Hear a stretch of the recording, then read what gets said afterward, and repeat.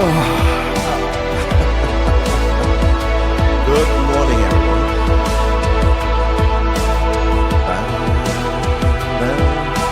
My favorite intro song.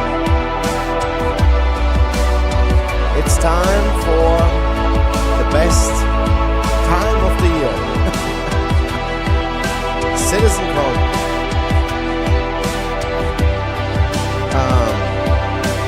Okay.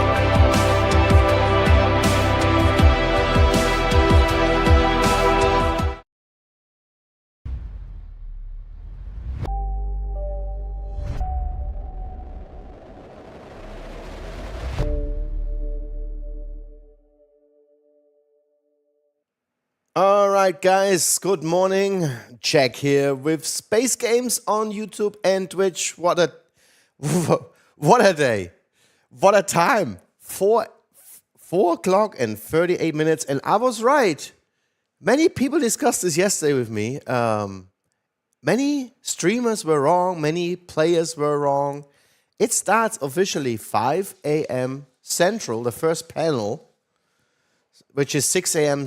Eastern, which is 3 o'clock Pacific time. Yes, and we still have 20 minutes time because that's when the first panel starts. But what ship is this, guys? What ship is this here? Obviously, this looks like something new. Yeah, we are live here on the YouTube website. And let me tell you something, I got premium for you guys, okay? So we don't see any ads during the broadcast. You say it's a Drake ship, okay.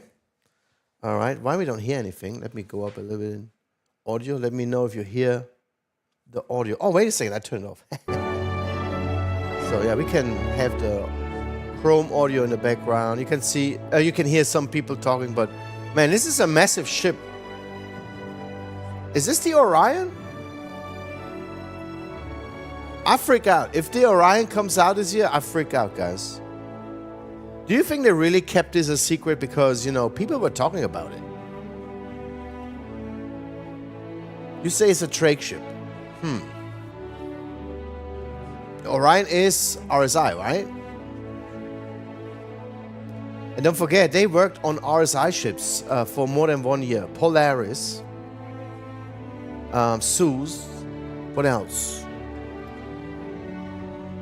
The engines, yeah, the engines. So you think the engines are typical Drake? Okay, all right.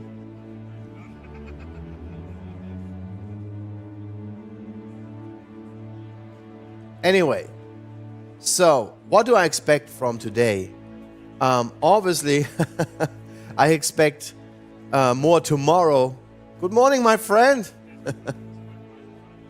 Grumpy Old Mad is the first chatter on and has been first 5 times. Oh, wow. Welcome, Grumpy Old Mad. Hi, everybody. Hello. Hi, everybody. We're back. It's been so long. Hi, welcome to CitizenCon 2954. I'm 𝗘𝗶𝘁𝗶𝘁. If you're in Hall A, let me hear you scream.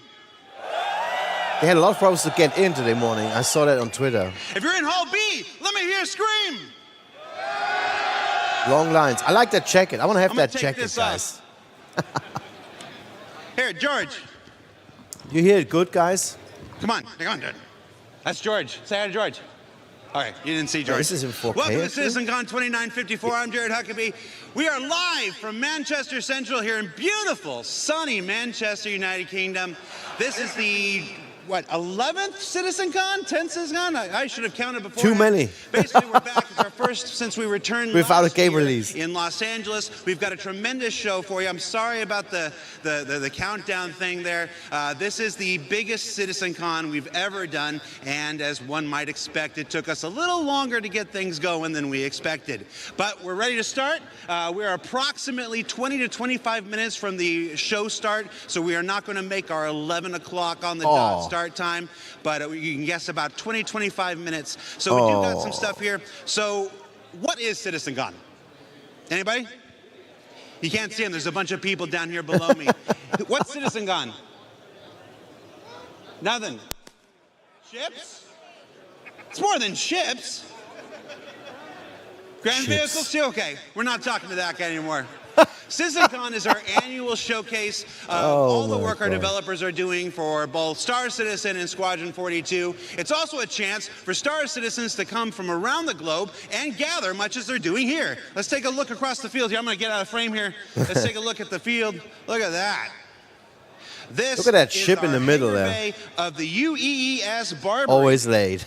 Here now, every CitizenCon right. will be our expo hall to one thing or another. In 2019, it was themed for 𝗏𝗏𝗃. And last year, it was themed for Pyro. This year, the UEE's in town celebrating Citizen Day, and we'll learn more about Citizen Day later in the thing. So, what's on the agenda for this year? Well, CitizenCon, like it was last year, is now a two-day event.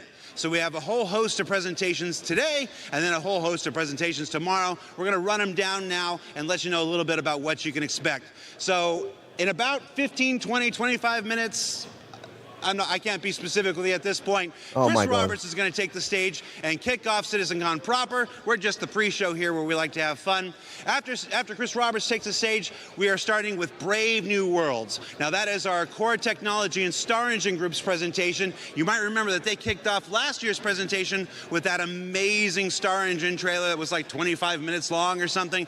We don't have a 25-minute long trailer today, but we do have a chock-full 90-minute approximately presentation of their new Genesis system, which is a subsystem within Star Engine that will let us build planets at the size, scale, and scope that we've always dreamed of. So let's see that. Out at the start of the day. After that, we've got a social universe. Now, this is the sleeper presentation of the entire thing. Now, we were a little cagey in the description on the website about what this is. You know, it's everybody getting together and playing with your friends and stuff like this. But I'll just say it's the sequel to a presentation we did approximately 10 years ago at CitizenCon. Oh my God. And if you want to look back at what we did back then, you can probably guess what it's about. A sequel from 10 years ago. Large groups of people What a shame. will want to pay attention to this one. Okay. After that, we're going to take a lunch break because this is a very long day, and that's going to be my breakfast break, I guess. That's your chance to get your snacks, get your food, say goodbye to your loved ones, because the second half of the day, you are not going to want to be anywhere else but in your seat. Because when we come back, we've got that cosplay contest sponsored by Tobii Eye Tracker, and then Dressed to Kill. Now, Dressed to Kill is also a sequel to a presentation we did in 2019 about armor specializations and basically bringing high function to high fashion in the universe. And then, as we said in our summary on the website, the return of an old friend from CitizenCon past. Yes, Virginia, it's true. What you've guessed on Reddit, it's here. And then finally, Beyond Pyro. What is this, Virginia? I promised on SCL just a few short weeks ago that there's no 4.0 content at CitizenCon. Well, guess what? There's no 4.0 content at CitizenCon. We're all beyond 4.0 this year. All right, I'm going to need you to do better with your cues there. Yeah, we're going to look beyond Pyro to what comes next. And then we're going to take a short 15-minute break after that, let everybody recharge, and then there's something on the schedule that is currently redacted. I'm not allowed to tell you what that is. Of course not. I'm going to tell you guys watching at home the same thing I told everybody Chris Roberts wants to say get in. Do not let any force on this earth stop you from being in your seat when whatever that is happens at the end of the day. We're going to be here, guys. And then on day 2, we come back tomorrow. We're going to be here. Crafting your home. That's a look at base building, which we first introduced at last year's CitizenCon. Base building. Crafting system. The crafting system 𝗙𝗶𝘁𝗶𝘁𝗏 that aims to dynamically change the face of all life in Star Citizen. There's a reason it's kicking off day 2. You're not going to want to miss that. Then Captains of Ministry, that's replacing our general ship talk 2054. Is that what year it is? 940. Yeah. No ship talk. Yes. Replaces our generic ship talk segment with a presentation dedicated to the ships and vehicles that will make crafting and base building possible. With the return, with a revisit of an old friend that hasn't made its appearance in the persistent universe yet. But it's getting a big blow up before it does. So you're gonna want to check that out. What? And then, what is he talking about? well, if I can be honest, we got a tight zoom here. Yeah. Let Maybe, me talk to you maybe here. the Polaris is coming? The stars, my destination. No, the Orion. Star Citizen Alpha 1.0. If I'm you're talking an about old the school Orion. sci-fi Oh, head I'm like crazy. me, you'll I'm recognize excited. the title. This is perhaps, and you know me, I'm not the one to hype. I'm not generally prone to hyperbole. I'm always like cautious. Yeah. Like, well, you know, it might be this, might be that. I'm going to tell you right now, the most important presentation we've ever done at CitizenCon. Mark it, be there for it tomorrow. Now, that's enough for me. We're going to throw it down to Dan, down to the... He's talking about the floor 𝗙𝗏𝗋 of the hangar 1.0, here. huh? We're actually going to explore a little of what's here in the UEES Barbary. Dan, are you there? Oh, Dan is back. Jared. Welcome back to CitizenCon 2954. My name is Dan Haubrich. I'm the community producer here at Cloud Imperium Games, welcoming you all like back this guy. to Manchester, home of the previous CitizenCon 2949. Although, unlike then, things look a little bit different than they did before. That's right, as Jared Look at said, that ship, gone man. is the grit and grime of Grimhex, and now we have the spick and span floors of a UEES Bengal-class ship. That's right, we are aboard the UEES Barbary, just locked in orbit above Manchester. That's right, this entire CitizenCon is themed and brought to you by the UEE Navy. Why, you may ask? Well, you'll just have to keep watching to find out. Now, if you're looking at the screen going, Squadron "Who's that 42, handsome man guys." I'm looking at, you probably have a different tab open. So I'll give you guys a quick second to get to Twitch or YouTube and get to the right tab. Make sure you're watching the stream and make sure you're watching our content.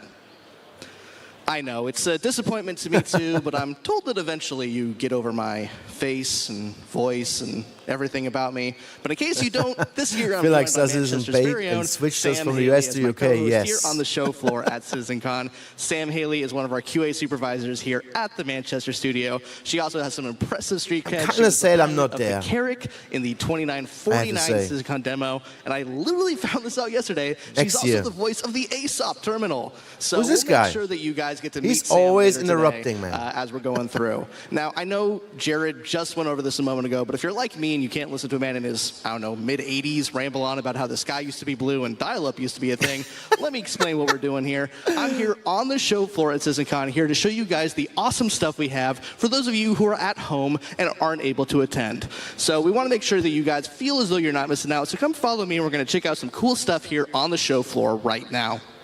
To my immediate left, we have the Voyager Bar. If you guys are here Oh, at CitizenCon and Sitco. are looking for some refreshments, look no further than the Voyager Bar. As you can see, we have He's some a German impressive streamer. refreshments based on our in-game drink manufacturers. We have some awesome flags. We have some awesome pennants. I don't know how well they're going to pick up, but we also have some amazing 3D torpedo burrito dancing Garmin Humble stuff in the background. If you guys are looking for a drink here at CitizenCon, look no further than the Voyager Bar. I'm sure we're going to see some of our developers here around 4 p.m. Base Probably building is closer going to to be 3 sweet, p.m. yes. They're going to be here any second. It's I'm been a long I'm couple more of weeks, excited so than we'll give them yesterday. some privacy With and all we're gonna this move right on. Jared Also, to my creating left, we have hype our for Monster Tech tomorrow. Sim Pit. If you guys are looking to experience Star Citizen in a way that you've never experienced before while you're here at CitizenCon, then the Monster Tech Sim Pit is a great place to be. Using our Yeah, I'm going to be up tomorrow early for the show. awesome places to check out Arena Commander and Star Citizen in Real D4D. Now over here, come follow me. We're just going. Come follow me. guys. Come follow me. Now, Come over follow here, we me. have our community booth section. We're going to be visiting the community booth section a bunch during CitizenCon, so I'm not going to get into too much detail now. But as you can see, all of our community booths are themed after in-game cargo container manufacturers. We have look at this, Andor, guys. We have Argo. We got RSI. We got Kovalex. We Very got cool. MISC. All of these containers are filled with orgs and booths that signed up to be part of our community booths. There's some awesome stuff. Like I said, we're going to be going there a little later today, so I'm not going to get into guys, I too hope you have much your detail coffee ready. right now. But there's some awesome stuff there, filled with groups that make Diverse a more immersive, impressive, inclusive place to be. Excited to check them out later. I want to fly Come my follow me. RSI Orion. What ship As you was see right in here, that? we have our General Lounge here at CitizenCon. If you guys are in the looking for a intro. place to escape the humdrum and beats and bustle of the auditorium, the General Lounge is a good place to hang your cap, sit down, and relax. It's also a good place for you guys to make new friends. You guys are here for a shared love of Star Citizen. So if you guys want to make new friends, feel free to grab a seat.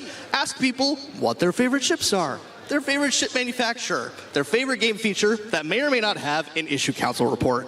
And you guys will make friends for life here at CitizenCon, here at the General Lounge. I spent a lot of time in issue council yesterday, guys. I know there's something that we haven't talked about. It's a pretty big thing. It's a pretty big deal. Could be the Kraken. I know we've just been glossing over it. I think we finally You should said talk about it. I'm talking about, Drake, of right? course, Yes. the Addison Lounge. That's It looked right, like the Addison Kraken Lounge. from If you're behind looking a to little bit, yeah. sit down in comfort and style, That's true. the Addison Lounge is the place to go. We have our United Empire of Earth timeline. We Edison have our Lounge. UEE branding all over the place. It's a good place for, again, for you to hang your Star cap, Citizen just sit down, tweeted relax, and I said- and enjoy the show. And I think that's it. I mean, Sam, I don't know where my co-host Sam is. Sam, hi Sam, I don't think there's anything else that I'm missing on the show floor, right? I don't think there's any major stuff I glossed over, nothing big or exciting that I didn't talk about, right? Dan, I know the most big thing in the room is your ego, but other than that, there is one thing you haven't mentioned yet. Yeah, let's talk about the Hornet in the room, shall we? We have an amazing set piece here at CitizenCon this year.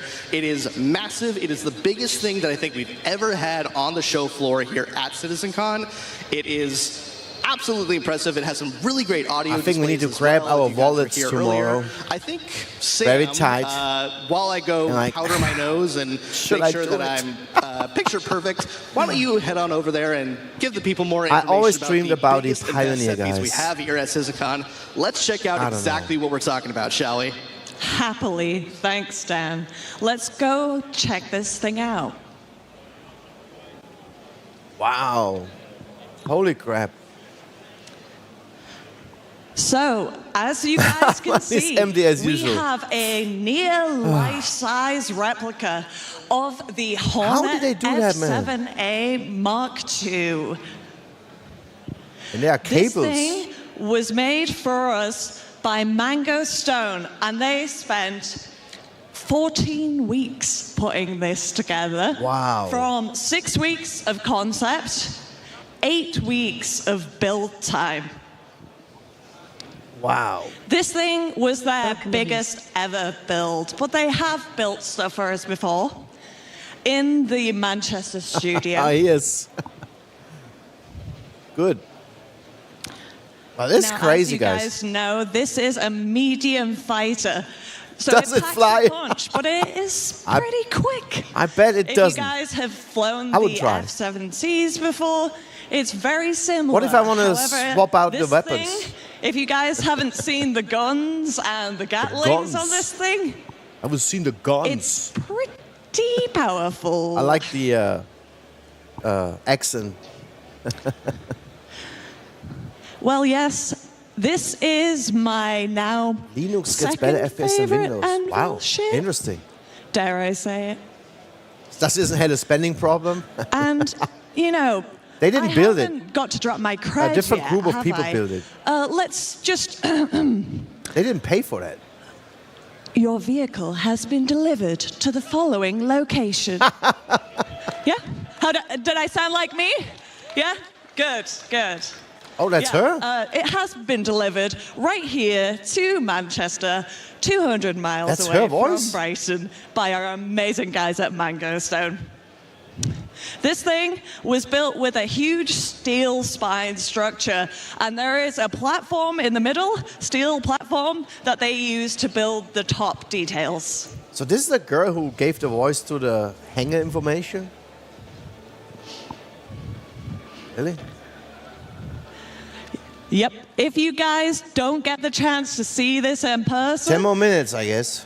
just Until Chris look Roberts at is walking onto the everybody's stage social to media for the give us a lot of next 5 stories. years. I'm pretty I'm sure afraid. this is going to be people's profile pictures, cover photos, whatever it might be. So yeah, if you're at the event and you don't get a picture with this thing, I think you're missing out. So yes. Are we ready to head over? Brill, I think we're nearly ready for the first presentation. But Okay. before that, I'm going to hand you over to Jared. Jared, over Casper's to you. Ghost. Hi, Sam. Thanks, Sam. Look, there's Sam. Hi. And there's me. And there's Sam. There's me. Now, what Sam was far too humble to tell you is that she, as in her role in QA, has more flight hours on the Hornet than almost any person at CIG, which is why she we works gave for her QA. the wonderful introduction to the Hornet. So, and you might remember Sam from CitizenCon 2019. She flew the Carrick through the very first jump point to the very first visit at Pyro. Wow. So let's give Sam a round of applause, please. She was too humble to give her credentials herself. So now we are going to go into Hall A. Hall A is where the magic happens. It's where everybody needs to find their seat and get ready for the start of the show. So hey, if you're here in Hall B, let's all move over into Hall A. Because the sooner we all get in there, the sooner we can start the show. And the less I have to vamp like this. You can rewatch it, James. All right. So look, I'll show you how. Follow me. Hey, what you got? You want to take a picture? Take a picture. All right. Oh, the other way. There you go. Hi. Oh, you have a timer on it. I don't got that kind of time, man. Okay. You want to? I'll take the picture. No, I'm a professional. Fun. Okay. No, let go. Let go. Let go. Oh, you got a battery. Yeah, I have to. I'll do it. Oh, now you push the button. Yep. There you go. I'm a professional. Ready? I only have 10 stand points. over Yeah. Hey, I gonna be. Okay,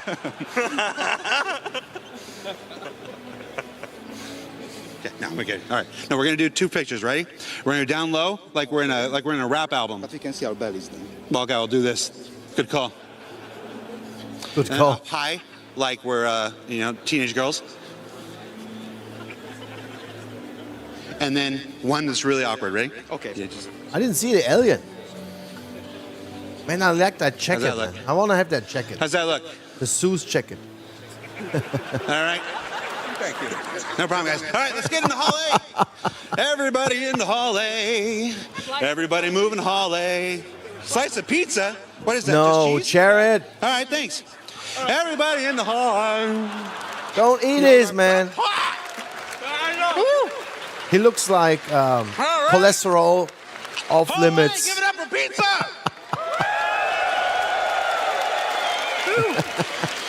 One of my favorite Because things about he's Star Citizen, overweight. We've got Big Benny's noodles. I'm we've worried got about Pito him. Burrito. We've got pips, and we've got pizza.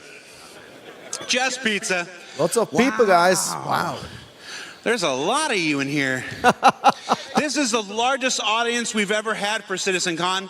4,200 people, plus a bunch of employees, plus a bunch of crew members. Over 5,000 people in this room. That's awesome, guys. I wish I was American so I could attend. Are you streaming? It's in Manchester, United Kingdom. Hi, Mom. It's not in America this time. Oh, you're streaming. What are you doing? I'm just recording, mate. Are you just recording? Yeah.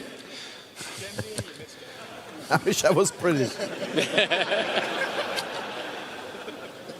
Yep. All right, there we go. He will never delete that What are video. you doing the same thing? All right, here. Let me see. Thanks. All right. So, CitizenCon, who are you? Martijn. Martin? Where are you from, Martin? Netherlands. Netherlands. I love the Netherlands. I don't remember most of it, though. Do you? Yes. All right. Must be different for visitors. Different priorities. I don't know if I'm supposed to say that on stream. Whose phone was this? There you go. There you go. All right. Let's go on. How much time do we got? Hold on, I got to put my headset on. How much time do I need to do this for? Where's Chris Roberts? Chris Roberts is here. Does he have his mic on? Okay. Sure. Chris Roberts. I mean, if that's what he wants.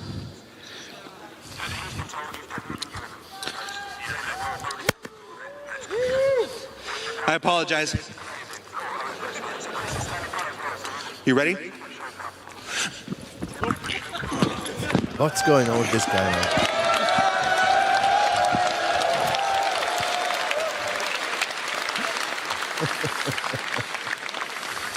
I think I legitimately He eat pulled the pizza and hammy. he's running. Oh, that thing is rock Our hard. Lord right and Savior. Oh my I'm God. gonna shoes. Come on. Yeah. Donatello, Oh. Michelangelo, Leonardo, Raphael. Yeah. All right. So that's all I got, everybody. We're going to take a few short minutes. We're going to start the show. Chris Roberts, he's going to kick this thing off proper. So stay tuned. We'll be right back. He needs to burn 2,000. You're going to love the show, a everybody. day. Thanks.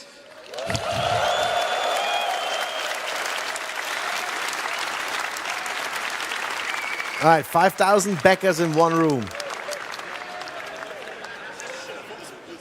That's quite a look there, Jared. Just by sitting around, he burns 2,000. I'm a little bit worried about him, really, since I would say 1 year. He's gaining a lot of weight. And you know, oh, that's a cutie. That's a rare sight between Star Citizen fans. A nice girl.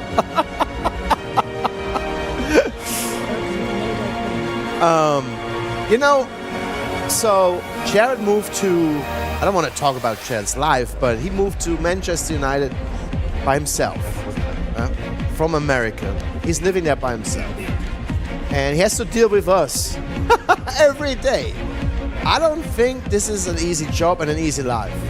To be in the Star Citizen world 24/7, getting hammered by the community every day, being at home by yourself. I don't think he has a life partner. I'm not sure. He never talks about his personal life, but he's doing a lot of nerdy stuff, like going to Disney World and spending like 5 days in Disney World alone. I don't know. I would never do that. Yeah, he's the face of Star Citizen right now. Yes, it's not an easy job, guys. Yes, that's the biggest problem between Chris and the community, to be there in that middle. Oh my God. Oh, what's going on, guys?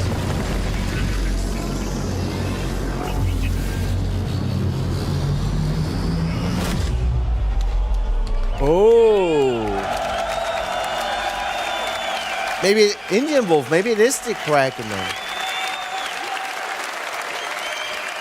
Is it okay to keep the camera on in the chat on the screen? I think so. Or if you don't want to see that, you have to go to the official Star Citizen website. Hello, CitizenCon 2954.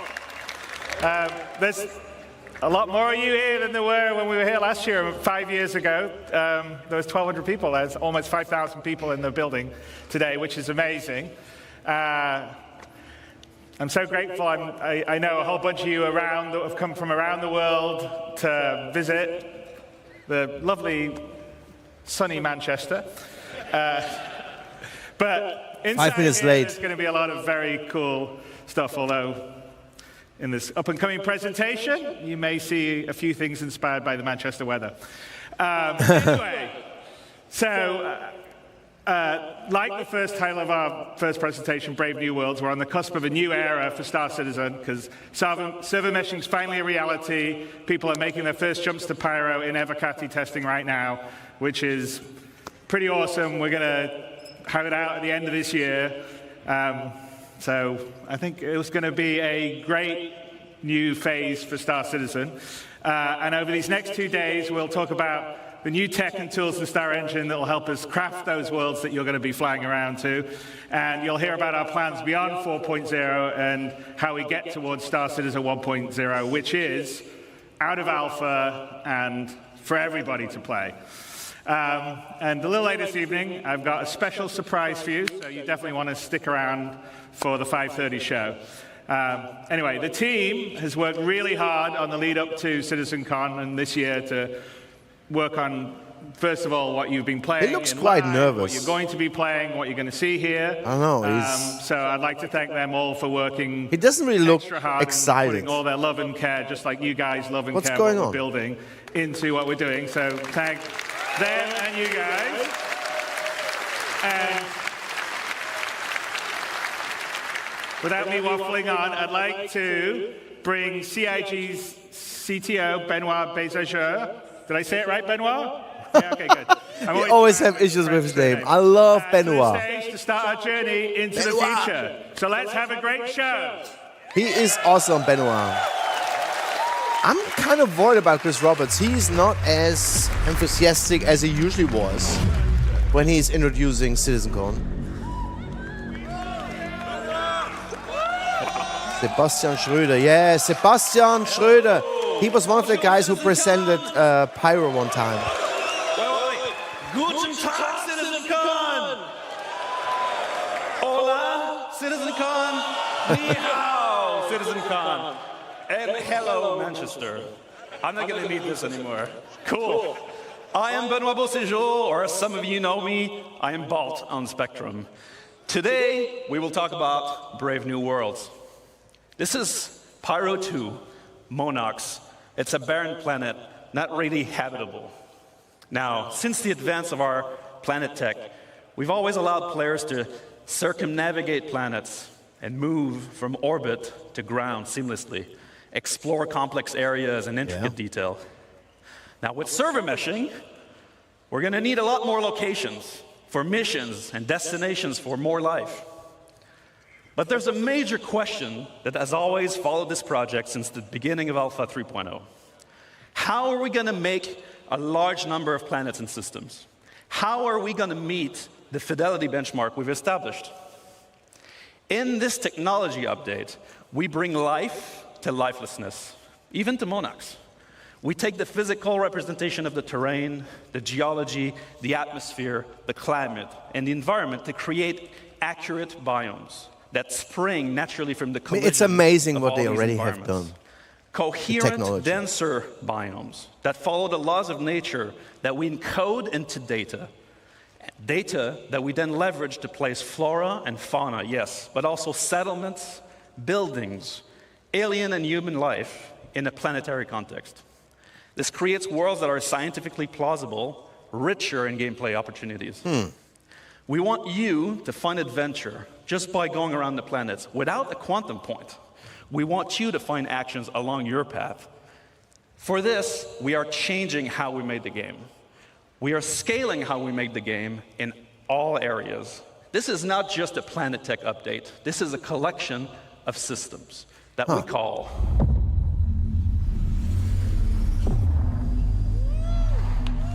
Genesis.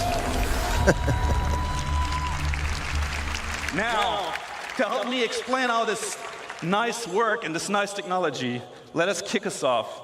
And I welcome our very own Ali Brown and Will Hine for phase 1 of Genesis. Okay. Yeah, they could sell it, but, you know, too early to sell it, I think. Oh, these two guys. Okay. Genesis. This guy was on stage last year. Hello, Star Citizen. Yes, hello, CitizenCon. Yeah. So let's start with some introductions. This guy over here is Will Hine, aka Water Guy or River Guy. And this lovely gentleman is Ali Brown, pusher of pixels extraordinaire. And we're here to tell you about phase 1 of Genesis, which we're entitling The Laws of Nature. And this revolves around the fundamental approach we use to build our planet and is the literal foundation for everything else we're going to talk about in this talk today. Now, it centers on data-driven, physically based rules that we aim to realistically emulate nature and its incredible diversity.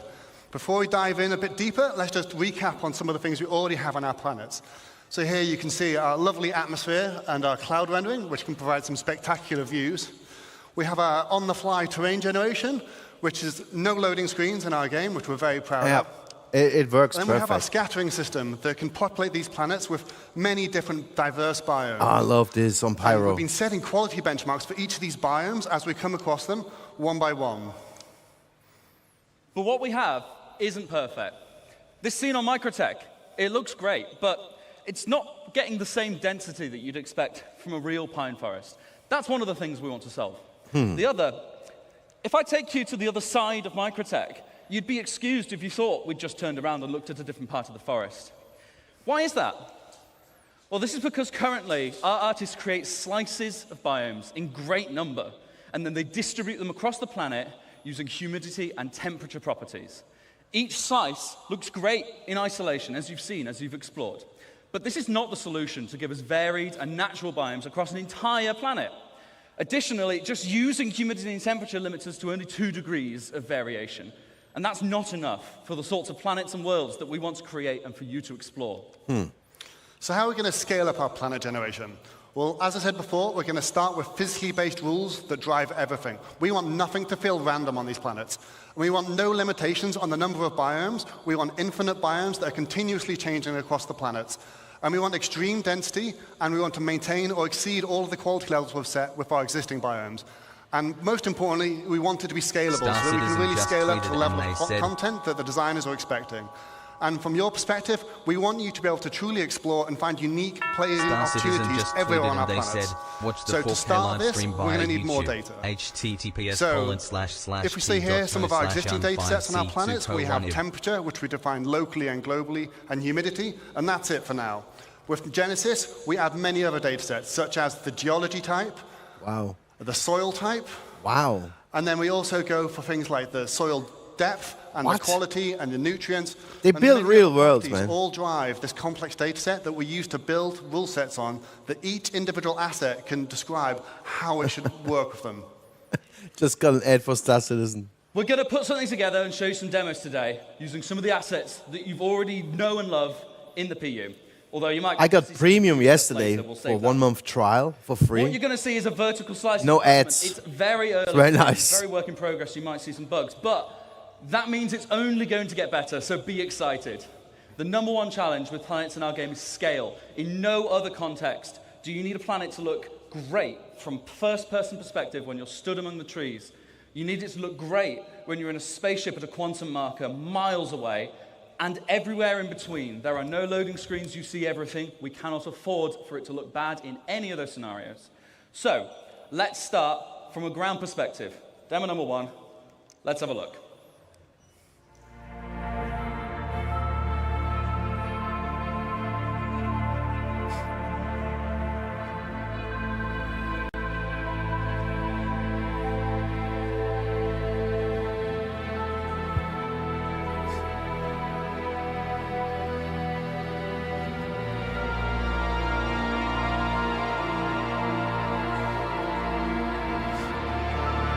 Welcome, 𝗙𝗶𝘁𝗃.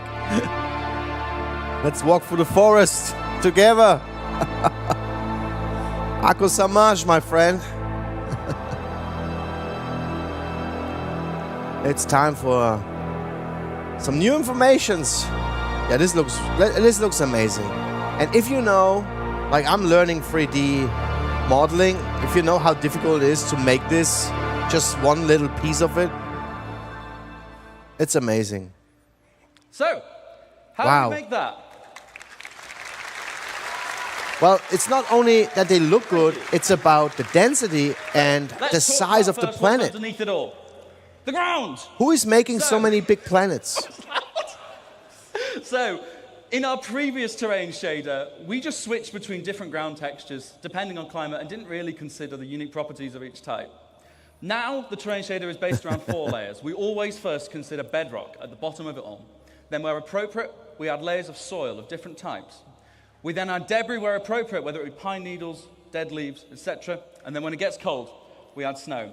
Each of these layers has unique shading properties and unique transitions between them. Because we do this all in one shader, we're able to achieve that as well as being performant. We can also use things like water saturation to darken and tint the soil and other properties to make it look more realistic. But that's not what filled most of the screen in that demo. That's the vegetation. Like what Ali said, we want to emulate the laws of nature. So in Genesis, we have rule sets for every asset that tells it how to respond to our rich data, whether it be soil type, water availability, temperature, geology, or whatever. We assess the viability and the vitality of each asset and compare them to decide what is likely to spawn in a natural environment. This automatically creates the cohesive environments that 𝗙𝗏𝗏, it's not a hunting simulation. No one has told the fish. Where's the fish? To be like that. Let's go They fishing. want to be like that. And that's what we're doing. Like in No Man's Sky. Create a unique micro. They already added that. What about trees then?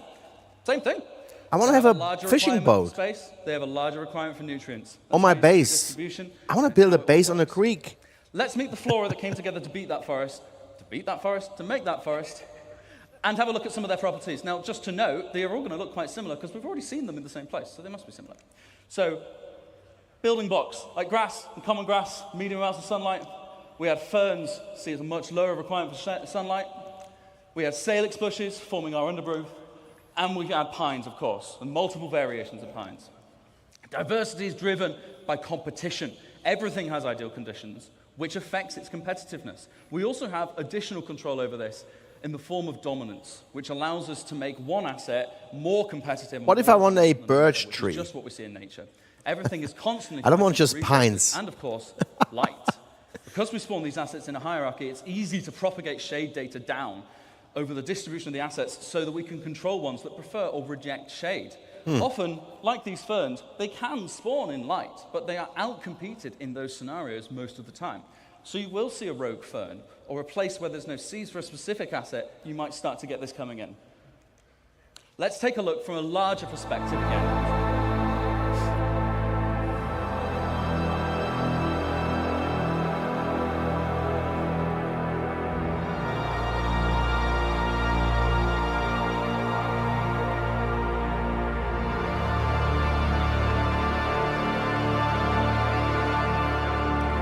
But that's the things we have already, right? Or it's easier to have evergreen trees, yeah. But you know, in other games you see all kinds of trees too. Now I'm thinking, do we actually have other trees in that game, or we just have the evergreens? Even online music vibes.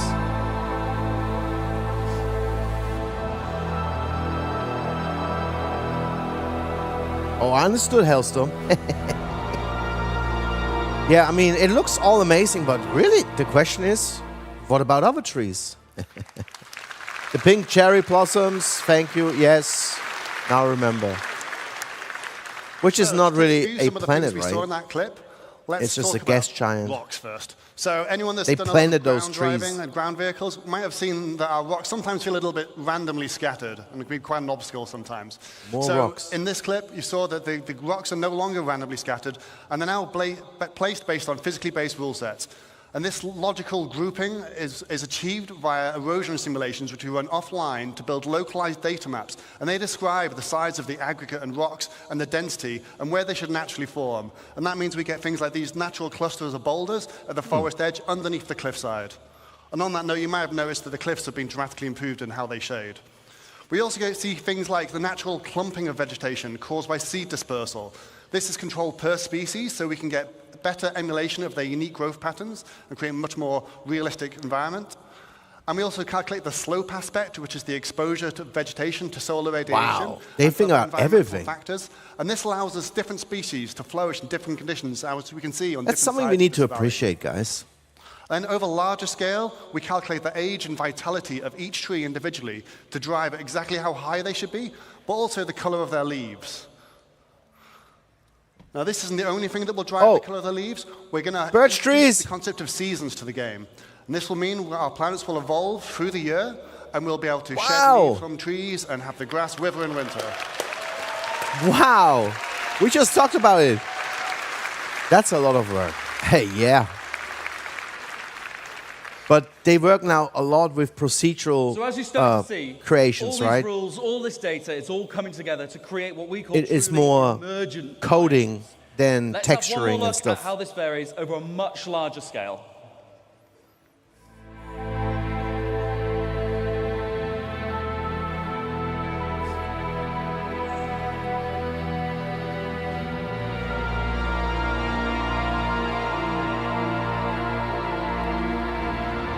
Is this on Microtech still?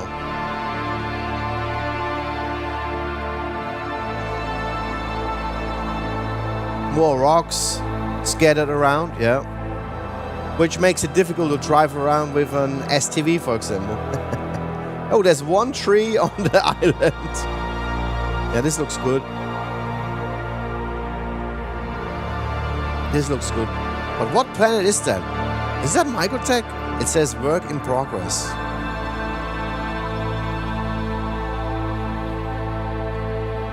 Would be nice to know what planet that is. Nice. I want to live there.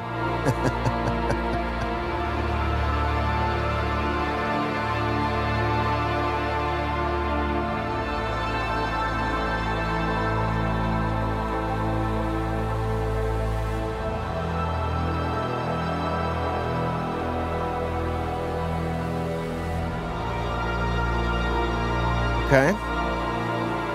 Oh boy. That looks good. Just like in real life. Oh. Thank you. Yeah, nice. Just like in real life, our areas should vary, even by traveling a few kilometers. If you get in a helicopter and fly over the Alps, it all looks a bit snowy, but when you look closer, it's constantly changing. And we're now able to accurately represent that with our changing data. Another very important factor to mention is the distant look. In this screenshot, you don't see a single tree. The Nix system. The terrain is still green. Terror. Previously did that with artist-made lookup tables that told the planet what color to be at what position. But that wasn't going to work with all our new data and our far more complex spawning. Now we have a systemic solution. The planet shader is able to intelligently evaluate what's going to spawn there using the same rule sets that cause the assets to spawn there when you get We have there. no jump points to Nix from Stan or from Pyro, into right? the orbital view and use it Do we have a with jump far point from better Pyro to accuracy Nix? from the result. Together, by creating rules and authoring That's a data good that question, works, guys. we create a continuously varying planet that sets the scene for the incredible exploration gameplay I know you guys are going to have. But how have we See, done this? that's why it without doesn't make sense to me to compromising bring Nix first.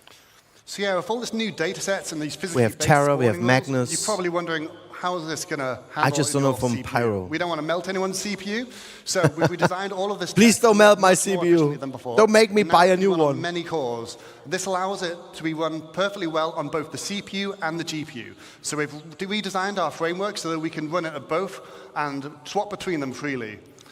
Now, the benefit of this is we can do things like, first off, move the terrain system to the GPU, and we've now done that to get some incredible performance improvements, but we then also cache the results in something we call a virtual terrain texture. I'll give you a quick demo of this now. This is now vastly faster than the previous system, but it also allows us to generate the terrain at much higher resolution, which means all the popping you can see on the mountains as we're approaching, all of that should be completely eliminated on the right-hand side of the screen.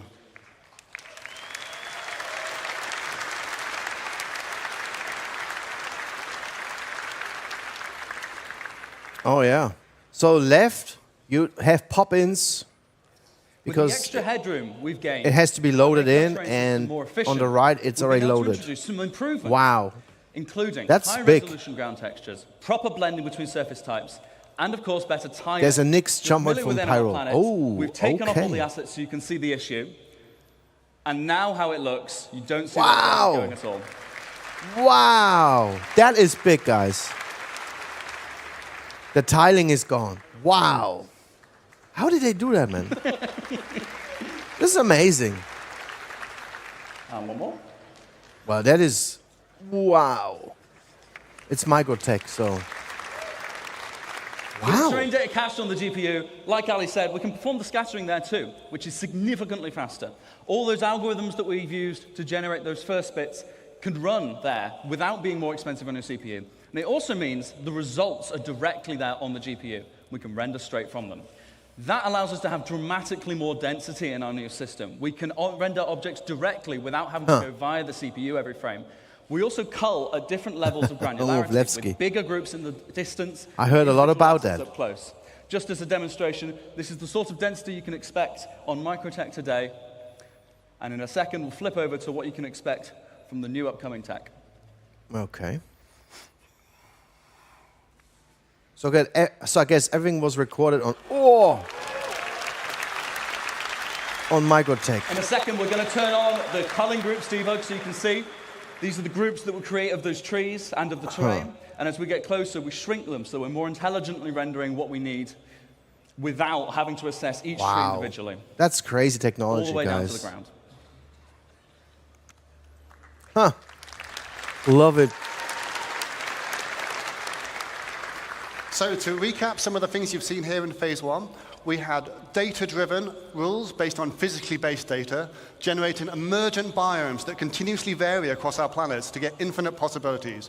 And we've achieved this with much greater density That's very than before nice. and much faster rendering. And we also achieved seamless transitions from More ground to immersion. space with zero popping.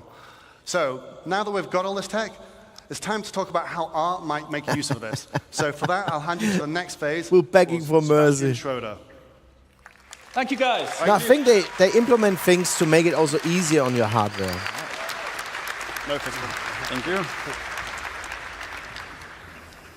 German guy, I think. Wow. Thank God there's only 20 of you, otherwise I'd be nervous. Sebastian Schröder. He's German. Thanks for having me. I'm here on behalf of the Planet Content team, and we're very excited to finally show you some of the things we've been working on. Wow! As you've just seen from Will and Ali, the system keeps growing in both complexity and capability, so our libraries have to grow alongside it. Wait, should I click? No. No, I should click. Yeah, click. Oh, there we go. So, our goal with the content is to provide the content that the system needs to populate every corner of every planet with realistic environments. And this content is what this phase of Genesis is all about, emergent biomes. For our first example of today, it's almost a shame Will left because it's about moisture, but let's look at very high moisture and medium to high temperature.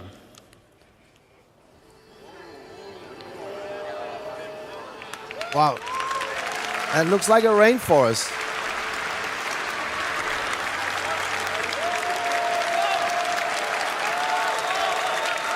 Wow. Okay, okay.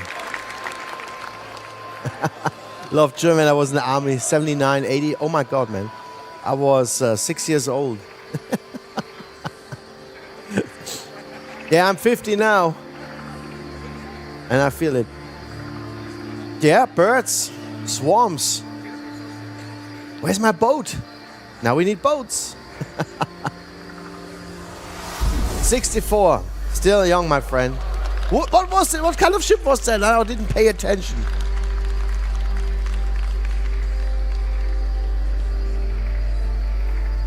White box assets. Okay.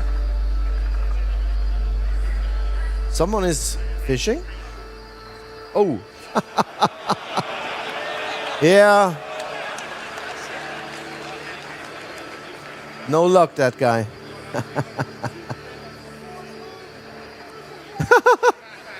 What the heck?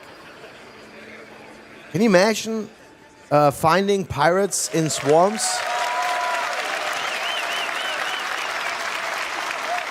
We need a bounty mission in the swarms, guys. Thanks, that did look really good.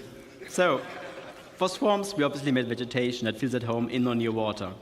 But before we dive in, allow me to give you a quick primer on our approach to authoring plants. Most species can survive in a fairly wide range of climate conditions, but will only thrive if the conditions are ideal. To support this concept, we author our vegetation assets to describe the full growth cycle of a species. If the conditions aren't ideal, they may not grow to full maturity or look their best, but the species can still exist. So let's have a closer look. For the water's edge, we made plants like this Alternatera and the iris. We also need the aquatic ones to float on the water surface, like the water lily or the pickerel weed. This willow and the one after, a Chinese tallow tree, while comfortable near water, they are my other trees. Some of the more aged assets used to seeing elsewhere in the game. The last one, it's taking a bit longer now, but the last one, I'm gonna wait.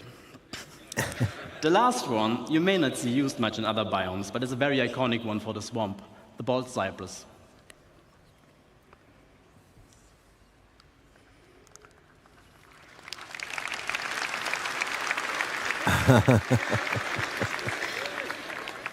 So another feature we need to make a swamp experience a proper one is water interaction. Over the last year or two, a lot of work has gone into improving the way our water reacts and renders. So naturally, we wanted to make a biome that highlights those advantages. They grow, and based on their location, they have different sizes. Oh, wait a second. He is in the water. Through the water, you may come across obstacles like logs or debris floating on the surface. They will react to the player character and can be pushed out of the way. Do we have this in other games? What are examples of other games going through water? We were surprised when we first saw how the water simulation systemically affects assets floating on the water surface, making for some really immersive moments. Wow. It doesn't look perfect, though, the water simulation. Before I get to our second when he walks. Today, a quick disclaimer. Obviously, all the things you're seeing here today we're still actively working on, but this one in particular, it's a bit early in the process. So let's have a look at extreme object density next. With the data saying we should have high rainfall and sunlight year-round, it's the perfect condition for our next biome to appear.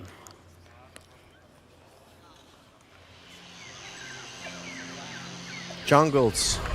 Wow.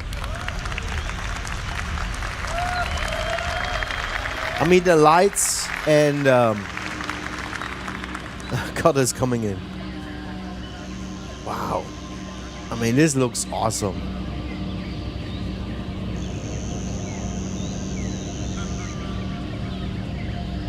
I know it's just a demo, but it is cool.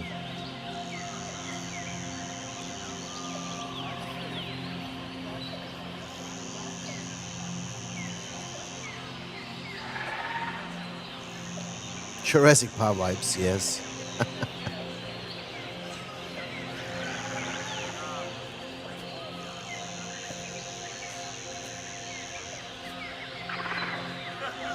Oh, that looks so good.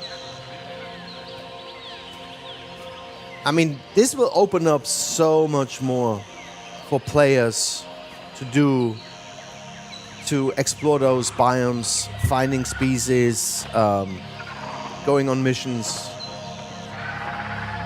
Now, where is 𝗏𝗏? We have 𝗏𝗏. I mean, 𝗏𝗏 is already in the game, right? We have storms and stuff, rain. And then it's already in the game. What they are showing here right now is what is not in the game yet. And of course, 𝗏𝗏 will impact those areas too. You've just seen is still very much work in progress. The gameplay capture team really did a great job showing our work in the best possible light. With jungles, we wanted to explore the concept of vertical stratification, as they are the prime example for that. What it means is that you have horizontal layers of microbiomes defined by the species that thrives with the amount of sunlight and rain that still reaches there. The floor, herb and brush layer, we could almost do before, obviously missing the density. We don't want hurricanes, but now we also have the option to... We have to deal already with so many bugs and shit. Spawning epiphytes, like lianas, orchids, or bromeliads. Now you want to fight hurricanes? Attached to trunks and canopies of other assets. I mean, those assets look really good. Oh, yeah. Really good job. With this and improved density is what will finally allow us to make convincing jungles. And the best part is, we don't even need a lot of different species to create what we refer to as a canvas of a biome. The idea being that we can vary what kind of forest you're in by adding or replacing the plants that visually stand out the most. Now, to get us started on our stratification, we made epiphytes like the epiprenum and the bromeliad, including a potted version for your 𝗏𝗏. Then obviously you need jungles for lianas for a jungle. And we also made the 𝗙𝗏𝗄s, which add character to the herb and tree layer. For tall trees, we decided on a fairly generic rubber tree, as its different growth stages serve as a nice foundation for all height levels. And that's pretty much it, what we need to make a pretty good base for jungle.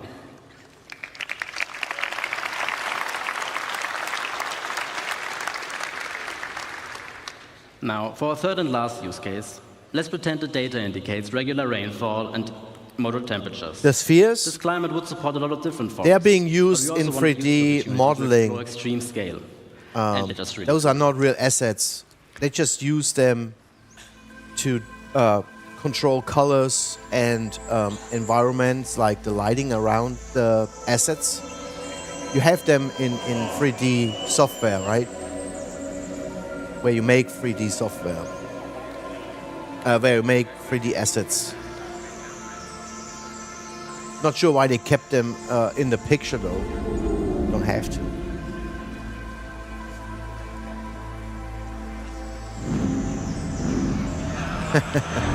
Of course, the marketing team said, make a real nice video out of it.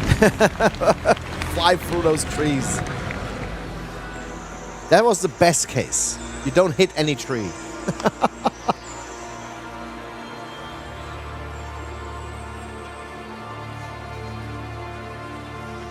And that looks good. That looks really good, guys.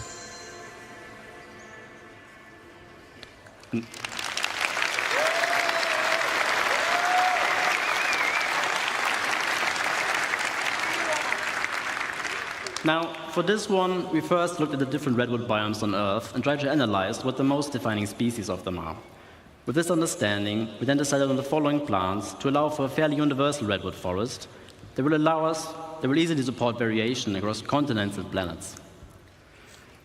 A fairly common family of species for the ground levels of all redwoods are ferns, in our case the sword fern. We also made a huckleberry variant to provide some visual density for the shrub layer. To add some Jurassic vibes, we made tree ferns, as they can be found in New Zealand's redwood forests. The most important one, though, obviously sequoias. And they ended up being one of our most complex sets yet. As it turns out, they can grow to be fairly ridiculous in size. Oh, wow. It keeps going. Citizen just tweeted and they said, 𝗙𝗶𝘁𝗄𝗏 moving through the swamp https://t.co/t.keynote/𝗙𝗶𝘁𝗄𝗏. Citizen just tweeted and they said, 𝗙𝗶𝘁𝗄𝗏. Of course, now, one thing our game's foliage is sorely missing is the ability to properly react to what's happening. Oh my god. The goal here is to unify all forces from all sources. Sorry for the horrible rhyme. All forces from all sources, wind, characters and creatures, ships, explosions, and whatever else, and have the vegetation behave accordingly. Now, as part of our tech improvements, we will be implementing a GPU-based simulation that's fit for our game scale. For now, we've set up the ferns with our existing CPU-based one to better visualize what it will feel like to walk amongst those giants. Also, with the biomes on our planets now being defined by where an individual object wants to appear, you can expect a lot more happy accidents by having species invade different biomes, making for some unique locations, hopefully. Surely.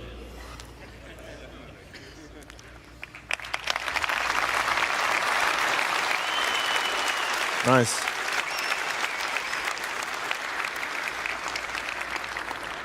Now, before I get to disappear off stage, I just want to say a big thank you to everybody involved, especially my team in Frankfurt for doing such amazing work and being. But on which planet? And also to all of you guys. I really hope.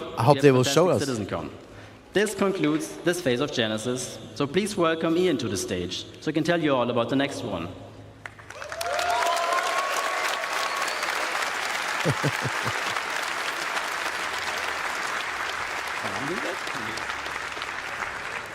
Oh God, what kind of hair he has. Hello, CitizenCon. Okay. All right. All right. Those new planets and biomes were pretty, right?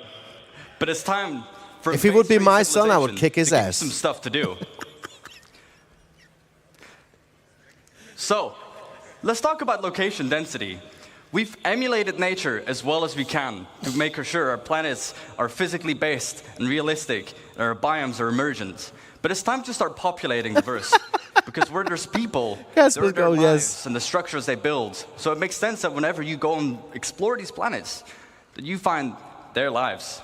And what's even more important is that when we make these structures, that they use and they follow the same rules as our biomes, such as the jungles and the swamps. But before we continue, let's first take stock as to where we are now. At the moment in the verse, we have these custom, beautifully made locations, such as Ghost Hollow, we've got our distribution centers, or even just some outposts.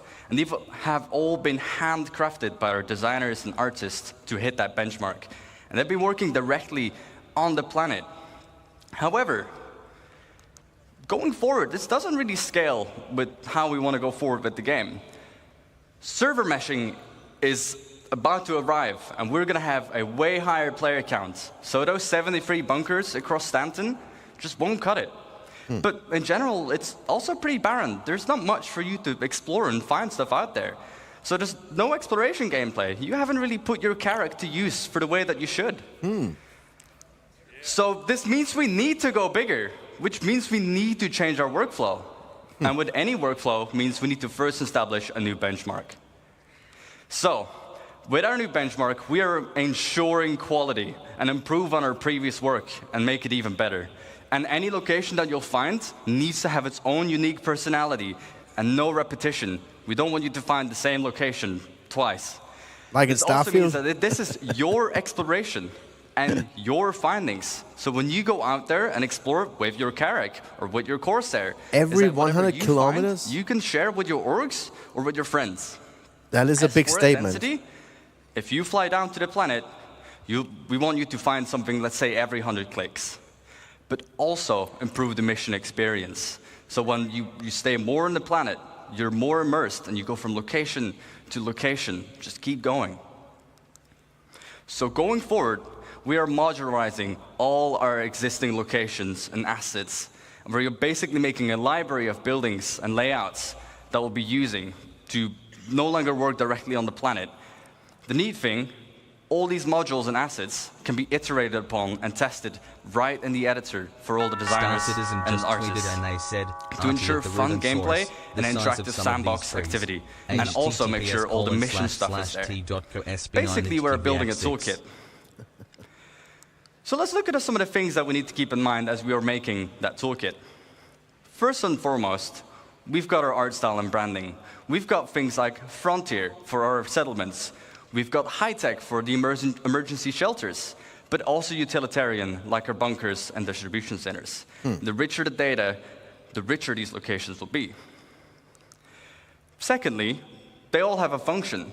We've got mining for our mining outposts, farming for the farmsteads, or just places where people live. The function of the place will define the way the place looks as well, and its form. And last but not least, the people as well, the faction and their loadouts. We've got lawful people, like the new Citizens for Prosperity in Pyro, unlawful, such as 𝗙𝗍𝗏, and sometimes not even no one. And the place needs to look a bit, derelict. In different places, you'll find different people. So, now that we've made our toolkit, and we've defined all this new stuff, let's start building thousands of locations. Yes, I said thousands. So, to avoid the same issue of working on directly in the planet, I'd like to introduce to you 𝗙𝗏𝗏𝗃. Hello. Yeah. Spending so much time what 𝗙𝗏𝗏𝗃 allows exploring, us to do is directly on a planetary scale scatter all these new libraries and modules. Oh my God, everything is star. Space Tomatoes freaking out and already. It uses the same logical rule set as our emergent biomes. And it also gives us full control every over 100 the data kilometers that we set on these locations. That's so going to be expect difficult. locations in places where they make sense. Let's kind of look at all this new Genesis data and all these new libraries and chuck it into 𝗙𝗏𝗏𝗃 and see what it gives us.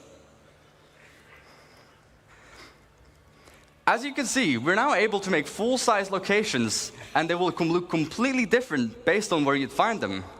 The layouts are controlled by the rules, and it will reflect its place in the verse. We've got farms, mining outposts, but even our older locations, such as the bunkers that you find on Stanton.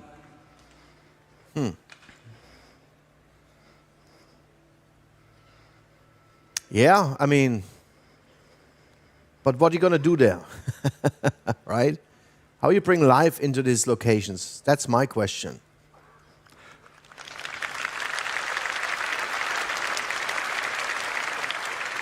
So, let's look at an example and kind of use the tool to really, make a location. We can define the rules, as I've mentioned a couple times by now. So for our mining outpost, it wants to be near a resource. We can specify what this resource needs to be. But we can also give suggestions where sometimes you'd find it here and sometimes you wouldn't.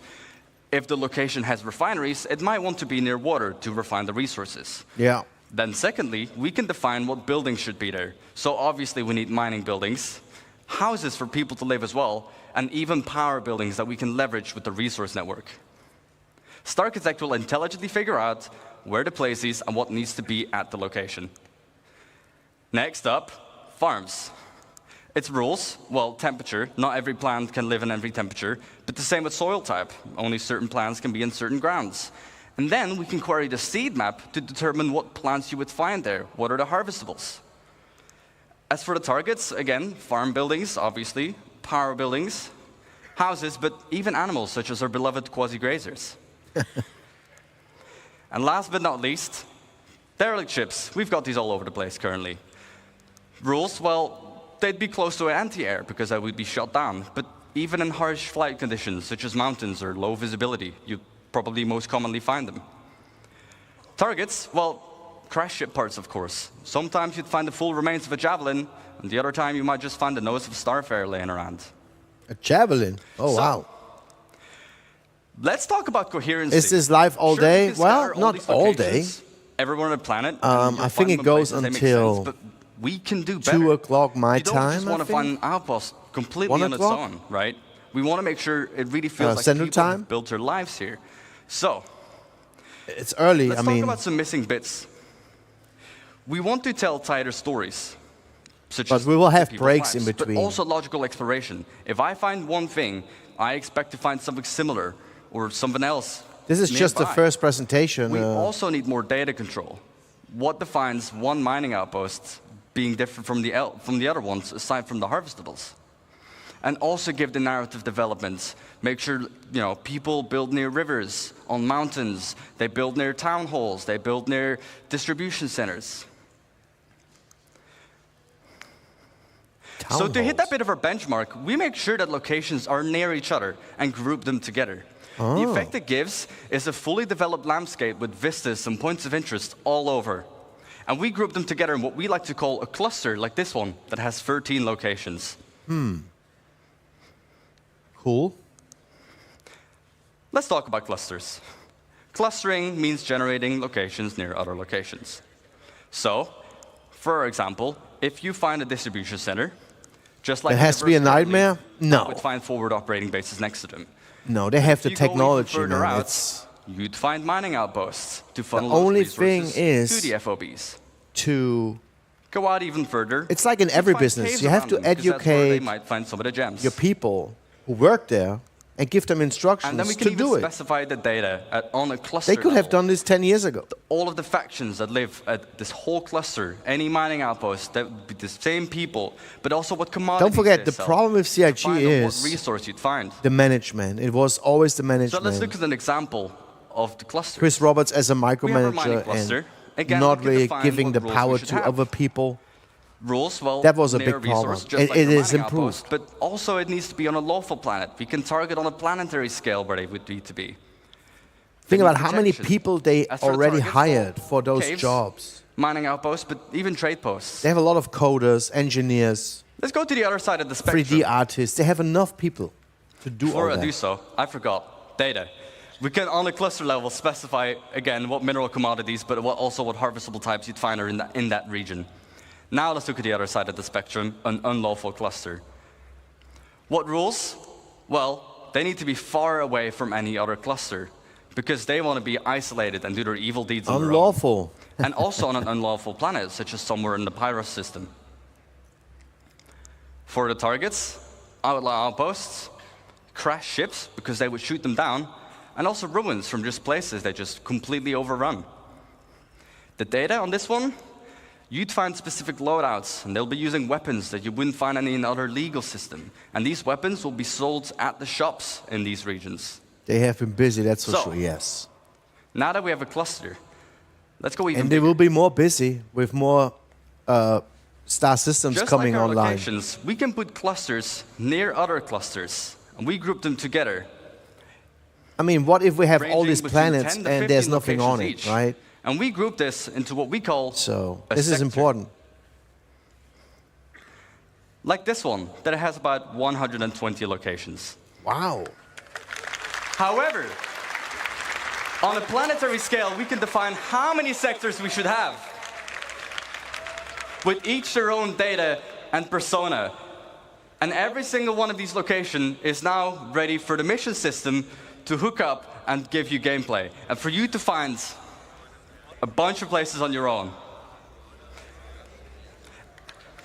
And just on this side of the planet, What planet is that, guys? can you guess the number? We've got about 3,042 locations. There will be repetitions, guys. I mean, you cannot just... And again, this means as 𝗙𝗏𝗃, we're just able to, on a planetary scale, just define how many locations we need, what you'd find there, and to just give that full identity. Why would you color your hair Thank like you for this? listening. And I won't just see you in the verse, but I'll see you in a denser verse. Well, that was a good presentation. Good job. However, this was only the first phase of civilization. let me introduce you to the stage, the person who will introduce life at these locations, Well, 𝗙𝗶𝗁𝗁𝗍. See, what I like in Starfield, for example, is the NPCs walking around and doing things and keep locations alive, you know. Hi, everybody. Benvenuti a CitizenCon. So, where are we today? So, my name is Francesco 𝗙𝗃, and I'm the director in CIG. Welcome to the next step of Phase 3. We will look into our life, Citizen just tweeted and they said, RTF and real how Mr. all the Kraken, NPCs can virtual interact photography pretty game much is with going this to skyrocket. incredibly vast Star Citizen and just dense tweeted and they world said, such as RT at 𝗃𝗃𝗃𝗁1.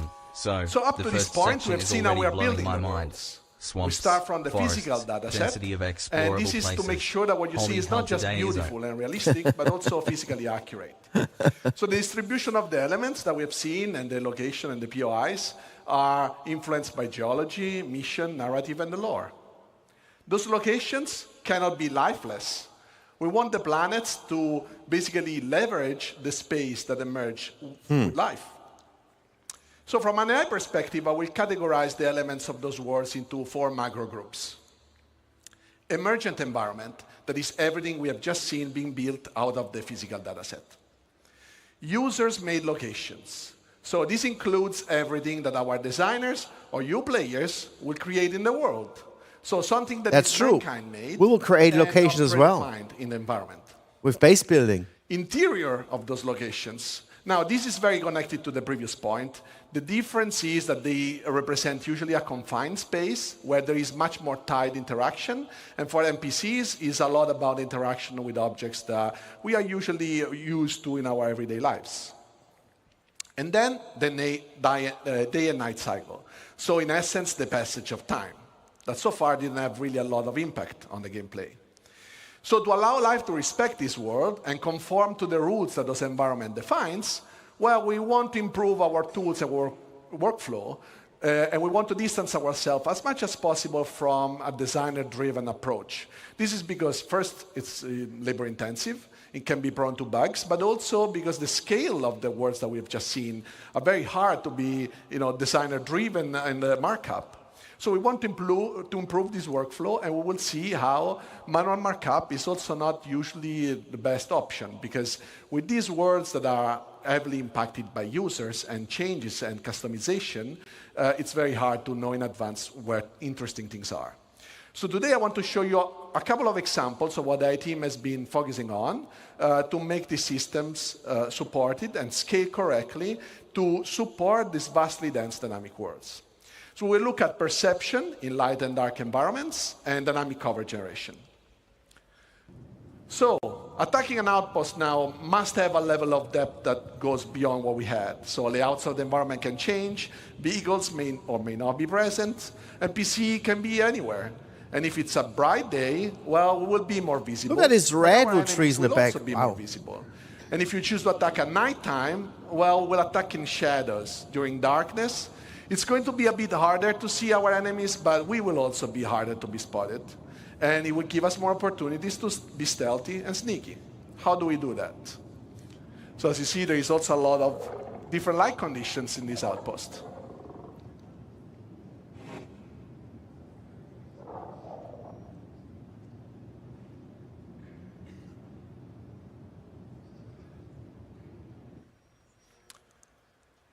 So in this scenario, we will start looking at how perception is impacted by the day and night cycle.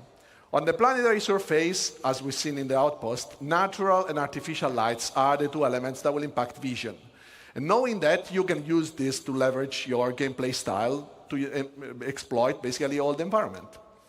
So what is perception? On the NPC level is the combination of data that we collect out of the senses. And vision is one of the senses and just tries to, in a way, simulates the human side ability. So designers can already tweak the perception in different ways. And one way is defining how quickly NPCs can understand what they're seeing. And the light condition have a direct impact on how quickly an NPC will fully understand, for example, if there is an hostile in front of them. And obviously, there is condition of light that designers can control, and some others, like the day-night cycle, that they can't. So in this video, we'll see 2 main elements The graph on the top left and the two colorful cones. The graph on the left basically represents the current light level the 𝗙PC is in, and the current multiplier this light level generates to speed up or slow down the 𝗙PC perception and understanding. The two cones instead represents the primary and secondary FOV. The red color means that if you stand in that location, it will result in 𝗙PC reacting the slowest to you, and the green color instead represents the quickest response. So during the night, 𝗙PC will have a hard time to understand and foresee and see things. But if they have flashlights on their helmets, they can turn it on, and this will impact their primary FOV, making still the peripheral vision a bit more uncertain. And as you see here, first of all, the 𝗙PC is patrolling with his domesticated friendly 𝗘𝗶𝘁. This is because he wants to exploit the vision, the night vision capabilities of the animal, and it's kind of our tier 0 pets. So we will now look at the cover system. That is the next. You can use them as dynamic piece pets. that I want to show you. So when we introduced planetary navigation mesh the first time, our goal was really to create a systems that would support and process the environment in a very dynamic way. Our planets are just way too big to statically export them and process them, first of all. And then their regions only exist when somebody's there and the 𝗙PCs are there. So essentially, environment has its purpose only when life exists. Also, let's keep in mind that even if we could export dynamically and statically those planets, so processing dynamically all a static version of the planet, this would be, first of all, wasteful and on the memory side and time-consuming. And also because we have a lot of runtime modification of the terrain, this would require us to still reparse it at runtime, and pretty much that will be almost all the time.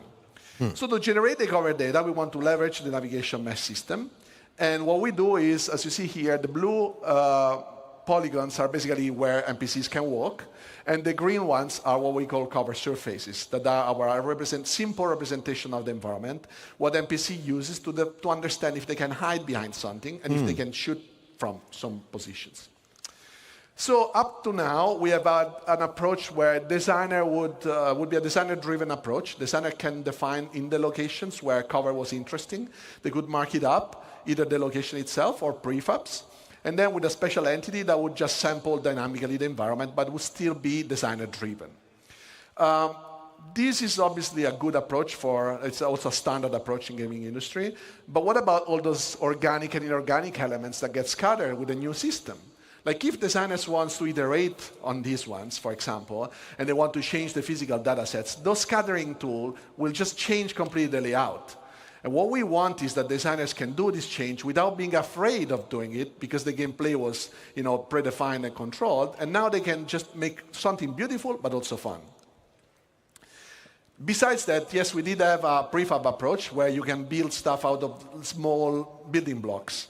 This is obviously a good approach because it's, in a way, you can build stuff out of smaller version, but this creates a lot of unnecessary data. Imagine a crate, and we can say that the crate can generate cover. Now we stack 100 crates, and what happens? That we have a lot of data to generate cover that we have to process, throw away. This would just waste CPU cycles for nothing. This is why, until now, you also couldn't find an 𝗙PC in a forest like this one and see them hiding behind a tree or a rock. So enabling the dynamic generation of covers on the planet allows us to exploit all the elements of the environment. Whenever navigation mesh generates, 𝗙PC can now have a chance to fight with you hiding behind available elements. Boulders, rock, walls, and are all useful elements right now. However, we don't have to limit ourselves to static geometries, but also vehicles can be used for cover. And as you can see, this is dynamically generating while the vehicle moves. So be careful where you park your 𝗙𝗃, because now it can become a source of danger for you as well. Last but not least, these systems can be just used on all the different type of navigation mesh we have, so not on the planet, but also, for example, the interiors and everything you guys construct. Because obviously, you guys will build your own locations, but you don't really mark up stuff, or you don't want to decide that, because that's going to come automatically out of the system. So I want to show you. That's pretty cool, I have to say. So what I want to show you now is just like a little bit of insight of what goes behind the scene when we generate cover and navigation mesh. These are some of the steps that our system does. So we always start from the environment voxelization. What that means is we process the geometry, the physical representation of the geometries, that is a little bit simpler than usually the render mesh, and we construct it in a voxelized approach. This is also using different types of agent definition. Why so? Because obviously where a human can move is not the same as where a vehicle can move. So we can define different type of precisions and then speeding up the process where we have to, and be more precise where we cannot be to. And we can also create overrides based on different things. For example, if you crouch, you can enter into smaller locations than where you stand. This process is basically common between navigation mesh and cover. After that is generated, then we can evaluate the voxel in different ways. For example, defining where we can walk. So can we make the step with our foot using over a specific voxel? terms like voxel painting and all that, it's difficult for a normal player to understand what that is. I mean, that is basically decide where generate cover surfaces. Technical and after the terms cover surfaces are generated, we can process in 3D where the modeling, cover but are. difficult to understand. Are a good spot for NPC to be behind the cover. So what we see here is that with the introduction of Maelstrom last year, obviously we knew this would revolutionize how you guys are playing. And we did have to find a solution to handle all the destruction you can create. So you would destroy so much stuff in this world that we had to find a solution, right? Destruction? We don't have destruction yet. The coverage generation navigation mesh as it is, because there is just no way for us to predict anything that you're doing. And does the grenade work? To be another trigger or word evaluation. Oh, it does. So as you see, this is all dynamically generating. And destroying anything just makes the war be reevaluated. So as you see here, we can have also lots of rules. So you can see that a bit here. But when things break, first they invalidate, and then when they rest, for example, we can decide when is a good moment to regenerate so that we also don't waste too much CPU cycles. The color that you see is mostly cover quality. So you see the light green is high cover, the dark green is low cover, and then we have the red that we introduced some time ago that is basically not really good cover, but if there is nothing better, well, it's better to be behind something than being in open space. So let's just recap. What we want to do is finding a plan and having a good plan to approach life in this vast universe. What we want is the life to be able to systemically evaluate all the dynamic environments that is generated. We want to improve our workflow, not only to support designers and being faster, but also support all your guys' creations. So we want the life to adapt, and this is all for making the game fun for you, so that everything comes together. So thank you all. This was phase 3. And now, let's welcome Ben Parry, that will introduce you guys to phase 4 of Genesis. Thank you. Hello, CitizenCon. What's going on? I need to get my hair, Sorry, someone's changed my lines. I need to get my hair Welcome done. to phase 4, light I'm and not, sound. I'm not trendy anymore. Now, we've seen already automated systems for automatically placing different biomes, different He looked different last year. vegetation, settlements, and people. So now we're going to take the same approach to automatically handling light itself. Maybe it has something to do with the character customizer. First of all, why is this important? Well, it's not always obvious, especially when they do their jobs as well as they do. But there's an incredible amount of attention from the lighting artist that goes into all of the locations that we have in the game. It's very blue. Besides just marking up the reflection probe areas, they also manage the visuals really carefully, adding fill More purple, lights, I think, huh? approximating bounce lights off ground and up into ceilings and dark Whatever corners makes him where happy. There aren't any direct That's lights fine with pointing, me. really.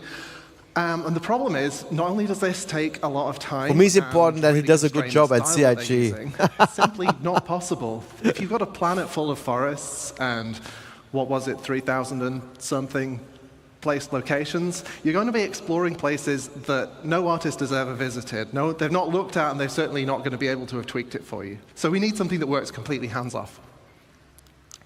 And natural outdoor scenes are especially problematic for us. Indoors, you can put a lot of little lights around pointing from different directions, and you can probably justify it. Outdoors, you've got the sun and you've got the sky. And if you're behind a tree, you've got the sky.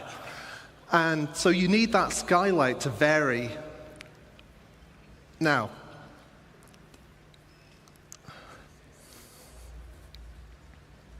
so this is the forest as you'd see it without the GI system. As you can see, all the shadows are receiving lighting from the same environment probe, so it's basically just a flat color across.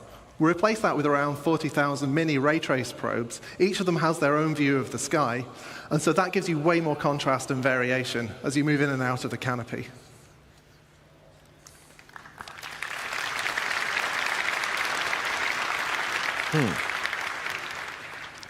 Now, there are a couple of other pieces of the puzzle that we've been working over the last year. Now, the first is, well, all the stuff that you can't stick 40,000 mini probes onto. Anything that doesn't have an opaque surface, we can't really know where it is on the screen and track it from frame to frame. But if we don't do anything, it's going to stick out like a sore thumb. We've got fog, we've got particles, we've got the other little things, I don't know what they are. There's so much going on. And so we need something to do with those. So to address this, we've added a kind of stable grid of medium-y kind of probes that are generated around the player as you move around. So that gives us approximately matching lighting that we can apply to all of those things. Wow. Now, this is a little bit difficult to illustrate in normal scenes, so for once I've been making my own levels. As you can see, 𝗙𝗃𝗄's in trouble again, but because the lighting team hasn't helped, you can't see anything in most of the scene. If you add the transparency GI system, suddenly the whole scene comes alive. And this is something that we could never have done until we added this tech.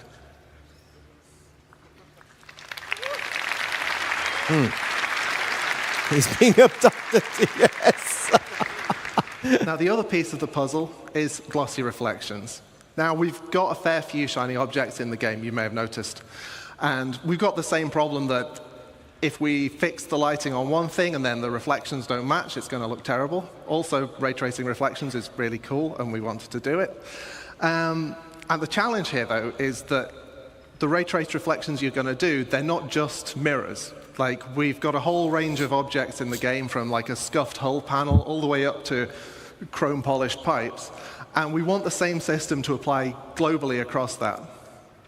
So I'm going to do an uncomfortably short breakdown on what this tech looks like and how that comes together.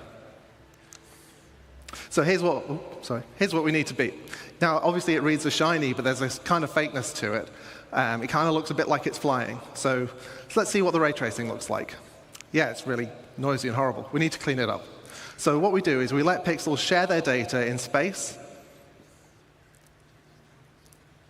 and then also in time to clear up the final image. And then we let the game's normal anti-aliasing just kind of clean up the last stuff and carry us over the finish line. And that's how you make a chrome penguin. See, this stuff, if you use Unreal Engine 5, for example, now I'm going to derail for a moment away it's from already the topic of developed Genesis, for this you isn't as a game developer. just about automating the They lighting, have to make the everything environments. from scratch. This is also about pushing quality in areas that have already had all of that work done Which by is the so lighting difficult. team. We're freeing the because they have their artists up own to game light engine, more right? naturally, allowing the time of day shifts to be embraced rather than fighting Someone would say, against yeah, them. they have the Cry And engine. as No, I'm about but to they show, have to players and NPCs are modify gonna the reap the Cry same benefits engine. as well. It's not a Cry engine any longer. They had to modify it, or still So here we start modify adding natural to areas of make light it and shade, competitive warm with and cool other colours. game engines out there. This stuff is not new. If you go to Unreal Engine, These open areas you benefit can in do the that same way already. as the forest scene did, adding With a areas couple of clicks. shade and areas of open lighting. Like I mentioned, the time of day shifting leads to different ambience as the sun moves. I'm surprised that they don't discuss this is a shot that I to just switch liked. engines. But I think they're too deep in with their own engine. So it's not possible to Finally, make the let's see switch. how the new GI system can brighten up your character's day. All right, let's string 𝗙𝗶𝗁𝗄. And also their day as well, Yeah, it's whoever they are. it's giving it more life. I mean, it looks really cool. Well, I promised you light and sound, but I don't actually know anything about sound. So here's the man who does, 𝗙𝗵𝗁𝗄. I wonder what he's doing. Is he Yeah. the lightning guy? Is he not lightning, Good lighting guy? afternoon, CitizenCon. Does he have a bigger team? I would like to know if he works in a team. I've been at CIGE nearly 10 years, and this is the first time I've done this. Very exciting for me. So, do you want to make some noise? So, sound isn't as fast as light, so it takes me a bit to catch up. Jared wrote that joke for me, so you can blame him. Says it right here, blame him. So now we have a huge amount of visual and interactable content. Locations, biomes, populations, planets, and systems. And now they're all beautifully lit too, thanks Ben. But how do we paint this world with sounds? Infiltrating the verse one waddle at a time. It's a challenge. It's a challenge of scale. We need to support multiple star systems, and it's a challenge of quality. We want the highest quality possible. We also don't want implementation to hinder creativity, and we want a seamless experience. 𝗙𝗃𝗍. So we're asking a lot. What? But with they showed 𝗙𝗃𝗍. We can rapidly implement audio Guys? for entity classes, brushes, or Have you audio seen this? sweeteners, all of which can be reused and reflected immediately across the game, including all of those emergent locations we talked about earlier. So again, this is I think you guys were right. Deriving what happens in game. They are working on 𝗙𝗃𝗍. And we can do all this without breaking flow. So here's a fairly dry video. It gets more exciting later, I promise, showing you our rapid workflow. So over on the left, had to think about that, we have the Wwise editor. That's where all our sounds live. In the middle, we have Star Audio editor. And on your right, we have an entity that needs some insect sounds on it. So we can very quickly drag from Wwise to Star Audio. We can mark up very quickly a bit of logic, and we can re-trigger this entity's spawn sound so that it immediately makes a a sound. node-based coding system. Nice. Insects. Thank you. You're too kind. If you like that one, you'll like the ones that come later. But there's a little something missing. So to add some realism, sounds respond to how they move, how you move in the world and how they move relative to you. So we need to change the frequency as their velocity relative to the listener changes. This is known as the Doppler effect. In simple terms, the pitch dropping as something whizzes by. Or, in even simpler terms, now, sound designers traditionally needed to implement their own Doppler sounds. But given how fast we can travel through these rich, dense locations, and the sheer number of them, we can't afford to be doing that any longer. So we've created a systemic Doppler solution. And I'm going to show you that now, the only way I know how, by putting a big Benny noodle machine on top of a mountain.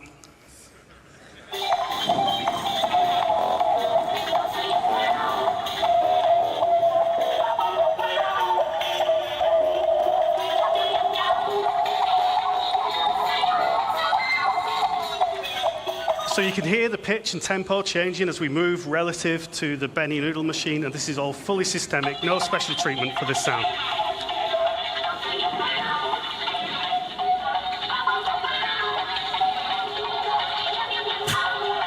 Okay.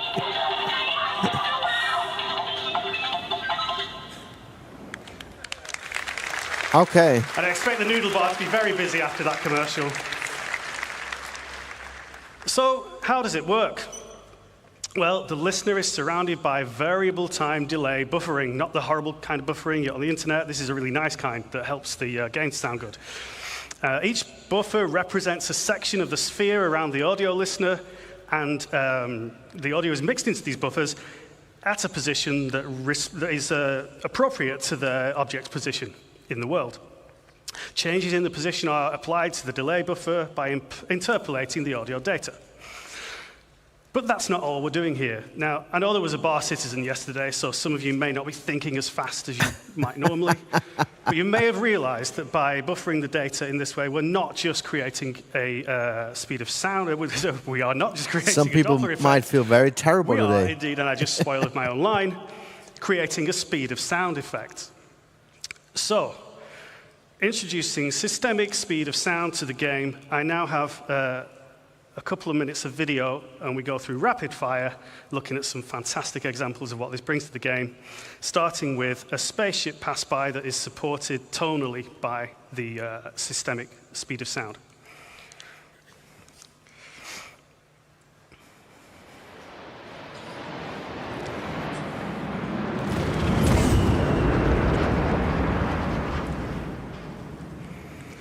Okay, sounds cool. What about weapon fire? So let's bring in a sniper and, unfortunately for the sensitive of heart, a 𝗙𝗶𝘁𝗁. We're going to hear this first from the perspective of both with no speed of sound effect.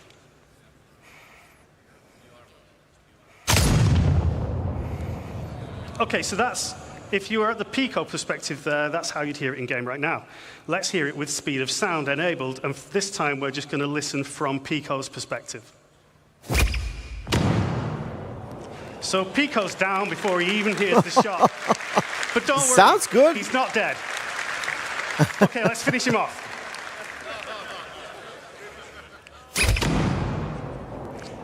Now he's dead. And as the voice of Pip's Power Up, I need to get some proper placement in. So there's one more example for you. Now finally, oh, not finally, we have ship weapons. So listen to the fire rate as the ship approaches the camera here. Poor 𝗙𝗁. Giving you a bit of a sense of threat.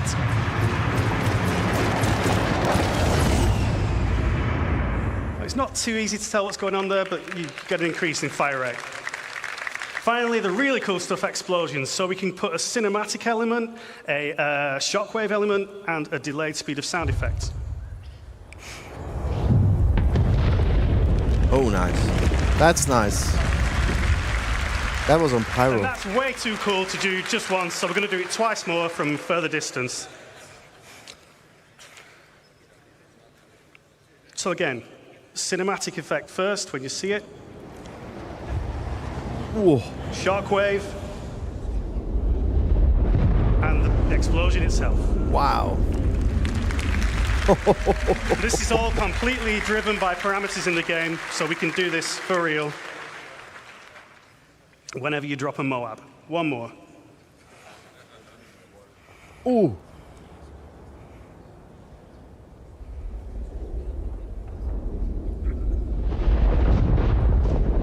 Wow.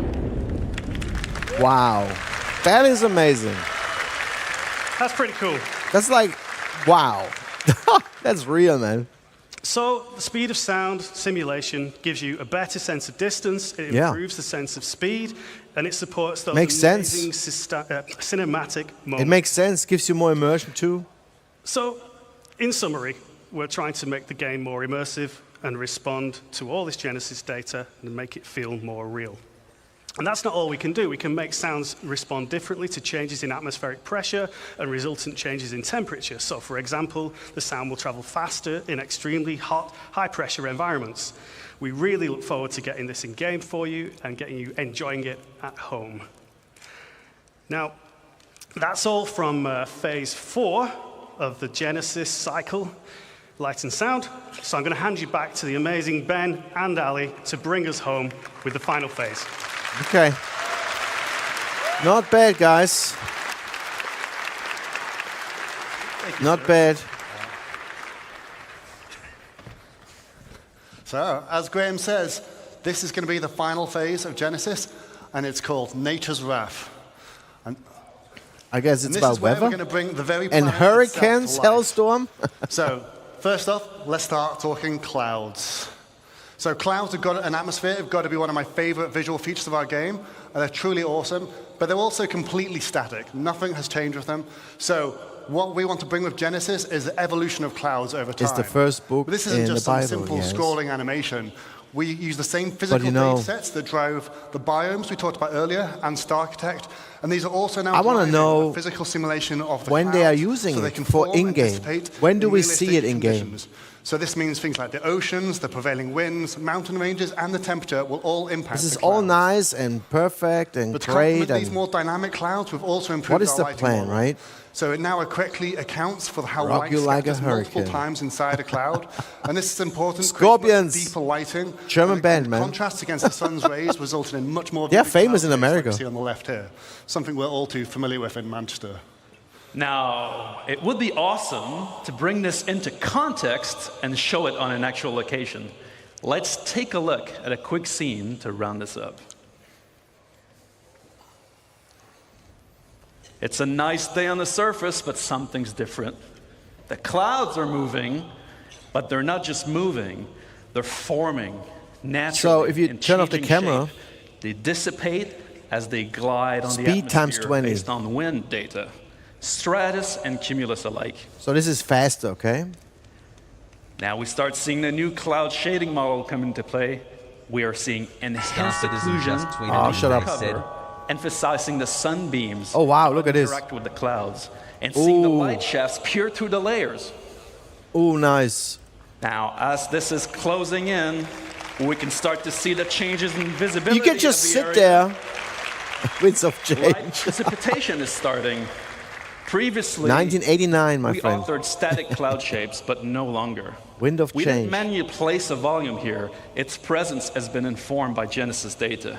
Oh, and it's not just a cloud volume. We need hurricanes. It's a weather Hailstorm front. wants hurricanes.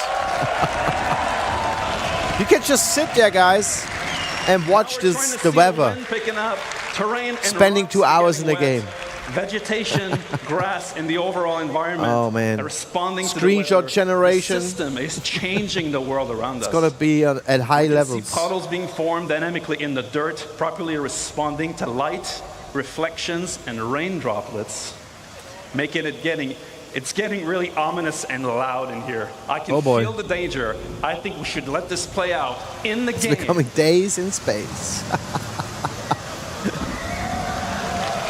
Some people will not like this. I'll let you know. Some people will not like this. They're gonna complain. Yeah, this is. All here. Weather is closing in fast on this location. Conditions are deteriorating. Severe items. We need to leave now. Get back here. Okay.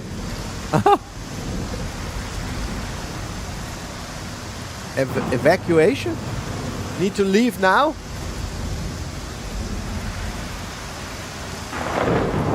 Oh. Hailstorm, you wanted weather? Weather is here. I love it. I love it.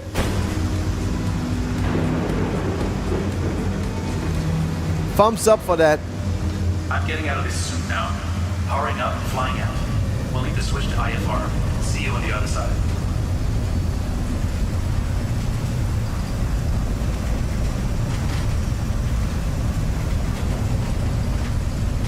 Man, there will be so many bugs.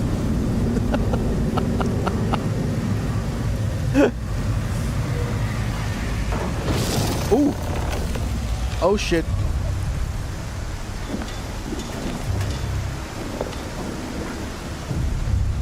Well, the question is this really a in-game scene? It looks like it.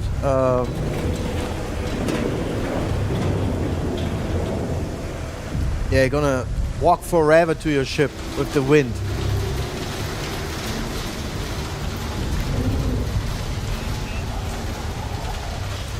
Yeah, close the door.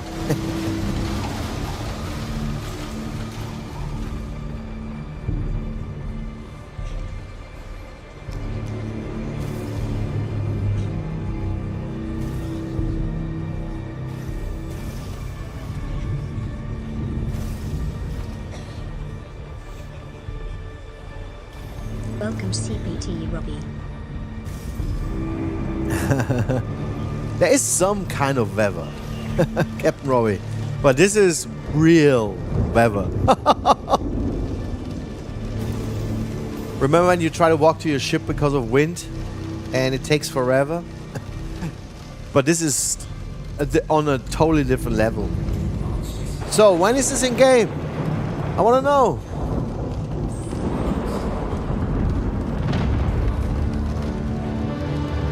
Well, the question is, does the storm actually have an impact on your ship, for example, if you fly in?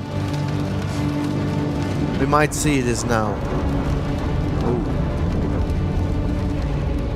Yeah, no windshield wipers, which is a big problem. Ooh. What the heck? I don't see anything. I think I need a 𝗃𝗏𝗍 eye tracker. Recommend deviation. Oh, sorry. Oh, wait a second. His ship is also damaged.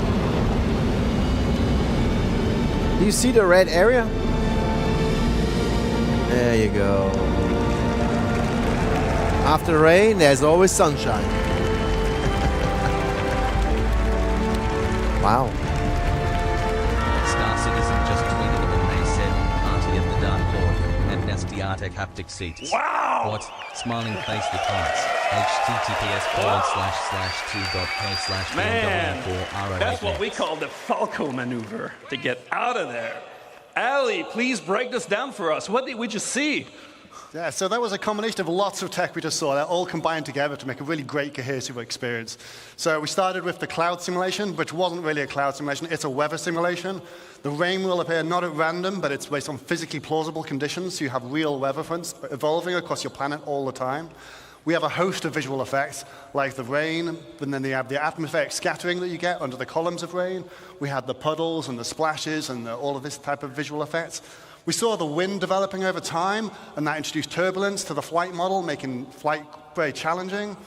And then, of course, we saw the lightning, which plays havoc with your instrumentation, but direct strikes will damage your ship, and of course, some storms will be dangerous enough to be fatal, as Ben's unlucky aurora just found out. Wow. So it will have an impact on your ship. And localized, but others will be larger and potentially permanent on some planets. And this is going to restrict access via flight. I mean, players will be forced to resort to ground vehicles or even foot. And this is all going to be dynamic, meaning that you might find yourself trapped in some really unexpected situations. So we really can't wait to use all these mechanics to open up many new gameplay opportunities all in the verse soon. Wow. So you will have planets where you only approach the planet with certain ships and ground vehicles. Wow. Okay. A wise yogi once said, it's your job as a pilot to compensate and stay on course. Yes. All right. What have we learned today, guys? We've shown you an approach of encoding the rules of nature into planetary data. We've seen biomes emerge from geology, temperature, humidity, climate, weather, the physical terrain. We create denser, more diverse living planets without artists hand-placing or manually creating biomes, instead leveraging asset mapping. We've shown you a new way to make the game that can scale, to create thousands of coherent places for civilizations on planets that can be used for missions or immersion gameplay, without art and design hand-placing locations, leveraging world design rules instead. We've seen how populations of AI and NPCs inhabiting locations dynamically adapt their understanding of the environment without custom markup by developers, allowing the creation of more playable spaces rapidly. We've shown you how light and sound also benefit from Genesis data to influence planetary environments, and we've shown how these systems come together when weather comes into an area, changing your gameplay experience significantly. Our goal with Genesis and all of its systems is to create more worlds, better worlds, faster, by applying our tech wizardry and craftsmanship to build systems that respond to data. That's our Star Engine presentation for today, guys, for this year. Have a great CitizenCon. We'll see you on the next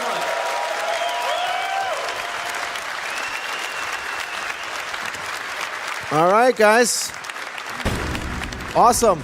Love it. Hello, viewers. I'm Kirsten. I'm a producer here at 𝗙𝗵𝗄𝗃, and I work with the UI Tech and Planet Tech teams. Off the back of that amazing presentation is the lovely 𝗏𝗏 on Planet Tech. How are you feeling, Will? Yeah, I'm feeling really good, thank you. It's been a good day so far. Beautiful. That was a smashing presentation. How is it to do it here in Manchester versus LA last year? It's very different. LA is, of course, amazing. It was incredible to visit. But I think there's something really special about doing it here, just down the road from the studio. It's amazing to see the people you get coffee with, the people you work with and you chat about problems and do design with. They're here too this time, whereas last time it was amazing and it was lovely meeting all the LA folks, but it's just not the same as the people that you work with each day. I love it being here. It's great. Oh, it must be amazing to celebrate all the work you've done with the community and the studio here in Manchester. Yeah, absolutely. It's no one person carries any of this. It's all teamwork, and having everyone here to kind of share in that and see everyone and meet the community is just incredible. Well, with all that hard work that you just got to show off to everyone here today, Jared, what are the main 3 takeaways from today's presentation? So it's like Benoit just said, the whole Genesis set of technologies, it's all about creating more worlds faster, and better. We've got a benchmark. Things look great. Pyro looks incredible. But we want to be able to deliver that more. We want to be able to exceed that benchmark and do it across everything we make going forward. And the whole Genesis panel, I won't pretend that I know everything about everyone's section because they're all experts. But all of it is coming together to create a much better game and much better content for it. Amazing. Okay. So what was your personal favorite moment from that presentation? Well, that's not fair. I love all those people. The dynamic weather demo, I'd not seen that cut. Yeah, the weather demo was the best. I love it. I have to shout out Seb's Yeah, I don't know what He you have to makes, do when you're on the techie 25. Stuff that me and the Scan the barcode. He makes it beautiful. And his team, of course, over in Frankfurt, they're all incredible. I love them all. But I can't pick a single favorite. I could shout out everyone because it all looks amazing. I don't want anyone to feel like I didn't. Very humble. So tell us a bit more about what players can expect off the bat with Genesis. What are the biggest changes coming for them? Well, you're going to see the planets become more and more physically based. As this technology matures and is finished out and is rolled out to the stuff that we're delivering to live, you're going to start to see all of these things come together. You're going to see that cohesion that we demoed today. And I'm hoping that Jared likes to be in the center of everything, right? He likes to be in the camera at all times. Showing all that incredible stuff that Seb's been busy authoring. Together, it's just going to look amazing. I'm so excited to get this into people's hands. Beautiful. A personal highlight for me was seeing the water interaction with the biomes. Is that something you're excited for players to interact with? Absolutely. The swamp demo with the water interaction, I kind of knew it was coming, and I'd seen like the clip in the background, but seeing it there and it just working is great. I love it, and I can't wait for once those biomes are out and you can go and explore. There's so much more reason to be in the water. And see it all. I'm very right now, you're going to die in the water, right? Immersion's obviously very important to our community. Like them blocks. But I just want to touch on the work you and the team have done. Is there anything you want to say to anyone in the studio? I just say one thing. Or any I'm glad she's not my daughter. You work with? My daughter would not look like this in a show like that. I don't know what's going on with the dress code, man. The young people. Amazing. It's great being the person to stand up and talk about this stuff together with They want to look like those there are so many people that characters in the game. The character customizer is making a big change in real life. Who have worked on the giants whose shoulders we stand on, and then the people. I mean, I respect that. They can look like they want, but my daughter would not walk around like this. It's amazing. It's great. So thank you to everyone. I'm just loud thinking. Yeah, just to echo that, thank you to everyone who's worked so hard on all this tech, including yourself. Yeah.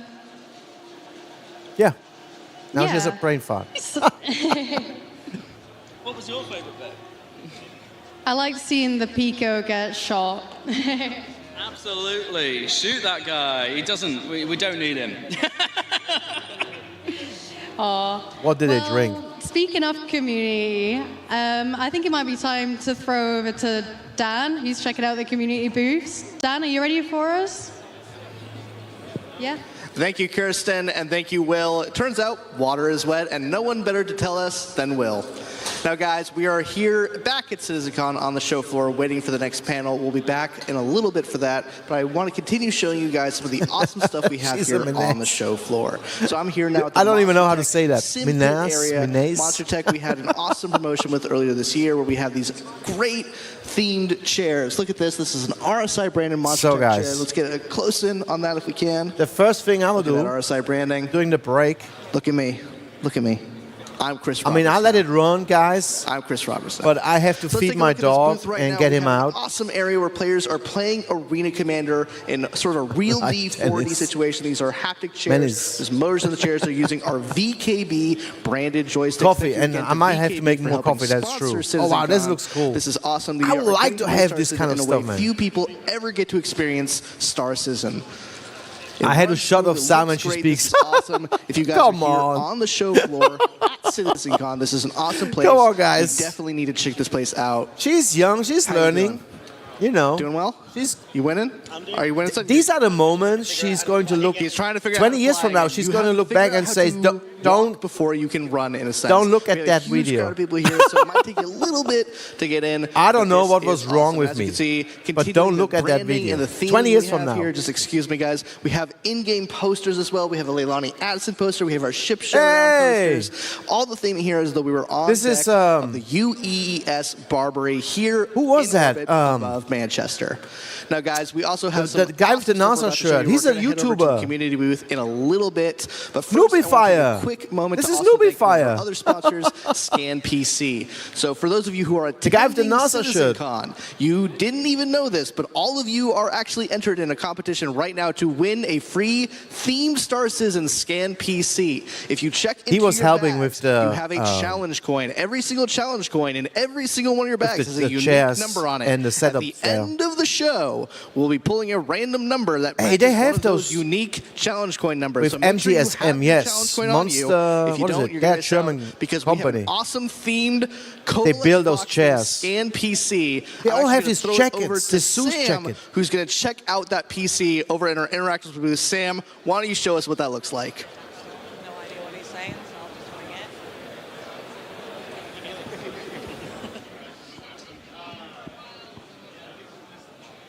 Hi guys, and welcome over to the community booths. So I'm right here at our props booth, and we do have one of those special PCs right here on the desk.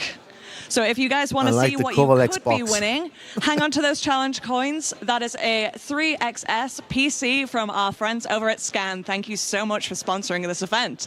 So, at the props booth today, I am here with Tom, Joe, and Anice, who are going to be working on stuff throughout the day. So, Tom, what is it that you're working on today?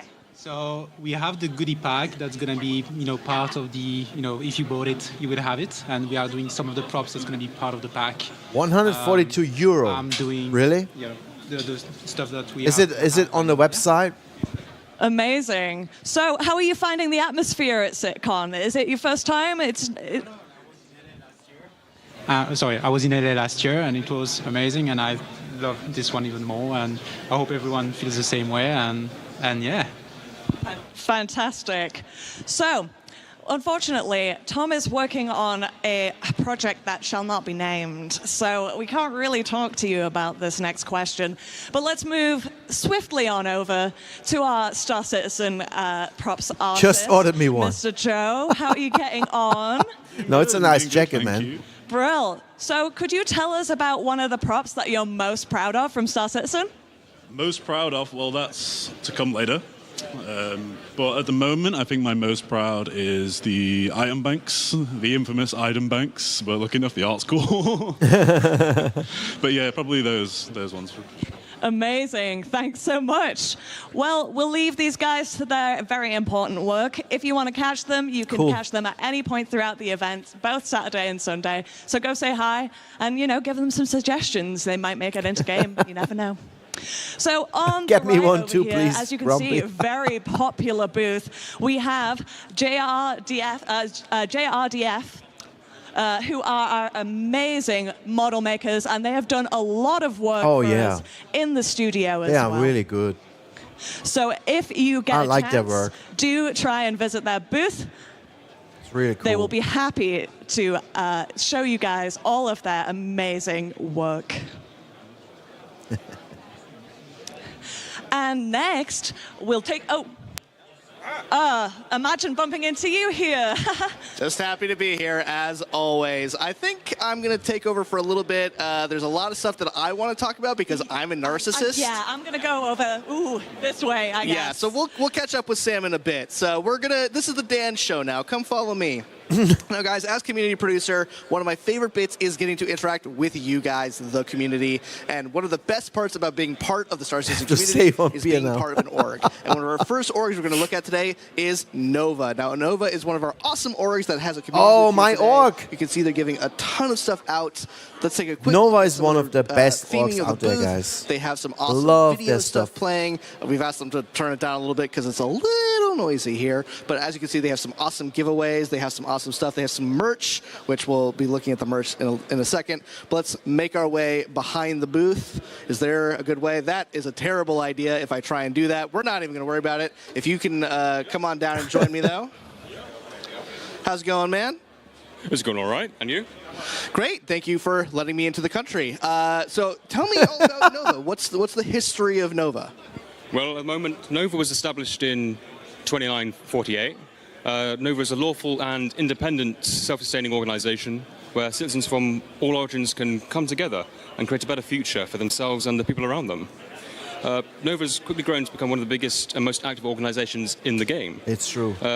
Our goal is to provide an inclusive environment that allows all of its members to have fun and enjoy the verse, and also provide an awesome community of like-minded individuals. Our primary objective is to just have fun together. Their Discord and website is out of this world. Their game and it's incredible. That's awesome. So both new players and old players alike can sign up for Nova. Anyone who's interested in being part of you guys. What would you guys say is your main focus as an org? Are you guys just trying to get a rounded experience for Star Citizen, or is there a specific focus, like role play or career focus? What's the hook for Nova? Our main hook for Nova is the operations we run for our members. Our commanders, specialized in each of one of our 5 branches, put on operations every day of the week for our members to just enjoy and the get operations. Last year we had over 2,500 operations that we yeah, ran they had for our members. So many and hopefully they enjoyed that, and hopefully that continues to operations where you can join. Enjoy it. And they have a leader who is helping you going through the mission. On the last count we had just over 13,500. There's mining missions, bounty missions, keeps on exploration missions. So 13,500 people. 13,500 already. Awesome. What do you guys have here? Let's take a quick look again at their booth. There's some really cool stuff they have here. Right. On the booth, right. Here we have the postcards that were part of a screenshot competition we hosted with our members. The winners, obviously, got to have their screenshots posted at CitizenCon. On the back of each of these postcards, we have the QR codes leading to each individual branch's recruitment video. So what they have the branches? different branches. What are your 5 branches? Right, our 5 branches. We have Nova Relief, which is our medical and search and rescue branch. Anything to do with helping people, that's what they do. Nova Defense is our Navy, Air Force, Marines on the ground. If there's anything that needs to Nova needs to defend, that's what they do. We bring them in. Nova Corps is our industrial branch. They deal with any of the mining, salvage, cargo transport, and in the future, construction, hopefully, for building. Anything to do with money, that's what they do. Nova Frontiers, our scientific and exploration branch. Yeah. They're the ones that go out into the black and bring back the information for us. They also create our grid maps, cartography. They really do real maps. Grid maps and maps of planets and moons. And racing and touring branch. They're the ones that do the races. And they have internal tools Anti-Racing League, and you can only use as a Nova member they also help, to explore and for stuff. our It's community crazy. And it's a great looking booth. Trade, they have trade calculators and all that. That's all the branches. Yes, that's all the branches. Amazing. So, guys, if you are here at CitizenCon, check out Nova. Thank you so much again for really good. inviting us into your lovely Nova home. I don't do much with them, really. Next booth, but if you go on their Discord, there is for sure every day an open channel with people working, playing together, discussing together. Are making some awesome Star Citizen minis. Take a look at these minis. We have some painted razors. We have an 𝗙𝗶𝘁𝗃𝗍. We have a Mercury. No, that's yes. Lots of ships. Sorry, people are talking in my ear. We have a Fury. So, guys, I want to thank you guys for coming to CitizenCon. I'm being told we need to wrap for time, so I unfortunately need to throw over to Sam. Let's make sure we go over to Sam. Oh, we're going to Jared. We're going to Jared. Never mind. Let's get ready for Jared. Lots of people talking in your ear. What people don't realize is people talking in your ear, you can't really hear what you're saying, but I think we're ready for Jared now. Jared, let's throw it over to you. Thank you guys so much for having us here at CitizenCon. Back to you, Jared. Hey, guys! Oh! It's main stage disco. That wasn't a gag earlier. A Zeus model, I really messed up my hammy. I need something behind me, you know. I'm still working on a rack where I can have all my nice things. We just finished our Star Engine presentation, Brave New World. I want to do one more round of applause for all the CTG guys who got up here and showed you their work. Just when you think our planets couldn't get better, they come up to us about 3 months ago and they're like, hey, we've got this. Do you want to show this at CitizenCon? I'm like, yes. Yes, we do. We want to show this at CitizenCon. But you don't think it'll be like an 𝗙𝗶𝘁𝗄𝗏 kind of thing? I'm like, no. That's CitizenCon worthy. All right, so our next presentation are a group of several dear friends of mine and Sean Tracy. You know I love you, baby. I love you. It's a presentation that I have wanted to do here at CitizenCon for years, and in 2024, well, the stars seemed to align, and I'm so excited that you're going to see this. This is was what I called in our pre-show our sleeper presentation of the year. I hope you give them all the attention and all the admiration. What is a sleeper presentation? Please welcome 𝗏𝗏𝗿𝗂𝗏 and a social universe. 𝗏𝗏𝗿 is everywhere now. I'm really happy about this because he's a really, really good boss. Very organized, very structured. Okay. Hello. Can you hear me? 1, 2. All right. Cool. Okay, so in the Star Engine presentation, it's only 2 days. It's today and tomorrow morning. This one, I am for a couple hours. My player persona. I will now channel my inner Jared in this one, and I will be your host for this panel. Woo! It's time to discuss a social universe. But before we start, I have a couple warnings. First one, let's take a look at this one. Yeah, that was crazy. I probably was somewhere in there. I took this in our last technical preview demonstration. And God, I was so happy to see all these people on the train. It just made me like very, very emotional. And so I want to take a moment to thank every one of you that have participated I was somewhere in there. with Tech Preview Server Meshing Test A, B, C, D, and E so far. You guys have been thousands to come and help us test this technology. And the team and I are really humbled, and we feel energized by your energy. So on our behalf, thank you very much. Yeah, I have that armor actually in the center. It's a alien. The above picture is really themed nice. armor, Other than yeah. this guy. It was available last year. It does present a problem. Yeah. A fundamental part of playing a massively multiplayer online game is how you connect with other players, to join in on adventures, or to receive support when you want to get out of a tricky situation, or you want to participate in endeavors that are bigger than yourself, or simply you want to run a business and make a profit. Well, as our game server shards grow, you will encounter more players. And for that, we need to scale Star Citizen's social tools to MMO size. Our ambition has always been to build a grand social system, including not only the game, but the world outside, like on Spectrum.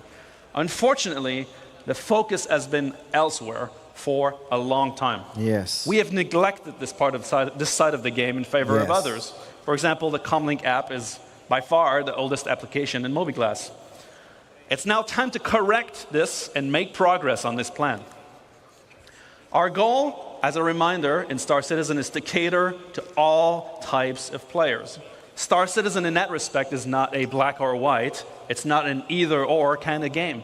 We are not an achievers versus casuals game. We are not a socializers versus solo players game. We are not a role players versus mechanics focused game, or dare I say, we are not a PvE versus PvP game. We are all of those things. We strive to build a social environment in the game that is easy to engage with, consistent and dependable, and trustworthy, where you can judge danger, safety, or shadiness. And we want this to be deeply rooted in gameplay mechanics, like reputation and progression. So today we're going to take a look at the updated Star Citizen social tools and how they tie into the game. But first, look at this guy. A warning. What we're going to show you is very early work. And we will not be making a revolution or breaking boundaries. We just want to bring our game up to MMO standards. Or like Jared likes to say, bringing our 30th century game into the 21st century. And so in order to do this, we've enlisted some help. First of all, throughout this presentation, all the screenshots are made from you, the community, directly from our community hub. That's cool. You're going to see some player names on screen. Most of them are all of our most die-hard 𝗏𝗏𝗏𝗏 members. And for this, we should really take a moment and thank our 𝗏𝗏𝗏𝗏 members for their renewed support. They're always there for us. They get the worst and worst of the builds, and they do get power through. This is an actual shot from the last 𝗏𝗏𝗏𝗏. Forget the prisoner mentioned here from the work mines. And so, I'm not going to lie, this presentation is going to be a lot of mobiGlas. It's not super flashy, but focus on what the tools will allow you to do and their impact. But for this, I need some help myself, so I'm going to make a party, and I'm going to get some developers to help. So let me first invite our senior systems designer, Gabriel Hector. Tweeted and they said, hello, CitizenCon. Oh, this guy. They said, and Ben, you forgot to cover the Swedish before in your earlier introduction, so tjena. Nice. 062K. All right, we need some more. Let's invite Assistant Design Director, JJ, to the stage.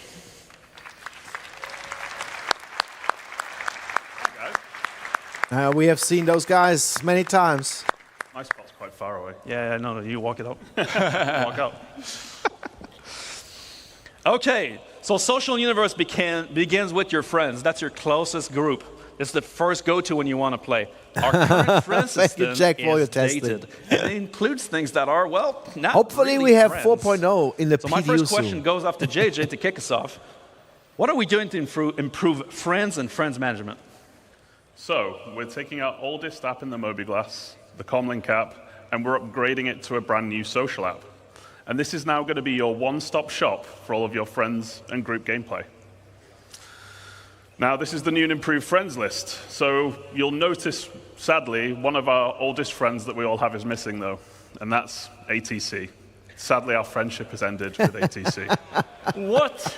I'll have no friends. And you see the location of those friends. That's awesome. So this is now just a dedicated space for your real friends. Yeah, Pyro will be in 4.0, So you're yes. now going to be able to see what those real They're friends already are doing testing with it richer presence in a closed information. group. So They were you better live awareness yesterday, of actually. where your friends are, what they're doing, or if they're not on, when they were last seen. And then you'll also be able to reflect your own status. So you can let friends know if you're away, don't want to be disturbed. This is or if only you just wanna concept, guys. hide offline for This a while. does not exist yet. Another key upgrade is synchronizing with Spectrum as well. So you'll be able to see friends that are in Spectrum itself, Arena Commander, I don't know if I really or need that. just chilling on the launcher. And that also means that you can accept and receive invites to and from Spectrum even while you're offline. And throughout this presentation, any functionality that is shared between the game and the web and the launcher, we're aiming to synchronize. Don't make it too across all. complicated. And speaking of synchronizing, when we have multiple characters, your friends will be shared across all of them too. Nice. So some people are real socialites. I know, I've seen them. They have a lot of friends. I'm talking multiple pages and pages of friends. What are we doing to help management of huge friends list? Nice humble brag, Ben. Well, in fact, we are giving you the ability to add notes to your friends list so you can remember, hey, this is that cosplayer that I met at CitizenCon 2954. Or maybe it's JJ's super weird username. This is JJ. Also, you can add people to a favorites list, meaning that the people that you interact with most in the game are always going to be shown at the top of your friends list for your convenience.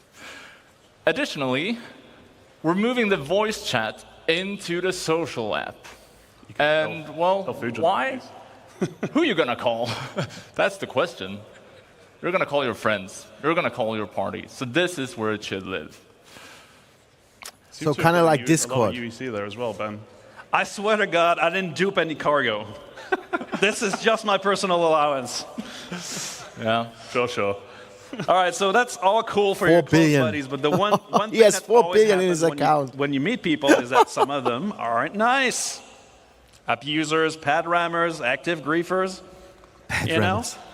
Currently, we can't do anything about that in the game. What are we doing to help the situation? So in addition to the friends list, we're also now going to have a block list. And we like to think of block people as reverse friends. They're just people that you really don't want to talk to anymore. So what we're trying to do is we're doing something called black holing them from communications. So you can't see them talk, and they can't see you talk anymore. And not only for communications, whenever you see some of these other systems we're about to talk about where you can group up, we're going to make it harder for you to see each other as well. Now, we also have a much requested hostiles list for people who have made a real enemy of you as well. The KOS list is finally making its way in. Oh, yeah. A hostile list. You'll also be able to add notes here as well, just so you can remember that person I blocked 2 years ago, you remember why, because you're going to forget. And then for those situations where someone really wants to go the extra mile to be a super mega ass, you can report them to us, and we'll deal with them for you. All right, so now I have my friends list up to date. I can find my friends easily based on rich presence in real time, and I'm ready to go on an adventure. But for that, I need a party. The party is at the core of the social experience when you're heading into a mission, meeting with other players, or whether they're a friend or not. Our party system is very bare bones at the moment. It does have some cool features, but what are we planning to improve parties? Yeah, so as you said, it does have some cool features like party launching, the party markers, quantum syncing. It's all good stuff, but let's take a closer look at the new features of the party list. So, with server meshing, we are right now at a unique opportunity for us. So we already support large parties, but we want to do this well. We have been seeing what you do in the tech previews, and people have been partying up in hundreds. 100+ people in one ship? Come on. And that's all right. We just want to make sure that we're adding better support for this, like search functionality, making it easy to find people in your party. Also, just like we did with the friends list, we're adding rich presence. I know Ambassador well. 𝗏𝗶. But for the party, you're going to want more real-time gameplay-related info, like I know if those guys down actually, or dead, or maybe offline for some reason. A big thing though is the ship and seat breakdown. So you will see. Yeah, maybe that's worth applause. That's cool. So, you will see all the vehicles that your party members are in, as well as the seat that they are in. This will give you great situational awareness and allows you to coordinate better than ever before. It's essentially a mini fleet manager. Okay. Oh. But it's, guys, it's concept. So there's going to be more improvements it's not as well. working. So you're going to be able to control permission for invites. So only your leaders and assistant leaders can actually invite people. So it's no longer an absolute free-for-all. And we're adding an absolute MMO staple as well, which is the ready check. So as we add more and more challenging group gameplay, you're going to be able to coordinate. Some guys might take 1 hour to check that ready check. And maybe it's unwanted group play in this case. We're improving the quality of life for our streamers as well. So we'll no longer have a shared player list. We're going to be obscuring things like your on-screen name and location and so on, just so you're a bit harder to find while you are streaming. Oh, that's cool. the full friends and party tab. Pretty cool. It's a party for the eyes. That is really cool. Party for the eyes. I think I got stream sniped a couple times. So the new Friends and Party place is really the one-stop shop to manage all your real-time interactions with other players or access your comms channel. That's cool, but as we navigate the verse, it's always very difficult to find people. We have a single channel. People are blasting looking for groups. It's a bit awkward. You never know what you're going to find. With bigger shards, I know I'm the bigger shards guy now, but we're going to have a lot more players in there. There must be a better way. Whoa. Ben, we have given this some thought. So, the second tab in the social app, introducing the Party Finder. Oh, okay. So, the Party Finder, it's a dynamic system that's going to make it easy for you to find interesting and engaging gameplay. It's basically player-powered matchmaking. So, if you are looking for more players, just go in here, advertise your party, Give it an informative name like Ben has done here. Space Combat Fun Times. So you can create parties on the fly. You can even set things like and a specific find contract people that you want to play with or you. roles that you're looking to fill. Not bad. Maybe you need gunners, engineers, pilots. Meat shields. Maybe that. Meat shields. You can also limit the number of members. You might want to do some, again, specific This is a content. cool, so you want to do with a set feature. number of members in the party. Or If that you is in might the want to game, tighten I'm going to group. use it. That's something that I would like very much. Maybe you just don't want to split the contract. You know, when members, 𝗏𝗃𝗏𝗏 right? doesn't want to play with me, So I might once you find have a that replacement for him. Then it's time to list your party. And then people are going to be applying to join your group, which is kind of like a reverse invite. You're applying to the party, you're joining yourself, you're getting involved. You're the reverse guy today. I'm stuck in one gear. So you can then request, the people that are requesting, you can then look at their information and you decide on whether or not you want to accept or reject them, just so you can tailor your group to the kind of gameplay that you're trying to do. Then, on the other side, finding a party should be easy too. So all of those super cool things that Gabriel just mentioned, so like setting your group name, roles needed, party size, and so on, you're going to be able to use those as filters to find the right group. And this is all purely because we want you to find the kind of group gameplay that you want to engage in. And it's for all types of players. FPS combat, racing, Looking for players to learn the game. Yeah, that's a good idea. At 𝗏𝗏𝗏𝗏, finding cool vistas. Social hangout. It should always be easy to find action, things to do, and people to play with. Wow. So I can create a party from a couple of friends. I can party launch it to the game on the same shard. Then I can share my party with the party finder. And other people will want to join up. Now we're talking. But I'm curious, as we're going to get bigger shards, let's say that already, how will we improve communication? It's very much of a mess right now. Our chat's very bare bones. And voice comms, we never really know if they work. Well, let's chat about chats. So, we're adding options for you to customize the chat window, giving you the power to make the chat your own. We're also adding chat tabs. We're bringing back tabs. We're bringing them back from other games. And this means that you can set up customizable views, filtered for any area of the game that you are interested in.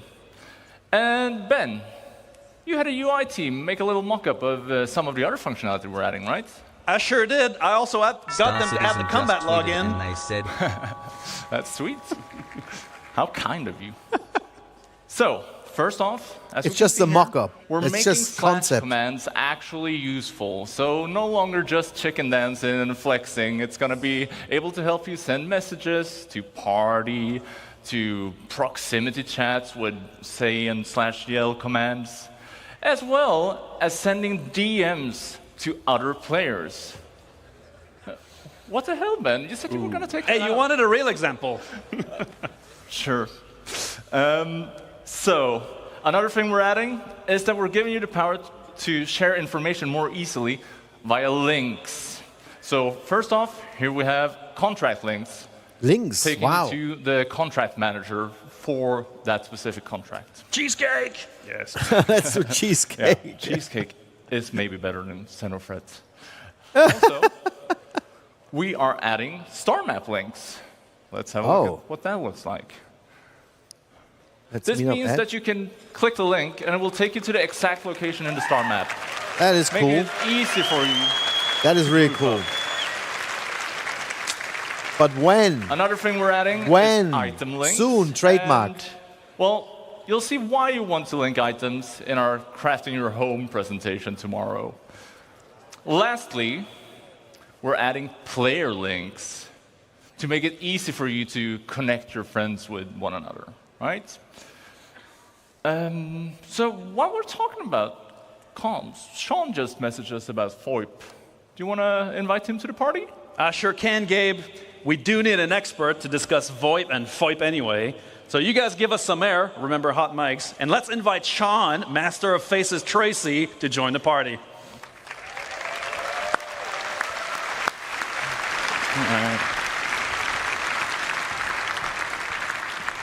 Oh, this guy. Hey, Ben. Hey. How you doing? I'm good. He was presenting Hello, Good to see you all here. character customizer last year. So, Wow. I've come up to talk a little bit about 𝗏𝗏𝗏𝗏 and VoIP. So it's a bit of the communication channels beyond just text chat. Man, I need more right? coffee soon. All right, so FOIP and VoIP are our systems in-game. VoIP, Voice over Internet Protocol, and FOIP, which I termed way back in 2019, Face over Internet Protocol. So VoIP gives us spatialized audio where you can hear and be heard within the universe. Whether you've got a helmet on, you've got a different filter. If you're far away, you can hear that they're far away. But we added Face to that way back in 2019. So it's cool because you can place video calls, you can speak and see each other speak in the game, and you can take fun selfies like this. So again, I mentioned, it's back in 2019, so it's been in for a little while, but it hasn't really been updated so much since then. So the cool part about it, and I really got to mention, it's not a replacement for motion capture equipment. It's not a depth camera. It uses pretty much anybody's 2D-based web camera to track your face. So it can do great things, but it's got its limitations as well. What's kind of cool about it is that FOIP and VoIP are actually coupled. They're encoded and decoded together on the network super efficiently so that it's always in sync, and anybody that's worked on facial animation with audio data knows that sync is super important. Yeah, I wanted to say, so man. it's been used in expected ways and unexpected ways by the community. The truth is, they didn't work on it since 2019. Clem? What is it? Seems someone's on our case. One of our 𝗏𝗏𝗏𝗏 facilities was sacked last night. This is so cool. Total loss. The bunker was destroyed. And 3, 2, 1, go.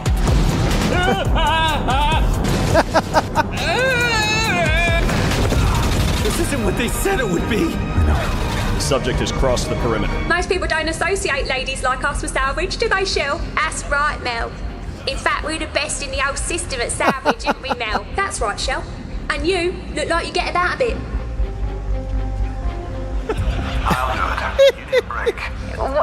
They do such a great job with this. In what? Your underwear, just drinking hooch or something and just singing away? Wait, we have hooch? Hi, I'm 𝗏𝗏𝗏𝗏, and you're watching Redline, your source for adventurous stories throughout the verse. The name's Brad. Agent Davina Brad. Excuse me, Captain? I'm Aaron Baxter. I need to watch those. Off yet, Aaron Baxter? Just about, sir. Good. I don't want to spend another second on it. Something we have in common, sir. Hey. Yeah. It was that day when I met Mr. President that my life changed for the better. Eat that apple. Myra, he's a good streamer, man. You were never supposed to know any of this, Detective. He's actually there. You at were supposed to CitizenCon. die at Safe Haven. Rachel. Bruce Willis. Rachel's dead. Hey man, I'm back again. You have any hats? Oh dude, I read the cap. I love it. What are you looking at, sir? Go away. That is so funny, man. What people can do. So that was all content made by the community, and I love it. I love it. I think it's awesome, bugs and all. But there's probably some improvements that we can make for that. So one of the big ones that we've made is head rotation tracking. It's actually something we were already doing to do head tracking in first person, but we never could move the head around on the actual character itself, which we've been able to do. Some cool stuff like range of Jared? Yeah, John? Can we just, let's just do a fake video call. Can we do a fake video call? Oh, you know we can do a fake video call, John. All right, cool. So let's call one of my guys, Oliver Cook. He's been working on some new tracking updates. It's the best 2 days for Jared in a year. Hey Sean, and a big hello to everybody at CitizenCon. How's it going? Hey, Ollie. It's great to see you. Everyone's having a great time. I see you're using FOIP. Where are you? Drive. That's correct. I'm He looks like Ollie. in the comfort of my own home, talking to you via the power of FOIP and my webcam. We've been working on FOIP recently, and we're starting to see some improvements to the quality of the tracking in-game. That sounds awesome. For science, Can you tell yeah. everyone what you've done to improve it? Well, we started off by looking at what we originally had, and we realized that some mouth poses were really difficult to pull. So we focused on improving the range of motion of the mouth, which now looks like this.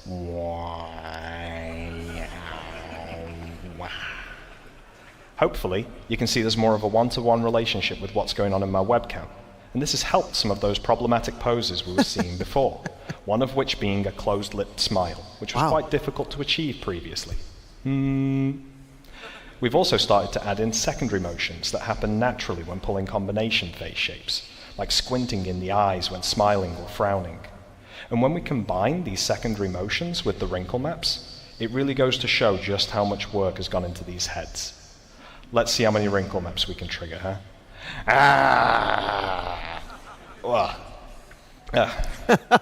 And finally, this is really good. One other thing we noticed was the tracking quality could be quite noisy in environments where the lighting is less than ideal.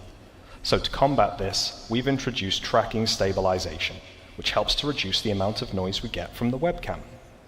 We're seeing positive results in low light conditions, but we're also seeing a small quality boost in optimal lighting conditions. The result is a more expressive and stable face, which is great for using in-game or making videos in the verse. And we still have a little ways to go with 𝗙𝗶, but the future is bright for this feature, and we can't wait to see what wonderful things you use it for in the verse. Nice. So I see you in the character creator. Let's change how you look. Star Citizen just tweeted and yeah, let's do it. Let's change up my appearance here a little bit and see what we can make.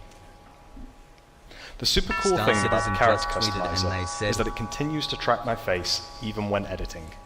And this is great if you want to see what 𝗙𝗶 will look like almost liberate from the character, yes. Before you commit to your appearance. Let's start off by changing my hairstyle, shall we? We have a bunch of cool hairstyles to pick from, and I used to have pretty long hair back in the day. So let's try and find something longer than I currently have. Okay, that's wild. Not quite what I'm looking for, but what else do we have? Dreadlocks. Super cool.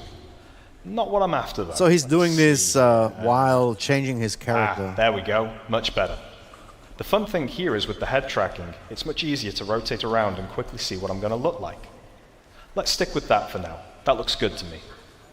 We can do the same for anything else in the customizer, but I'm going to go ahead and remove my beard here, because I want to show you that 𝗙𝗶 still works when changing the structure and characteristics of my actual face. We have a lot of But this is pre-recorded also. And I'm just going to cycle through a few of them here to show you that whatever we choose, we're still tracking. It's and we're not good to live. go. We can even start to manipulate individual aspects of the face, with no detriment to the mapping onto the head. 𝗙𝗶 won't break when you combine these heads together. Cool. So if you just want to tweak a small aspect of your character, or take on the likeness of one of the heads included, you can do so, and test out exactly how the tracking is going to look based on your face movements in the webcam. You can now see I'm someone totally different, and we're having no troubles tracking. And if I don't like what I've picked, I can always just randomize here, which I think is a great way of not only showing the countless combinations of heads that we can make, but also that 𝗙𝗶 will continue to work with anything we throw at it. I think I'm looking pretty good here, Sean. What do you think? Yeah, good. I think it's pretty unique to Star Citizen. Thanks a lot for showing it.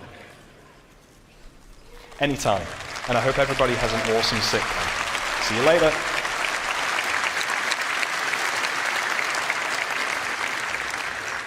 It's pretty cool. All right, that's great, Sean. But the reliability of our voice transmission has been a bit spotty, with many players reporting quality loss or even full audio loss. What are we doing to improve the overall infrastructure behind Joe Exotic. Well, first of all, we've heard you. We know. We've tried it.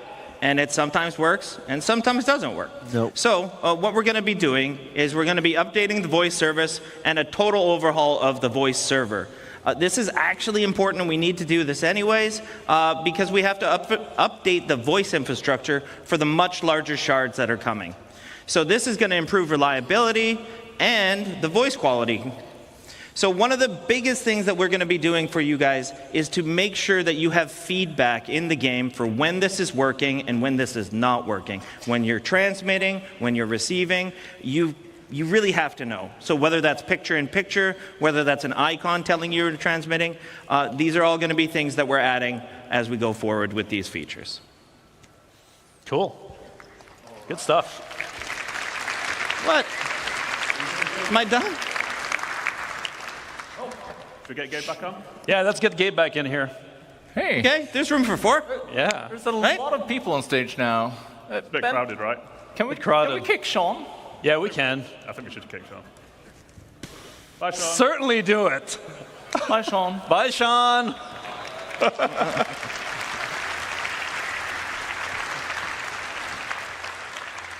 Well, it was all right, theoretically. now we've made some friends, we've joined parties, and we even kicked some people. That's super great. But what if you're new to the game? Ben, behind you. Oh! The guide system. So we've introduced the guide system on the web a while ago. And this allowed new players and experienced players to match up, basically for a new player to get training and learning the ropes. Wait, are we bringing it in the game? Yeah, of course we are.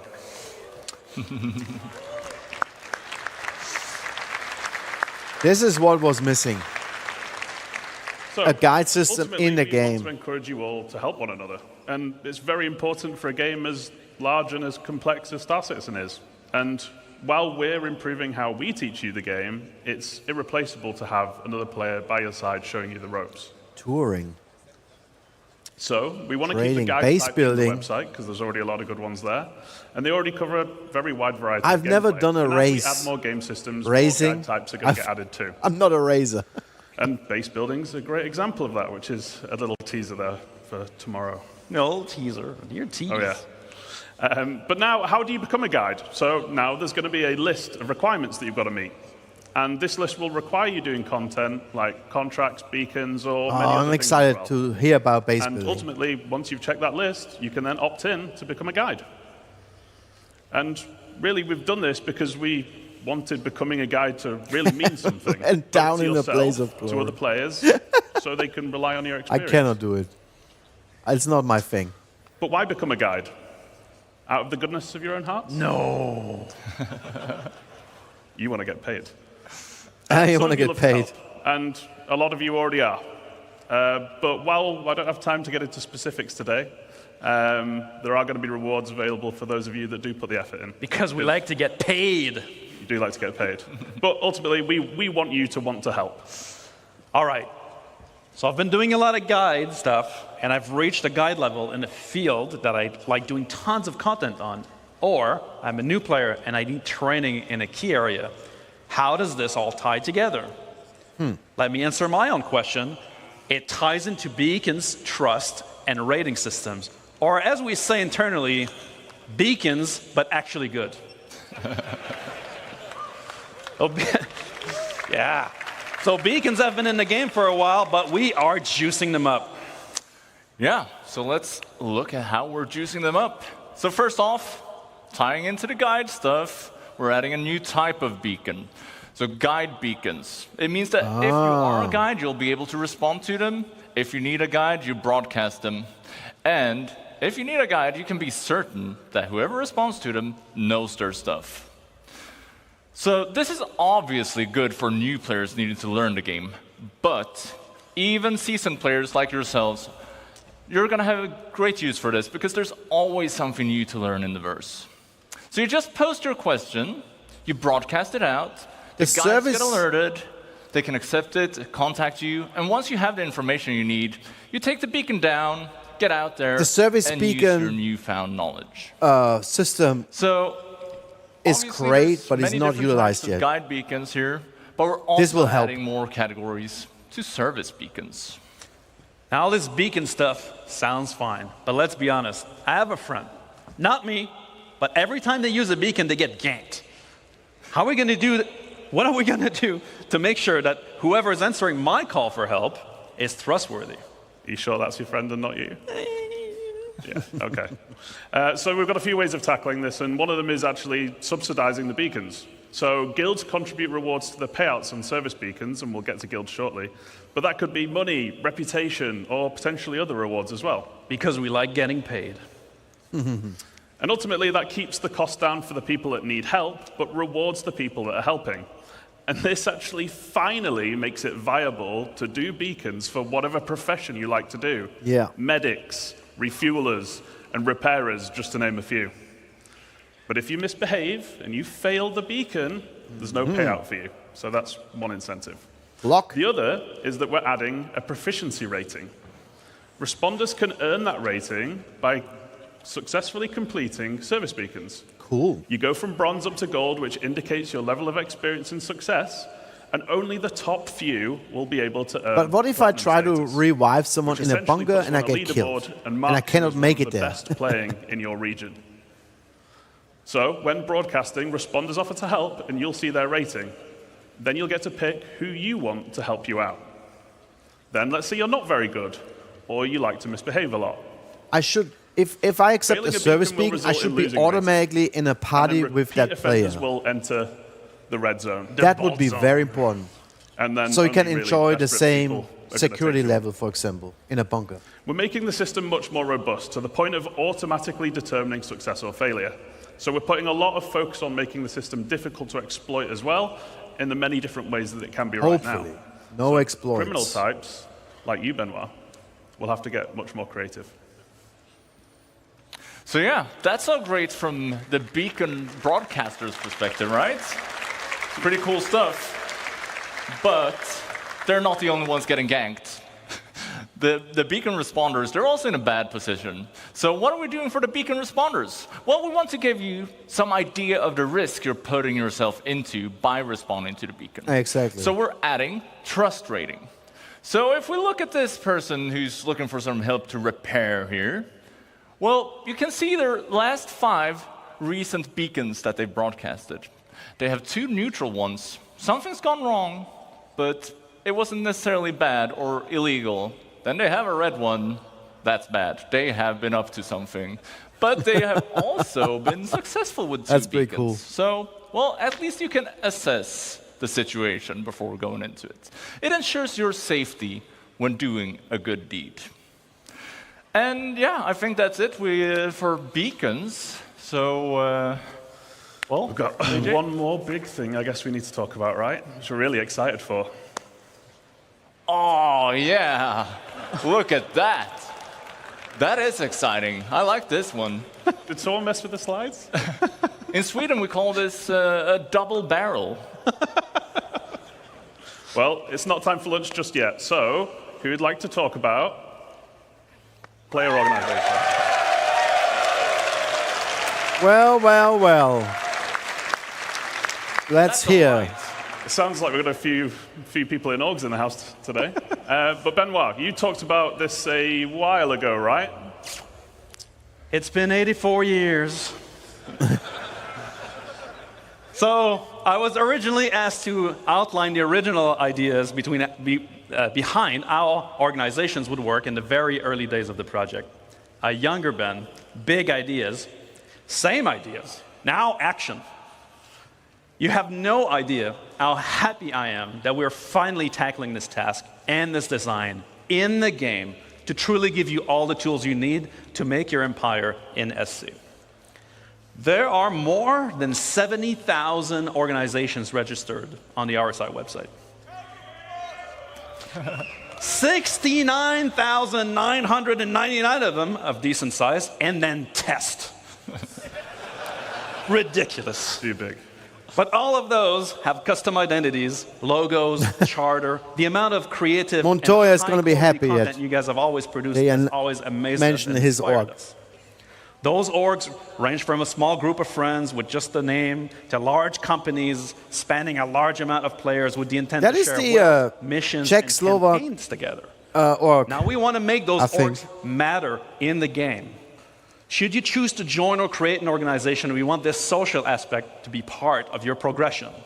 But don't let me spoil it. Let's get a real designer to cover this stuff. JJ, you are a self-proclaimed big MMO player yourself, so why don't you give us the details? I didn't realize I went around self-proclaiming so much, but thank you. But as an MMO player, I understand that different terminology is used in a lot of different games, so I just wanted to very quickly go over how we're using it in Star Citizen.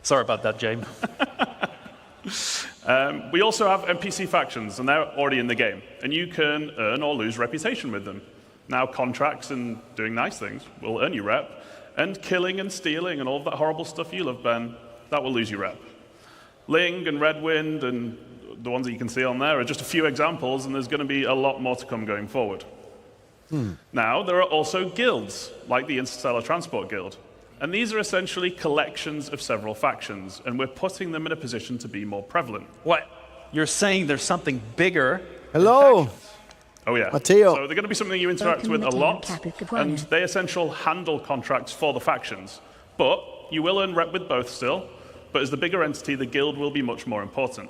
And you'll find out a lot more about guilds tomorrow at the Stars My Destination presentation at the end of tomorrow. Okay. But now we can dive into some of our new org systems. Yes. Let's start with the basics. I want to find or I want to recruit for an org. Yeah, so welcome to the new app for everything orgs. Jeez, with the mask. So orgs can be big and complex, and as we said, some of them have thousands of members. So when we designed the app, well, we made sure that we took this into account, but it's also something that we can expand on moving forward. So let's have a look at it. Now, I'd like to point out that the Fellowship of JJ, like every designer-based org, is really focused on things like progression gameplay and mission and crafting and leveling up. But my Bolt's Fault Buccaneers, no, they're the real deal. Now, we don't do any of that stuff. Now, we're in it for profit, interdiction lines, shipboarding action. We get all that sweet cargo for free. For free? That sounds pretty illegal, Ben. I don't know what you're talking about. What's in this, right? Slam! Anyway, it sounds like you guys might be interested in joining some big orgs. Well, I prefer something smaller. So I think it's fair to say that we like playing in different ways and will want to join different orgs. The recruitment tab is the place to find them. So we're giving you the tools to promote your org to potential members in order to give a best first impression to them. I've just noticed that, Ben. You might want to have a word with Rich. It looks like... What? Like he doesn't want you. No way. I'll have a speak with him. Anyway, yes. So we're adding filters for when you're basically trying to find a home. And we want to cater to all types of players, because we're a massive game, right? And orgs are combining tons of different gameplay in tons of different ways. And I think you can do that already on the Star Citizen website, on the Rocket Space Industries website. Online. They just bring that in now into the game. game. If you're a big and active org like me, or a small and more close-knit org like Gabriel. Then you can also search That's not what orgs really are looking for here, so maybe you love because that trading already PvP, exists. Or maybe you like events but like how to the Daymar organize the org inside a game with So I guess parties you end up and all searching for, that. say, social and racing, I hope they will maybe? talk about that. What if I love committing crime and roleplay, asking for a friend? What's that got to do with the presentation? Anyway, you can search for whatever you like, and if it's not there, why not just create it yourself? So, we allowed you to join multiple orgs back in 2014. I can still do that, right? Oh, yeah. So we're keeping it supported, and we're actually doing the Star Citizen thing, and we're going one bigger. One bigger. So we're giving you an additional one to join when we actually bring it into the game, too. And we wanted to keep it because we've all played games where it's far too limited. Like, one org per character just isn't enough for a game this size. Yeah, and here you get an idea of what the full screen will look like. It's going to be your one-stop shop for joining or finding players for your org. So let's have a look at the core functions and features to look forward to in the rest of the app. This is the Summary tab. On here, you can select one of your orgs that you're in on the left-hand side, and you'll see, well, a summary, a lot of at-a-glance information. So we'll introduce some of these one at a time. So first off, announcements and org information. Simple stuff. You use them how you want to. Also, we're adding an events log. So in here, you'll get a summary of important events within the org and changes to org statuses or settings. In short, these things, well, it's a big verse, and it's easy to miss cool things that happen in your org. And these features will help you stay on top of the day-to-day life of being an org member. Okay, we're also adding an events calendar. So by default...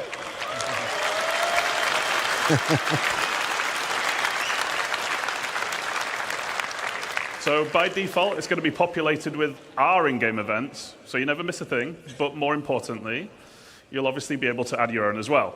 So you'll never miss another meetup to get together for group content. It's tough to get everyone on at the same time, right? So use this for your Convoy Tuesdays, Casual Fridays, holding hands in Horizon Saturdays, whatever you want. Getting crushed by the Buccaneers on Monday. That's Gabriel's favorite. It is my favorite. Remember that it is our intent that all the features we're looking at here are available on Spectrum as well, allowing you to access this info even if you're not in the game. This applies to parties, comms, friends, and all other functions. So, all about orgs. Join multiple orgs, like the Buccaneers, the Corvette Club, or the event calendar is good. But how will others see me in the verse if I have multiple choices? Surely I need to pick a banner. So that's covered by something new called representing. And it's actually quite similar to the existing affiliation main status system on the website. So if you're in multiple orgs, you choose which one you want to represent, but you can only represent one at a time. Now, there are ongoing benefits for being in orgs, which we'll get to in a minute, but you choosing who you represent asks which one you want to benefit from at any given time. But why? Well, we wanted to support players who like to play with different groups of friends. But we didn't want players who are just in one to be at a major disadvantage to those that are in the full six. Because really, joining multiple orgs should be your choice and not feel like it's a necessity. And there's no need for you to switch which org you're representing. Are you guys in an org Moby already? Screen or org chat. But we want to put limitations on how often you can switch to avoid exploiting the systems. And we don't want to punish anyone who's, playing by the rules. And a big part of representing is visualizing it in-world. We want you to be able to fly your banner for your org. So we're adding another MMO staple to the game. Oh, you're in test. Oh, wow. You can mark it on your ship. We'll be able to set a tag for the org, and this gets appended to the name while you're representing. Oh, no, so it's only on your name. Who is in which org at a glance. So we'll have it in chats, in world, and if you're not interested in this stuff, you have the option to turn it off as well. Okay. How novel! We'll be able to identify people around us. Wow. Indian Wolf. JJ, I'm curious. You mentioned guilds before. Nova, yes. I'm guessing they fit into this somehow. Yes, so you may have spotted a few... So nothing on the ship, I guess. Earlier, but sorry, what is it?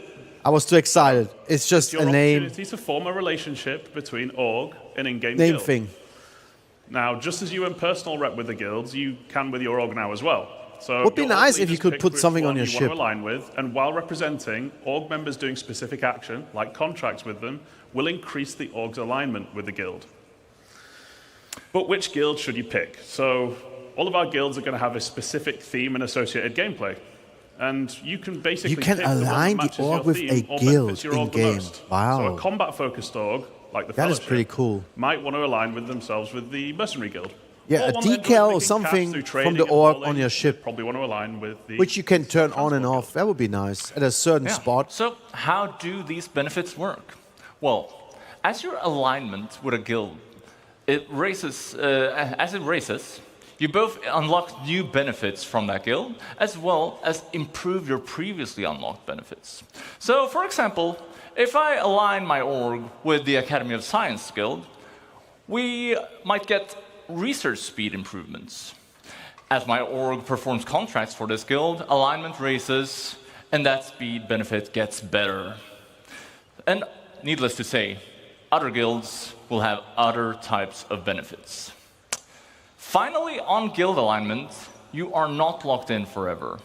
You can switch at any time. However, that will put your alignment back at 0, so it's a big choice. So every member gets full benefits? Well, not necessarily. We're also introducing loyalty. So it's similar to the org's personal loyalty guild, in but orgs. this represents your relationship to the org you're in. Anything you do that benefits the org while you are representing it will gain you loyalty with them. So for example, you could be doing missions for the org-aligned guild, or you could be depositing money and materials into org storage. Org storage? Another tease. Oh, org storage, money and stuff. Wow. Ultimately, we wanted to encourage long-term membership because we don't think you should just be able to join a well-established org and then just get everything instantly for no effort. So to put it simply, having low loyalty limits what you gain from the org's alignment benefits, and having high loyalty gives you full access. We also wanted org leadership to be able to view members' current loyalty and use it as a tool to reward appropriately with things like ranks and permissions. And then loyalty resets to 0 when you leave an org, so there's some incentive for sticking around. Wait, does that mean I lose my loyalty if I change my representation away? No, so not representing puts your contributions or ongoing benefits on hold. So when you start representing again, you essentially just pick up where you left off. But what if I leave the org? It's not very loyal, so it resets. Right. Well, so, you know, in my org, my Buccaneers, they're mostly scoundrels, and so they tend to join and leave, and, you know, it's not very loyal in general. Larger orgs, they tend to be a pain to manage, though. With the flow of joiners and leavers, do we have any tools to help managers like me? Well, let's have a look at the Members tab. So this is less complex than the previous tabs, but it's equally important. This is where you see the community of your org and your place in it. So in here, you'll be able to manage members, you can leave notes, and see the ranks of members. And as we did with the friends list and the party list, we're adding rich presence in here as well. This is the rank panel. It gives you a clear indication where you sit within the community. Wow. So you can actually gain reputation in your own org. For now, I'll just say that the leader might be able to determine permissions for each rank, and well, it could be things like inviting new members or accessing org storage. Stop teasing us with org storage. God. Come on. This is the first time 2 years watching CitizenCon. And friendship and animosities build up. Maybe my Buccaneers and the Fellowship of JJ don't really see eye to eye most of the time. Would be great for this to translate in game, wouldn't it? It would, wouldn't it?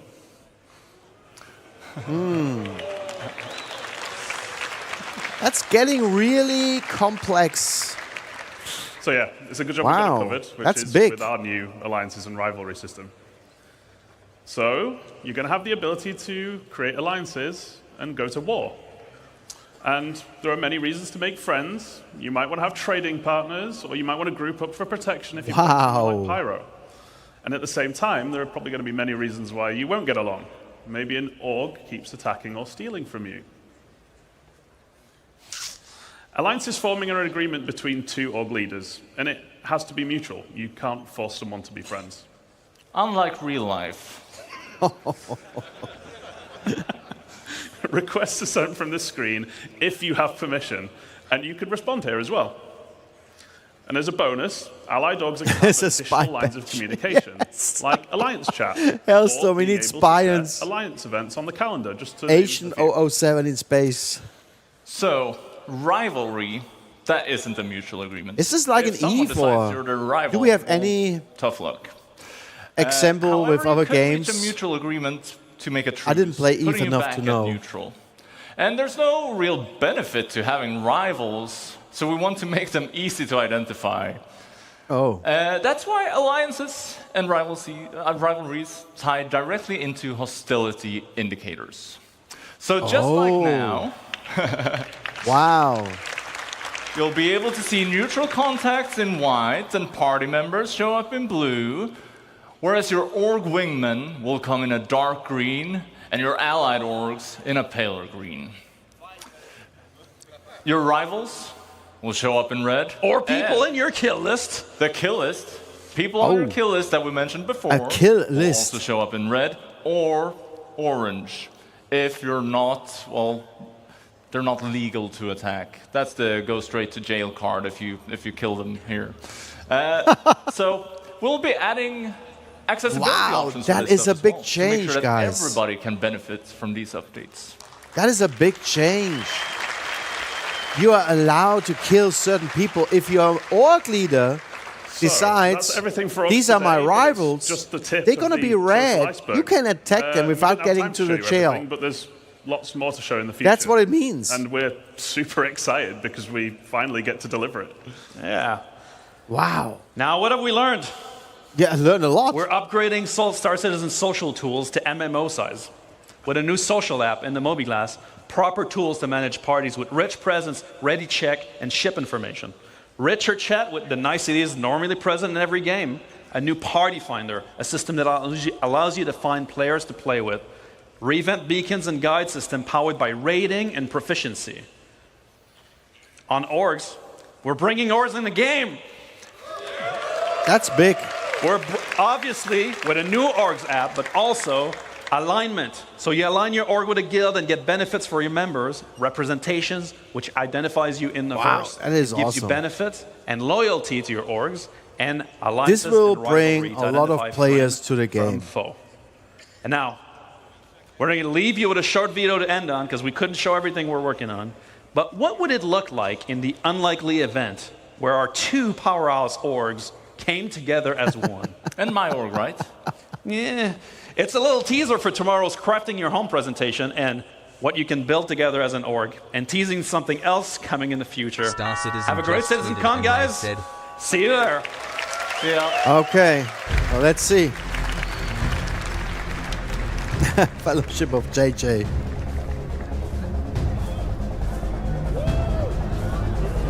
Yes, that's what it is. It's legal combat. If your org leader... Man, I have to check that. Okay. Well, there's a decal on the ship. Several decals on the ship. Nice paint of the 𝗏𝗏𝗏𝗏. Wow, okay. Yes! He's the most excited guy. Sometimes it's just the simple things, isn't it? No, Hellstorm. That crap on our shirt. Your org leader is deciding who is a rival. All right, so we're at our midway And he will point announce it. of day And you one, can attack guys. those We're going guys. to take about a 45-minute to 60-minute break, depending on some technical stuff that we're going to figure out backstage. This is your chance to go get some food, go to the bathroom, Yes, stretch your I need that hammies, too. Whatever you entertain yourself for the next Guys. 45 minutes. But come right back. We're coming back with the cosplay contest and then 2 presentations. I promise. It's only up from here. Thanks Okay. for watching, guys. We'll see you in about an hour. Well, I will take a break as well, guys. I need to take care about some things, and I will let this run, okay? I will just turn off my microphone.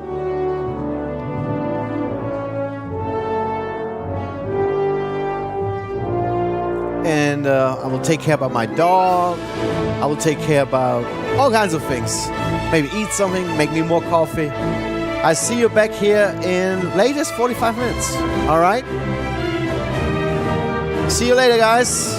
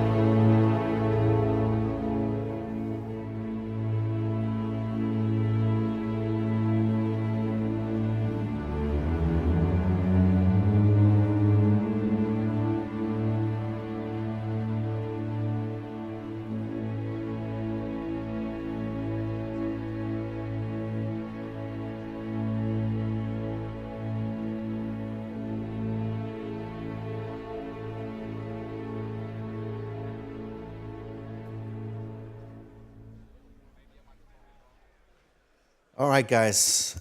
I hope it's on here and you can hear me. Well, CitizenCon is, my coffee is running, but I want to use the break to set up a Discord channel. I'll go out quickly here from the website. Oops. And I'll open Discord.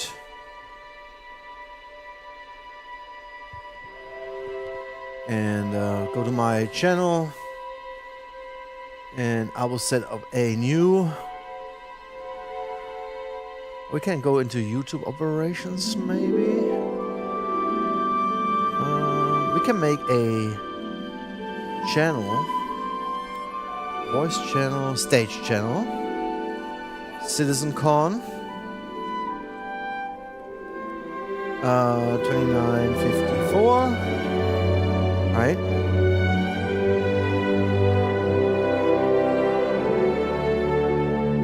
You can still hear the website in the background, of course.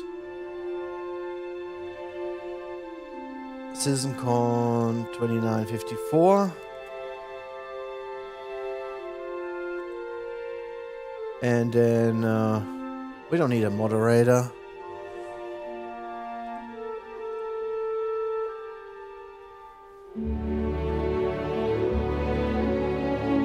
So any member can join this channel, and if you wanna talk about CitizenCon, and I would like to ask you a couple questions and get your first impressions about CitizenCon, we can do this live here on my Discord channel, and I will add this channel right now. I don't know if you can hear it. Yep. I can turn it off for now.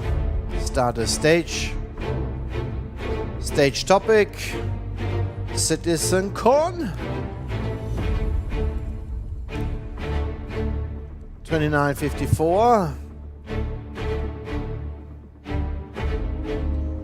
And yeah, it would be nice if you join me. And I will give you the stage and we'll talk a little bit about CitizenCon. Okay? That would be awesome. And maybe there's a way to send a link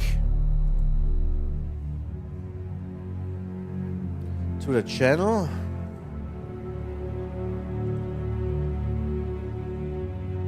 How to do that? Copy link. Yep. Oh, create invite. That's even better. Copy. All right. And I can place it here in our chat. So if you click that link, you can basically join me here on my Discord. And we can discuss your first impressions about CitizenCon. That would be very nice.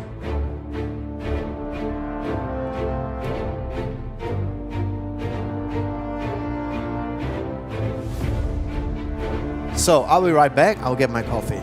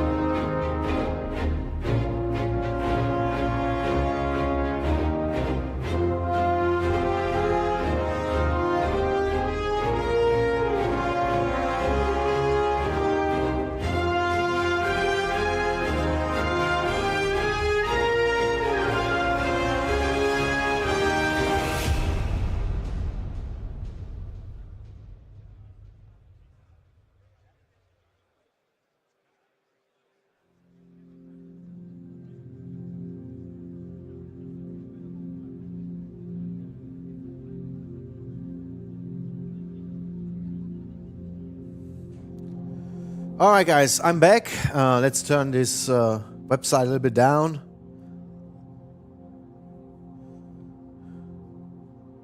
I will look for some reactions on Twitter. Why not on Twitter?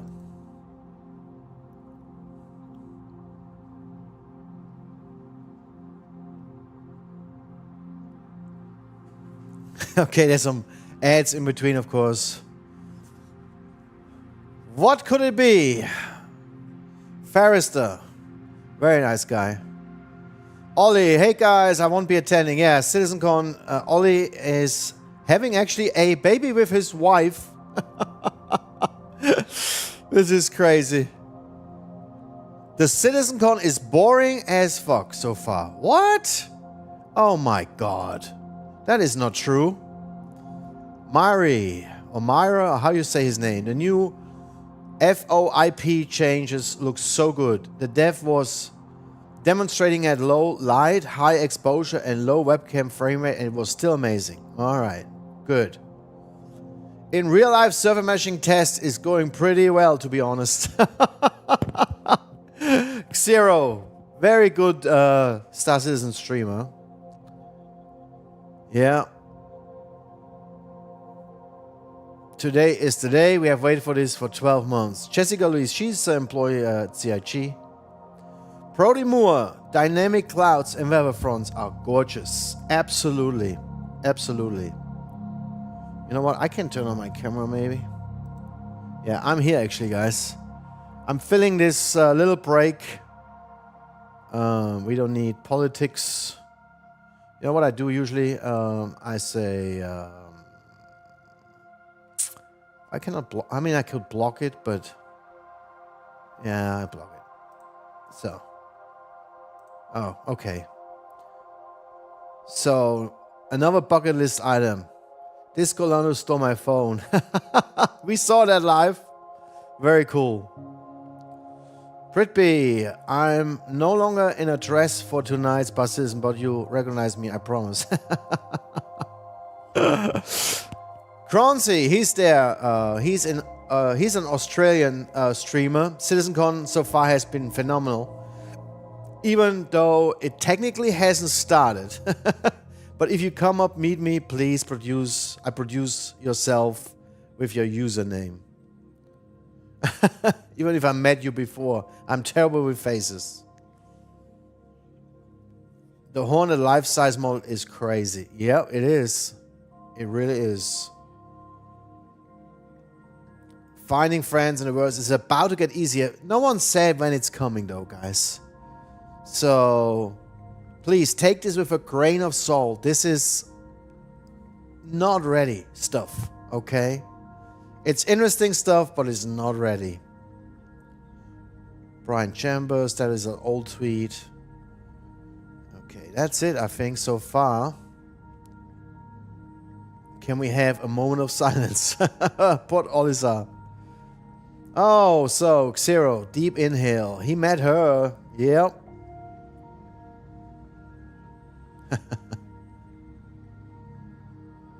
Org Tools, yes. Honey, she is wife of Space Tomato, Mrs. Tomato.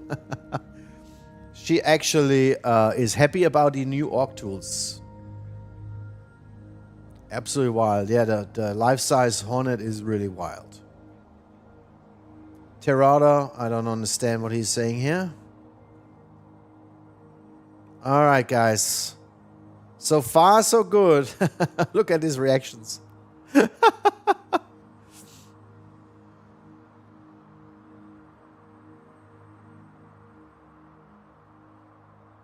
Looks like Morphology's got a very nice scoop already. The Carrack blast shields are apparently being worked on. Okay. Storm so bad we can't fly or land our ships. Now, this is what I'm talking about. Let's go. And as I said before, you know, not everybody is going to be happy about those changes. There will be complainers. Space Tomato, so what he has to say.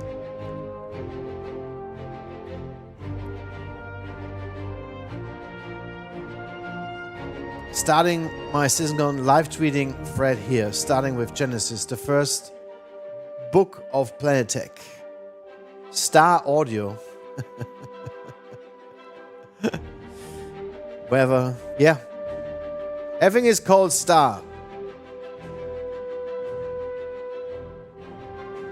All right, guys.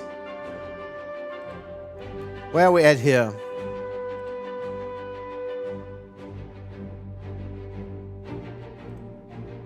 "21 more minutes. Again, guys, if you want to join me on my Discord to tell me more about your first impressions, I would like to have you here on my just write in chat that you're ready to talk. And yeah, don't be afraid. Don't be shy.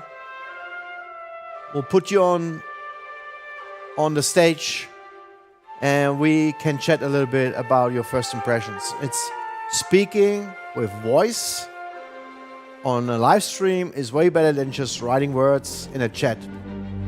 So if you're not shy, go ahead. Go ahead. Let me see if I can...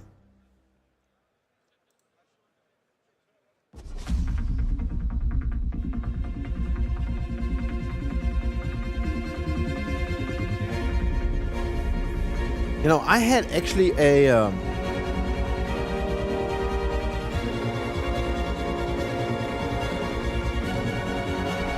What's going on here? I actually had some overlay for Discord. Well, it's actually on. So it should work.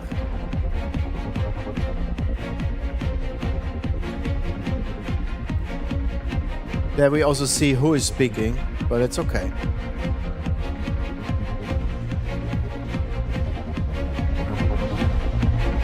Yeah, so I posted a link in the chat, so to my CitizenCon live stage channel where we can all talk about the first impressions. I think the most impressive thing so far to me, besides all the graphical stuff, which is, you know, it's far out, I'm pretty sure. It's not going to be released soon. But the ability of an org leader or his representative, whatever, to pick a opponent, a different org, as an enemy, and it makes this enemy red on your screen and you are able to fight them, is big. Big, big, big, big time. I mean, this is crazy. Right?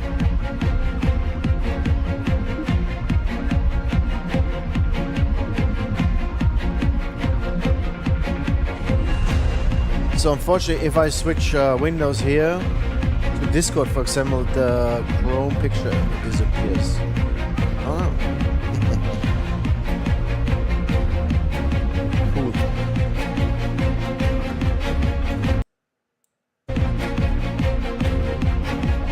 Anyway, I'm ready for the next panel. What is the next panel? Let me check here. Let's go to the CitizenCon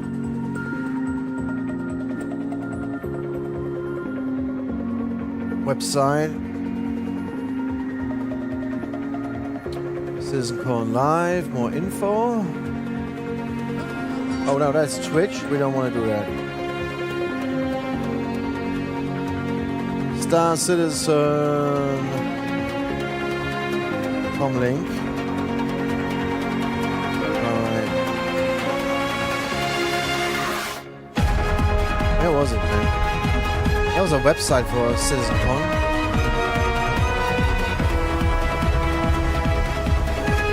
Oh, here. So, schedule. Oh, so next thing is going to be only the cosplay, which is, oh my god. It's not really my favorite panel, I have to say.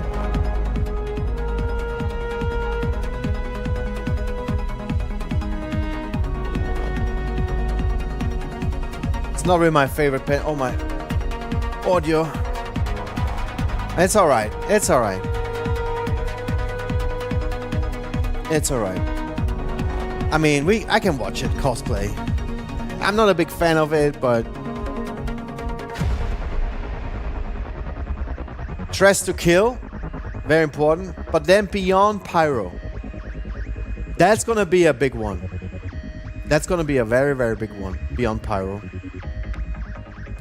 Because we're gonna learn, in my opinion, we're gonna learn what is going to be the next star system. But here's the thing. They already hinted on 𝗙𝗃 because someone was showing what is it called? The mapping system on the website with all the star systems, and they picked 𝗙𝗃 and all the moons and planets, and they showed something, some planet, and I don't know.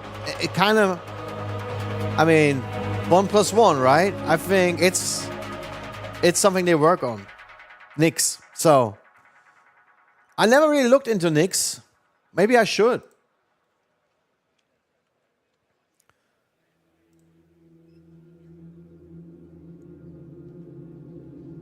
Explore. What was the name?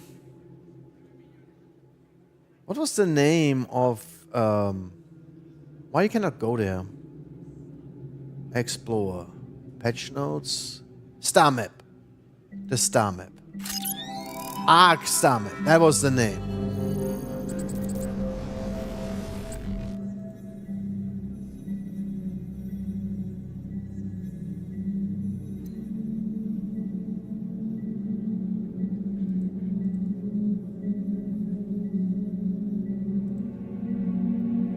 All right, we can do a search here and say 𝗙𝗃. Yep, here you go. Okay, so there is a jump point to Pyro. We talked about this earlier. We have 𝗙𝗏𝗻 here, which is one of the most famous planets in the Star Citizen fan community, right? Everybody's talking about 𝗙𝗏𝗻 and that they want to have it back. And I think there's a way to information. A moon-sized asteroid hidden deep. It's not a planet. It's a moon-sized asteroid hidden deep within the glacial ring. Anti-UE activities, political radicals, and criminals now occupy a deserted mining facility built inside the asteroid. In an effort to keep out potential criminal elements, visitors are strictly forbidden from entering the residential areas. 𝗙𝗃. And that is really a fan favorite location.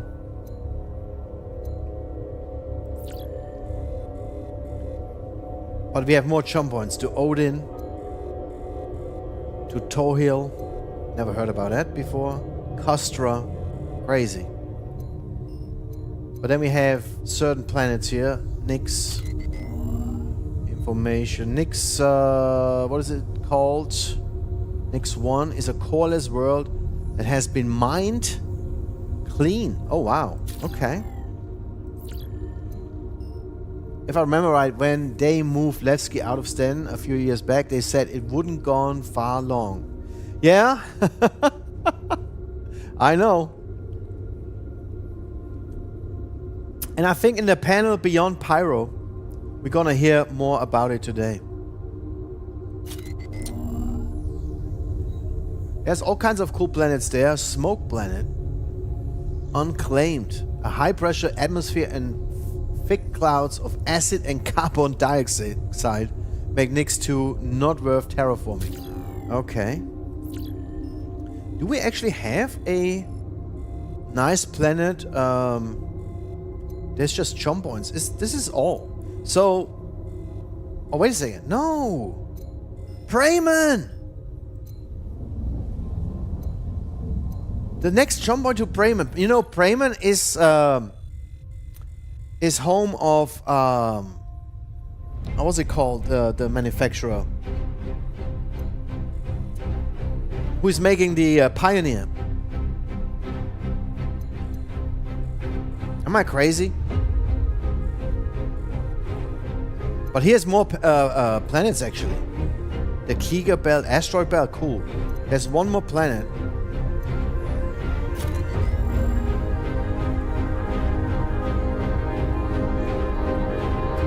Ice giant.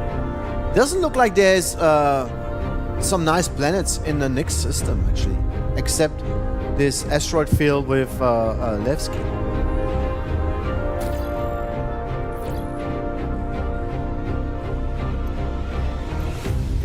So what about this planet? Is it actually habitable? It says here no, unclaimed, terrestrial rocky. It has been mined clean.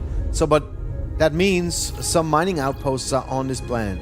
So it's gonna be an interesting system, not that big as Stanton, I think, but still interesting.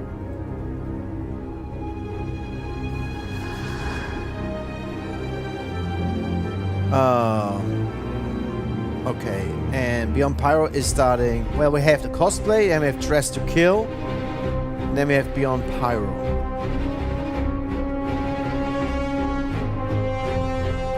Consolidation Outland is the manufacturer who is actually in the Bremen system, and there's a jump point from Nyx to there. Very, very cool. 9 more minutes. What vehicles is responsible for the most death and destruction in the verse? 𝗏𝗃𝗃𝗃. Wow. That's interesting. So again, guys, I posted a link and I can post it again. If you want to join me to talk a little bit live on stream about your first impressions, let's do that, okay? I don't know if my friend Mr. Silver is already here. He said he wants to visit me here, so I haven't seen him yet. He wanted to do that. He wanted to talk a little bit about it. You know, I have a little bit more time because my wife actually took care about our dog. She's now going shopping. We'll have some nice late brunch together later after CitizenCon. I'm looking forward to that. Don't have any work calls yet, which is great.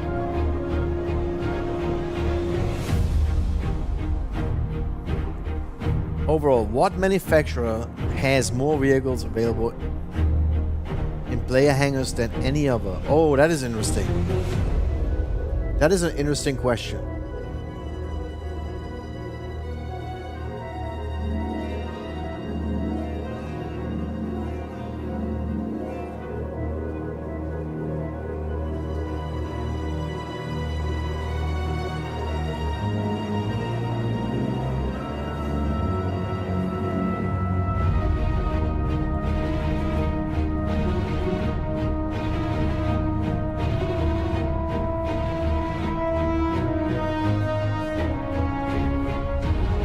Yeah, what is it?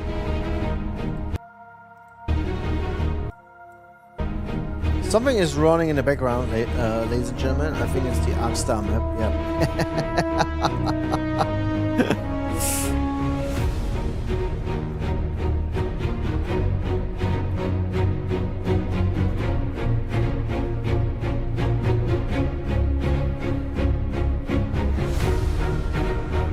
Yeah, I'm really interested in the Pioneer, and I'm pretty sure tomorrow we will learn all about his industrial vehicles and yeah, what is actually going on with those. For example, the Miss Expanse. Oh, RSI. RSI is the biggest manufacturer in the world. Wow.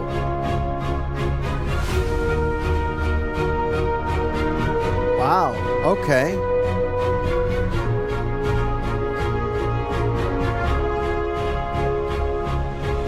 So let me find another website. Where is my...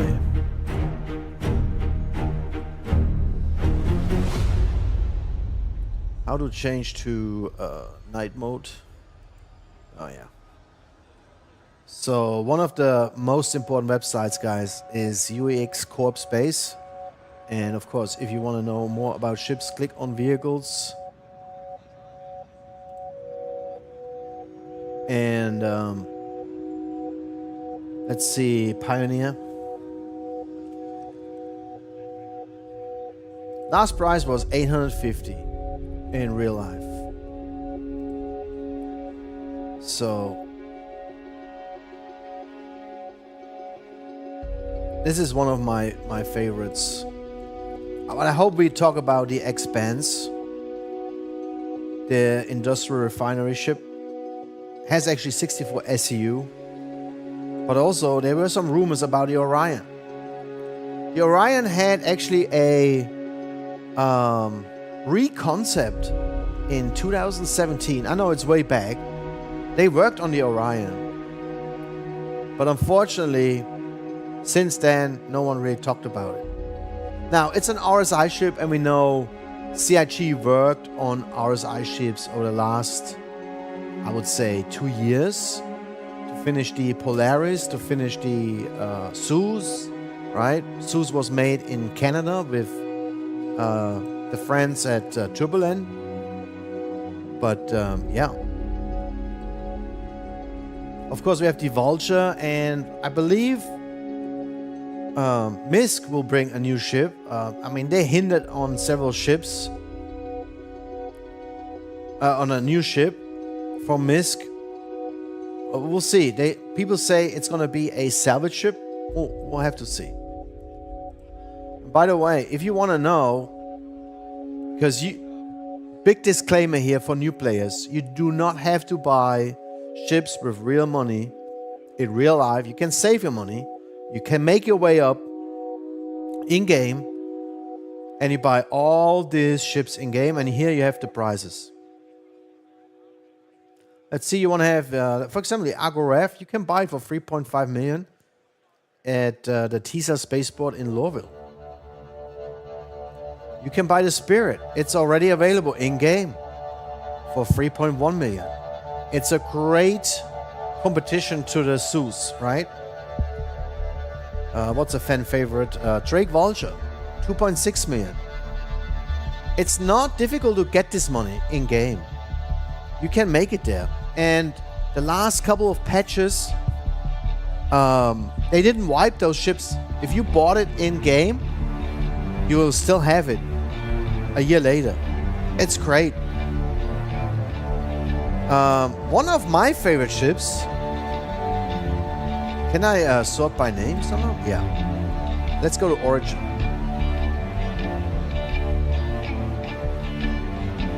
Origin. Where is it? Where is my favorite Origin ship? It's not here. Oh, here is it.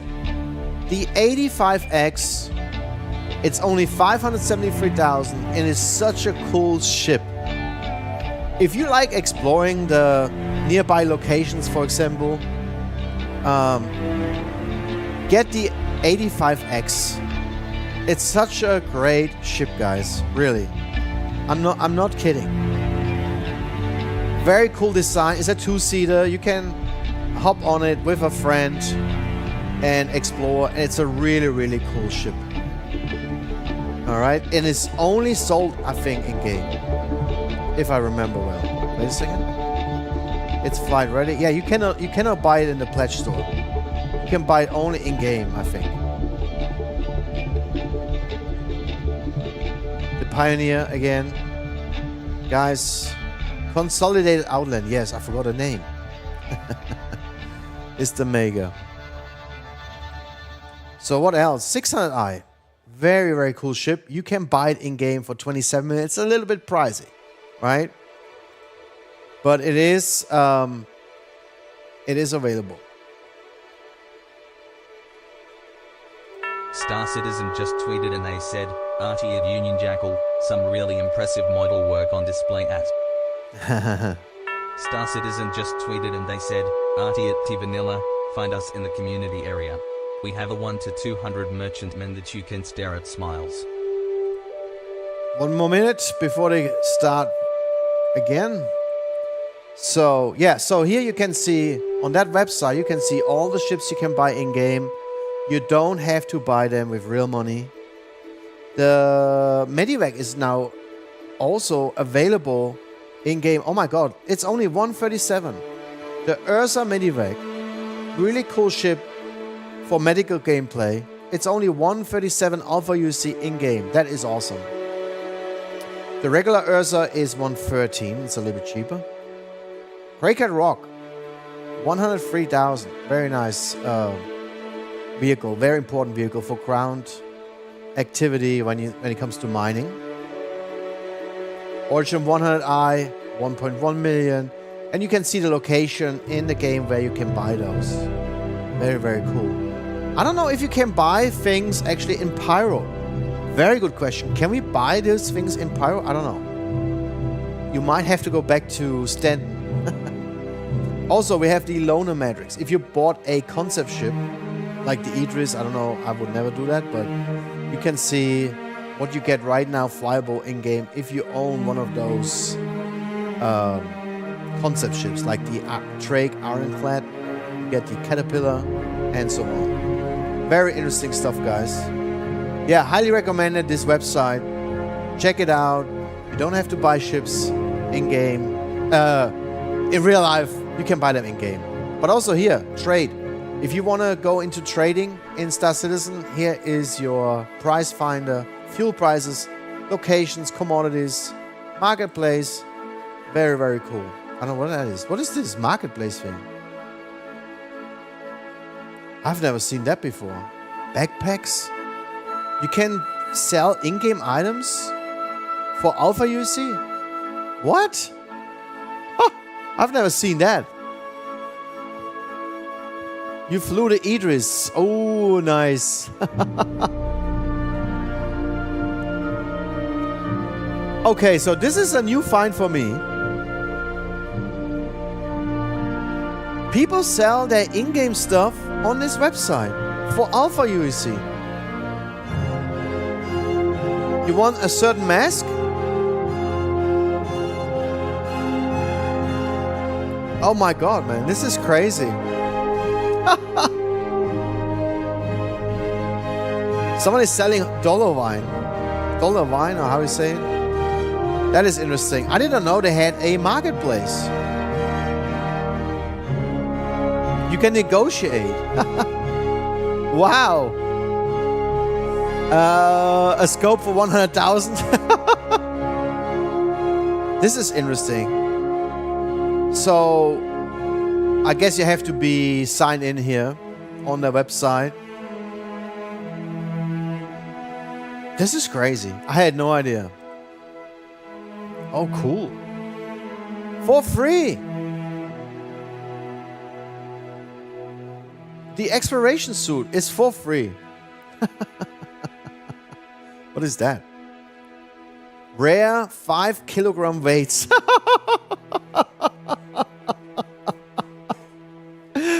I need to drink some coffee for that. That's insane.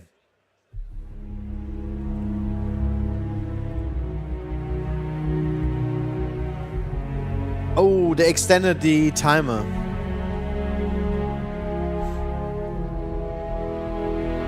That might be wrong. So what ship is it? Is it the Kraken? I think it is. That's a nifty website, to be fair. Yeah. Let's go back there. I did not know that you can sell stuff here. And how you... I mean, you just basically hand it over in-game. Right? You have to meet this person in-game. Unfortunately, you... Star Citizen just tweeted and they said... Unfortunately, you cannot do ships yet. You can do ship modules Star Citizen just tweeted and they said, at Toby Gaming watch the 4K live stream via YouTube. https:// Yeah, you know what? /no0/62k. I might actually get me the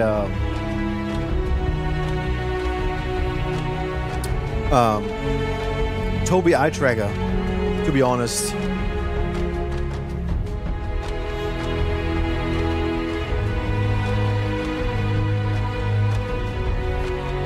Oh, we had a couple viewers today.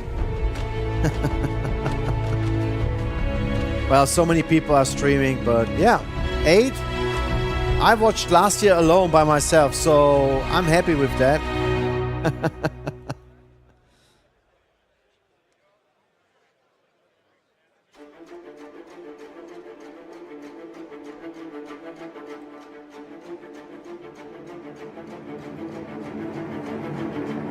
The Toby eye tracker, yeah.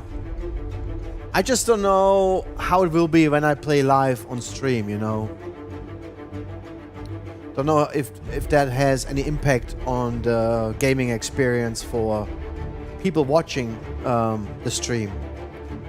If it's distracting or something, you know. It requires a headset. Oh yeah, I remember that. I think the Toby eye tracker is more convenient if I stream, because I don't have to wear anything. It just follows my eyes. Don't know how is it going with the glasses, to be fair. I have no idea. I have no idea. I have to read about it.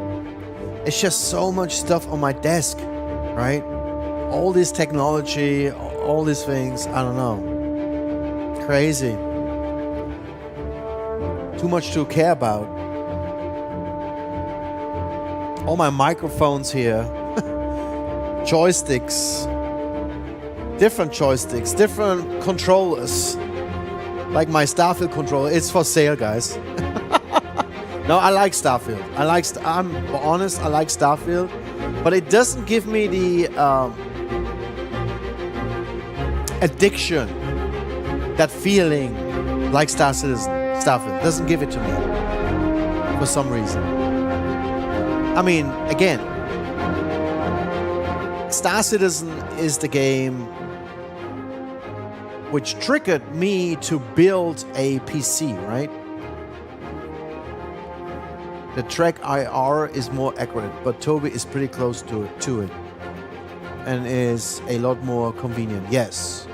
Well, of course, with the headset, the track IR is way better because it's more accurate watching your head. I get that.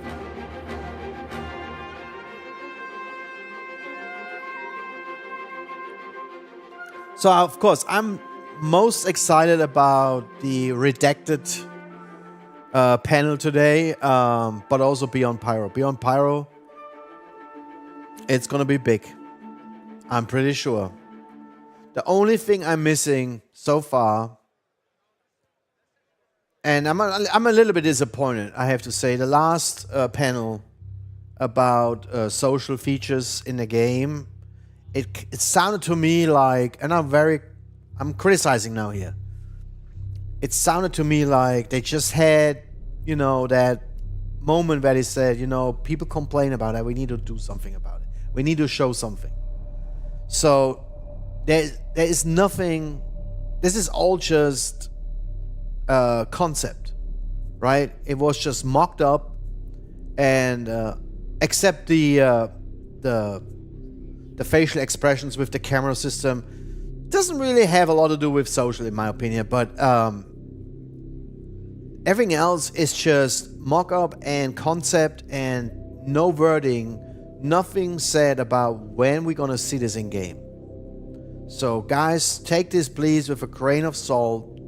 This is all promising stuff, I know, cool features, but it's not in game. It's not being tested yet. So yeah, that's the thing. We need to be careful with that. Beyond Pyro, I think it's gonna be more promising in general, because they have to work on different star systems and different stars and planets and moons and whatnot. So we're going to hear for sure about timing there. Hopefully. And yeah, I think it also ties into tomorrow's panel when they talk about Star Citizen 1.0, because when they talk about 1.0, they're gonna have to say which star systems will be available with 1.0. I'm pretty sure they have to. And the things they showed about populating planets and moons and all that, man, I also take this with a grain of salt. They are working on the right thing. They are working into the right direction, but as we all know, most of these things I have seen already in game. And it's very cool what they have done. There's many handcrafted things in game, I know that. Now they want to procedural place these things on planets. But don't forget, missions and all that, to place missions in those locations is important, because we don't want to just go there and just see it and walk around and have nothing to do. I mean, you want to do something there. You want to find loot boxes there. So there's more to it than what we saw today, in my opinion. And that will make it more difficult to bring it into the game. Man, as long as I watch this trailer here, I'm like, I want to have this ship. Crazy. They have a direction. Yes. I totally agree. It's a good direction. They made a plan. And 𝗏𝗏, since he's on board, I mean, he was the founder of Turbulent. He is the Chris Roberts I always wanted. He is the part of Chris Roberts we are missing, or missed for so many years, because he's actually driving those teams to do it. He's actually picking the things from the community, where the community says, guys, you need to do something about it, right? And he's the one driving it with the team, saying, guys, we need to really improve that. We need to work on it. And that what makes me really happy. Too many years, Chris Roberts was focused on bringing a lot of spaceships to finance the game. And they didn't work very well on Squadron 42. They didn't really work well on all the other things. It was kind of a hot mess for many years, driving many players away from the game. It is what it is, right? And it's time to bring those guys back. There's so many players out there, pissed off players, because of all that. We can have them back. Yeah. And I'm sure when he was hired, he lit the fire under the dev's backsides. Yeah. When he was hired, 𝗏𝗏, he told Chris Roberts, but I want to have a saying. I want to be able to lead those teams. I don't need a boss who is micromanaging. I want to be your partner. I don't want to be your employee and you micromanage my stuff. I want to have a saying. And you can clearly tell that 𝗏𝗏 has this power inside CIG to actually make changes, make a plan, make a schedule, set up goals.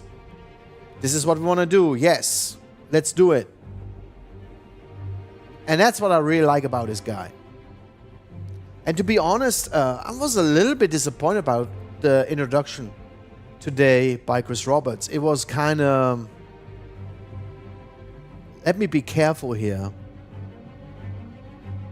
Let me be careful. He was not as enthusiastic as he usually is.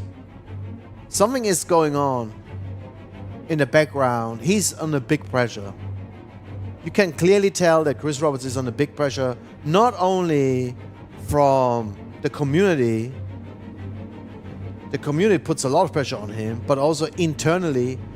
And that article which came out just 2 days ago, which is well written, and I don't believe everything in that article, but many things are, things we already discussed before.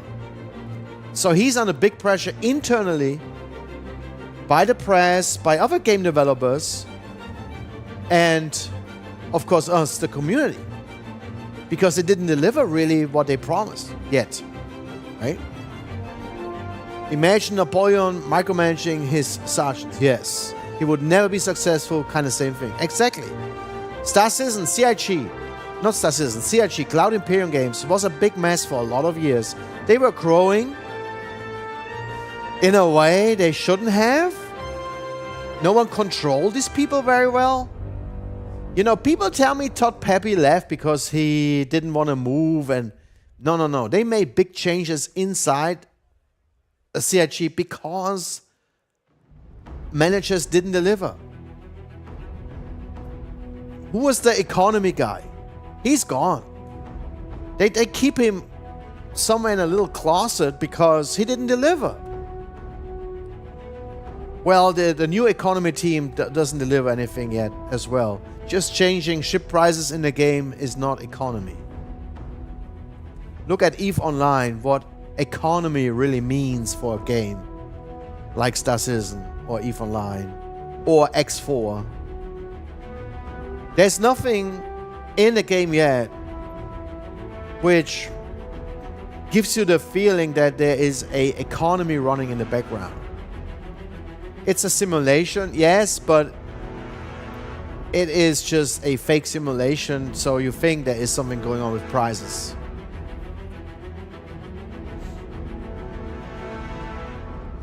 Yes, just be very careful. I'm also impressed. Every year I'm impressed, but it's only a presentation. It's nothing in game yet. And yeah, we'll hopefully see and hear more about timings, right? Hopefully we'll see it. Jared. Am I on? Yeah, he's I'm on. on TV. Yeah, I speak French. Parlez-vous français? Je parle français. That's all I got. I'm gonna do fromage. All right. Thanks, man. Merci. Hi, everybody. Welcome back from lunch. Like I said, we added an extra 15 minutes to that to get us on schedule and stuff, because that 5:30 thing has to be like right at 5:30. I'm your host, Jared Huckabee. We are back in Hall B, which is what we colloquially refer to as the UEE Barbary. This is our Bengal hangar here. Let's go ahead and take a look around. Do a spin around. People see me enough. No. Show the thing. There we go. Look at all those people. Say hi, everybody. You're on YouTube. And Twitch. My understanding is that if you're on YouTube, it automatically makes you a better person. All right. So we're going to take another walk. In case you guys missed the beginning of the show, we're going to explore the hangar area of the UEES Barbary. We're going to start over here. We made you wait before, but we're going to take a look at this big guy. Excuse me, everybody. Old man hobbling. Yes, were you going to... No, I'm on... Oh, wait, what do you want? What's going on? What's going on? All right, that's cool. Let's go to this. All right, we are going to this thing. Now, this is the Hornet F7A made by our partners at Mango Stone. It is fantastic. Hey, let's do another tour of the hangar, of the Hornet here, and I'll talk a little bit about it. Show the people the magic. So Mango Stone is a company down in the south of England. They've been doing all kinds of stuff for us. When we revealed the Manchester office, everybody knows we moved into the new Manchester studio about two and a half years ago. Mango Stone helped decorate a whole big part of it. They've done a number of mannequins and armor sets for us and helmets, and including 3 major ship models. Nothing this size, but they helped decorate the office. And when it came time for CitizenCon, we were like, you know how CIG is. It's like, do you think we could do a Hornet? And we're like, yeah, we could probably do a Hornet. We could do a Hornet. And then we found out how big it is. Do you know the Hornet in-game, like the actual in-game measurements, are 75 feet by 75 feet as a perfect square? That thing is huge. This guy here huge and is expensive. 50 feet by 50 feet and still the same size as an F-16. So yeah, the Hornet in game is very big. And Nate 𝗙𝗏𝗏𝗏, hold on, if you're watching, Nate, if you didn't make the Hornet so big, you wouldn't have had to make the Bengal so big. All right, let's keep looking. So this thing is pretty cool. Mango Stone is one of our trusted partners here. They've done all kinds of work for us. I asked them what we were going to do Ben with, Curtis, with the Hornet after CitizenCon. one guy from the ship team. And we've got a lot of ideas. love Ben. We got a lot of ideas. Nothing I can reveal today, but let's just say that CitizenCon this year will not be the last you see of this amazing 50 by 50 by, I forgot how tall it is. It's probably more than 3 or 4 feet. I like the lighting effect. Look at this gun. Let's go look at the, who knows what gun this is? I mean, obviously it's Apocalypse Arms, but what model is it? Remnant? This is a Remnant? Oh, yeah. Very now, one of the cool. things Mango Stone is known for is making weapon props for major motion pictures. One of the movies that you might have seen their stuff from is The Force Awakens, where they made a lot of the Stormtrooper armor and all their weapons. And So I wonder who paid movie. for that. All Let's the get one last shot. Did they use our pledge money? Out of the Hornet. See how really cool this thing looks. I hope not. And then we're going to do something, you know, here's something I can do that other people can't do. I can stand in here. Look, Mom, I'm getting in trouble. And go through here. Man, he gained a lot of I'm weight. making Tyler Wicken very nervous right now. Oh. I'm going to go under this thing. I may not be able to run, but I can still get low. Hey, where's my camera? Can you still see me? Where'd he go? Oh, he went the long way. I thought I was going to outsmart you. All right, so we're going to check out the rest of Hall B. Follow me this way. These are the Star Citizens. We all paid. Hi, Star Citizens. Where are you from? Florida. From Florida? Where in Florida? Zephyr Hills, Tampa area. Tampa? Yeah. You got a season pass to Disney? No. We used to. Yeah, Used we to. got flooded out. Ah, fair enough, fair enough. Where are you from? Just outside of London. Just outside of London. Thanks for making the drive, man. Hey! Oh my gosh, embarrassing. We wore the same thing. Where are you from? Czech Republic. Czech Republic. Wow, what brought you here? Well, obviously. It wasn't a trick question. I was just setting you up. It's all right.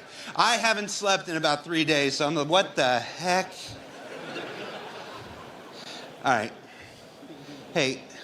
No. I haven't slept in 3 days. Is this thing really here? You're seeing this too, right? All right. Whatever it is. Ratty, what's your deal? You're like a technician? All right. I don't get Hornet it. technician, I'm guessing? A little bit? I'm thinking about doing something really dumb right now. No, I want to be able to come to work on Monday. Thanks for being here, Ratty. Rats are carriers of communicable diseases, so that's all right. What? Who said hey, Jared? You said hey, Jared. I did. Sir. Oh, you said hey, Jared. What's going on? Wanted to give you this. Want to give me something? Oh. So one of the great things about being here at CitizenCon is people hand me all manner of stuff. And then it goes in my pocket, and then it goes in the back, and by the end of the weekend, I have an entire bag full of stuff. And which is not so bad when you live here in the UK. When you have to travel back across the world, and you have a bag full of weird metal trinkets, TSA really loves that, but thank you. This is a challenge coin. Challenge coins are a staple of the Star Citizen community. How many orgs here have their own challenge coins? That's not an org one. Yeah, it's 1, 2, 3, 4, 5. So that's a pretty good rank. This is a what coin? U.S. Army Aviation. U.S. Army Aviation. Okay, hold on. I am getting older. I got to say without this. So United States Army Aviation. Nice. Well, thank you, sir. Thank you very much. You got your M1A jacket too. Yeah. I like yours. Yeah, it's just a normal flight jacket. Yeah, no, it's the inspiration for the ones we're selling right now. So yeah. Oh. Sushi.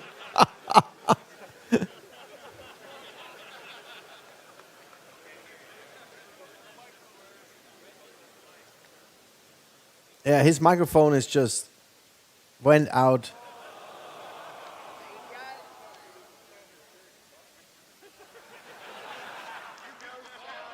Still not working.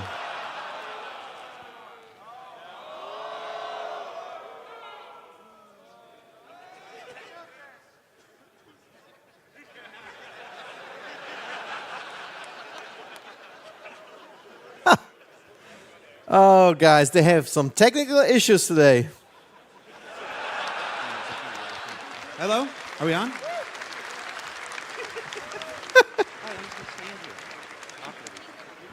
Hello, hello, hello. Am I back?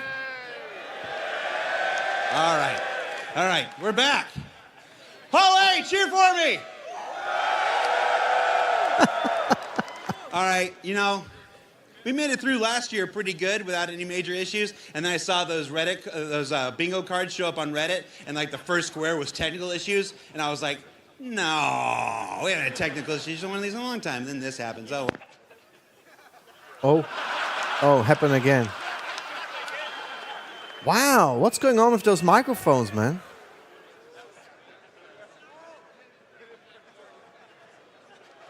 Not working.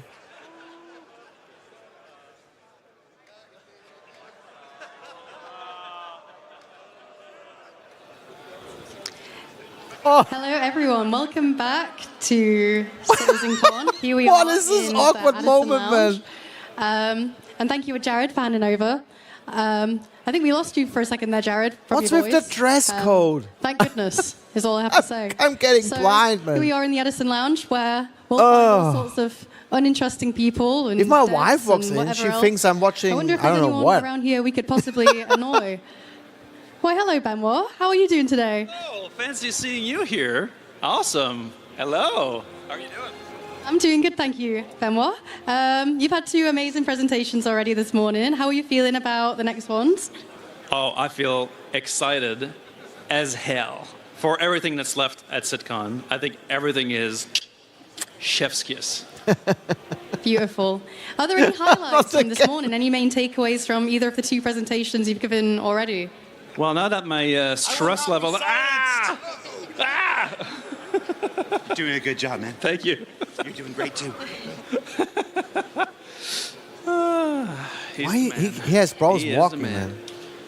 So, highlights. Well, I mean, now that my stress level is down, I think both presentations were just stellar. I'm really happy with how it went, and I'm especially very proud of the teams that have shown content today, either being in the Social Universe panel or in the Star Engine Brave New Worlds panel. I think the teams have been working like crazy. They deserve a hand. Let's go, guys. Let's give it up for the teams from the first 2 panels. Yes. Definitely. They were outstanding and have really given it their all, and it shows. And so for me, I can't really call a highlight, you know? I can't play any favorites. But damn, that Zeus exit was, wow. Cool. Yeah. Big respect to everyone who worked so hard on all the presentations today. So, as we mentioned, today's pretty stacked already. We've got a lot more to come. But how does this CitizenCon here in Manchester compare to years previous? I couldn't believe we could do a bigger CitizenCon last year, and this one's one bigger. And so it's absolutely fantastic. It's also great to have the biggest office right next to the venue.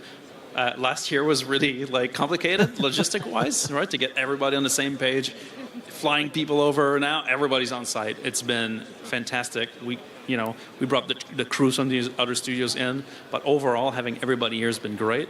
Plus, I mean, look at this. We have a almost full-size Hornet in the place. This is absolutely incredible. I couldn't believe we were actually doing it when I actually heard about it. and seeing it for real is just completely mind-blowing. And I just want to sit in it. Jared, can I sit in it? Even I'm not allowed to sit in it. Damn. I don't think there's interior in the ship. Does that mean next year's CitizenCon could feature a 𝗙𝐶 in Quebec? Oh my God, that's the #1 question I get all the time is, when are we going to get a CitizenCon in Montreal? I don't know, but I would love a 𝗙𝐶 or a Zeus, maybe. Maybe Zeus would be absolutely fantastic, you know? The Zeus would be okay. Maybe that's a quick shout out I'd like to give is that the Zeus, I mean, tons of people have worked on it at CIG throughout, but this is really the first ship that is completely done from the Montreal team, and so I feel especially privileged to have, put it in a video and then released it in this patch. It's an absolute fantastic ship, so I'm super happy about it. I have a question I'd like to ask Benoit. Yeah. When are we going to be able to watch CitizenCon and 𝗙𝗃C and everything in game? Is that a feature request, sir? It is feature request. Feature request. Okay. 𝗙𝗶𝘶 All right. just Well, tweeted and well, they I'm not said- going to give you dates. We're definitely going to put that feature request to the test and see if CR approves it. Hey guys, I'll be right back. We'll see. We'll put it with all the other feature requests in the bin. 𝗙𝗶𝘶 just tweeted and they said, Beautiful. Well, thank you so much, Benoit. Wonderful to chat. We're going to throw over to Dan. Thanks very much, guys. Catch us after the break. See you guys around later. Thank you, Kirsten, and thank you, Benoit. Awesome, guys. Welcome back to the interstitial hall. The interstitial, where we are back in the hall here at CitizenCon 2954. Little bit of housekeeping. We just have to give a quick shout out to our sponsor, 𝗓𝗏, who helped make CitizenCon possible this year. Thank you, 𝗓𝗏, for all you do to help make Star Citizen and CitizenCon possible. We also misnamed Scan Computers a Scan PC. Sometimes when you're running around with people talking in your ear and things you have to do, you mix up names. So thank you guys for being awesome sponsors and helping make CitizenCon possible. Now I was told specifically to avoid talking about that because Jared just did that, so we're going to gloss over the Hornet. So come, follow me. We have some awesome stuff here on the show floor at CitizenCon. We are so happy to have you guys back in Manchester, and we hope you guys are having an awesome show. Now, if you guys haven't been here yet, the General Lounge is filled with people who are excited. Everyone say hi! That was a little lackluster. We'll try again later. Now, guys, there's a ton of stuff, but first I want to throw it over to my good friend, 𝗙𝗏𝗋∗. We have the cosplay competition brought to you by 𝗃𝗏𝗍. So I'm going to throw it over to 𝗙𝗏𝗋∗. I think we have some pretty cool costumes to show you guys. So 𝗙𝗏𝗋∗, take it away. All right, back. Cosplay competition. 𝗙𝗏𝗋◗, or how do you say her name?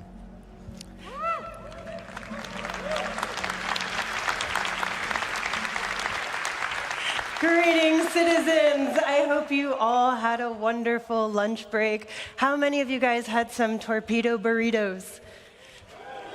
Okay. And how many of you had some Big Bennies? All right, clearly we know what the crowd favorite is. Well, welcome to the 2954 cosplay competition by 𝗃𝗏𝗍 Gaming. For those of you who don't know me, I am 𝗙𝗏𝗋◗, our senior social media manager, and I run all of our socials for all things Star Citizen and CIG. And joining me on stage, we have our lovely judges, starting with lead character tech artist Armando.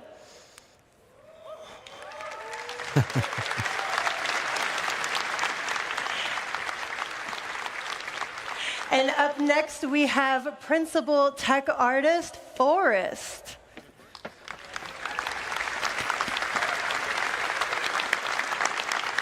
And last, we have our creative director, Kat.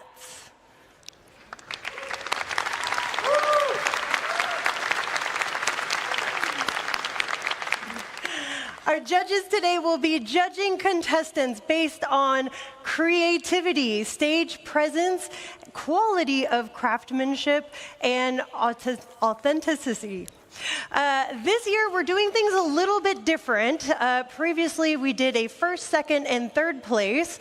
However, instead of doing that, this year, we're going to be rewarding people based on the following categories, starting with Best in Show, Most Creative, Best Performance, and for our fourth one, you guys get to decide because we're doing Audience Favorite.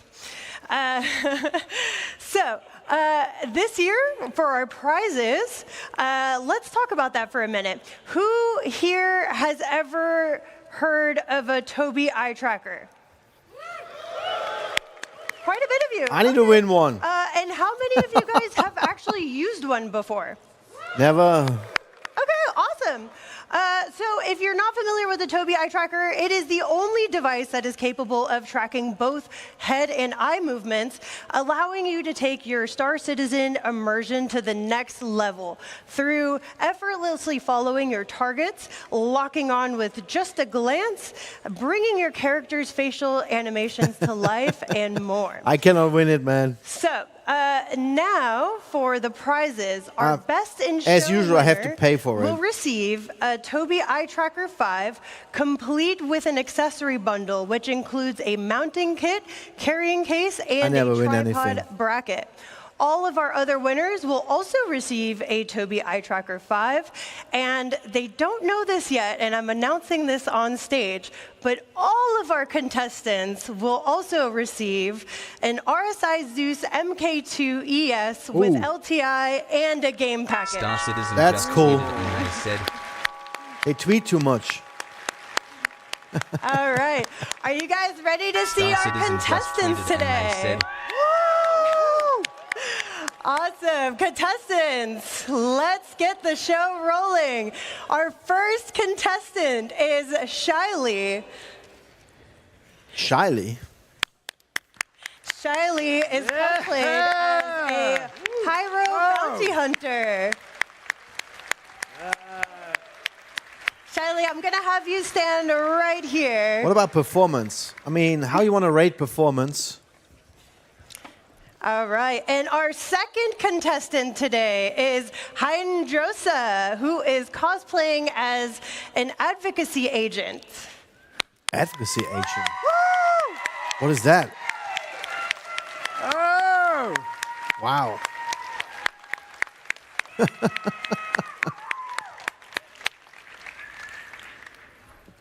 𝗙𝗍𝗋𝗄, I'm going to have you come right over here. You were here last year, you know the drill. They should do something special because of performance, right? Contestant is 𝗃𝗄𝗄, cosplaying as a mining worker. Mining worker. There you go. Ah, that is cool. Yeah. Like the helmet. Very cool. I think I've seen this outfit on 𝗖𝗄 at one point. All right, and for our fourth contestant, we have Cat Goddess dressed as Molly. If you saw our commercials from last year's IAE, you might recognize her.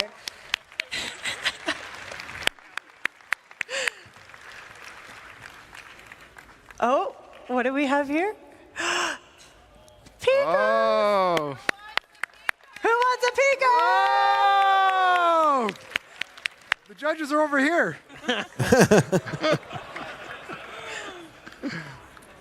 Thought we had a deal. Bribing the audience, I think. All right, and up next we have Amon Grask, who is a Xi'an diplomat. Oh. If we go, we dress as the Big Benny's machines.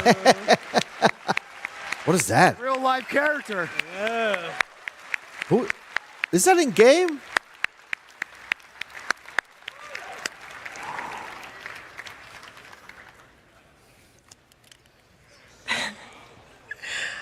I love it. Well, performance, you know, you have to do something to win the performance category. I think he's going to win a performance. All right, and our sixth contestant is Little Drift Boy as Garmin Humble, another IAE fan favorite. Mission complete. Burrito I eat. Complete with the burrito, I see. That is awesome. I like that one. Nice. All right, and up next we have Dana as Pico the plushie. Oh, that is cool.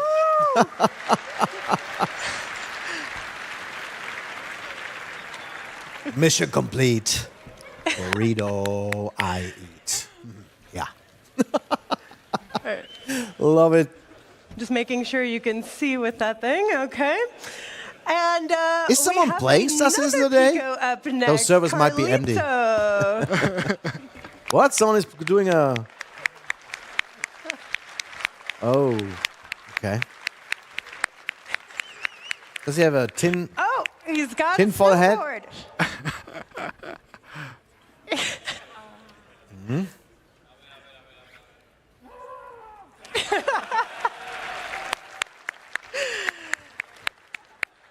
And last but not least, we have 𝗙𝗏𝗃𝗃 as a duster.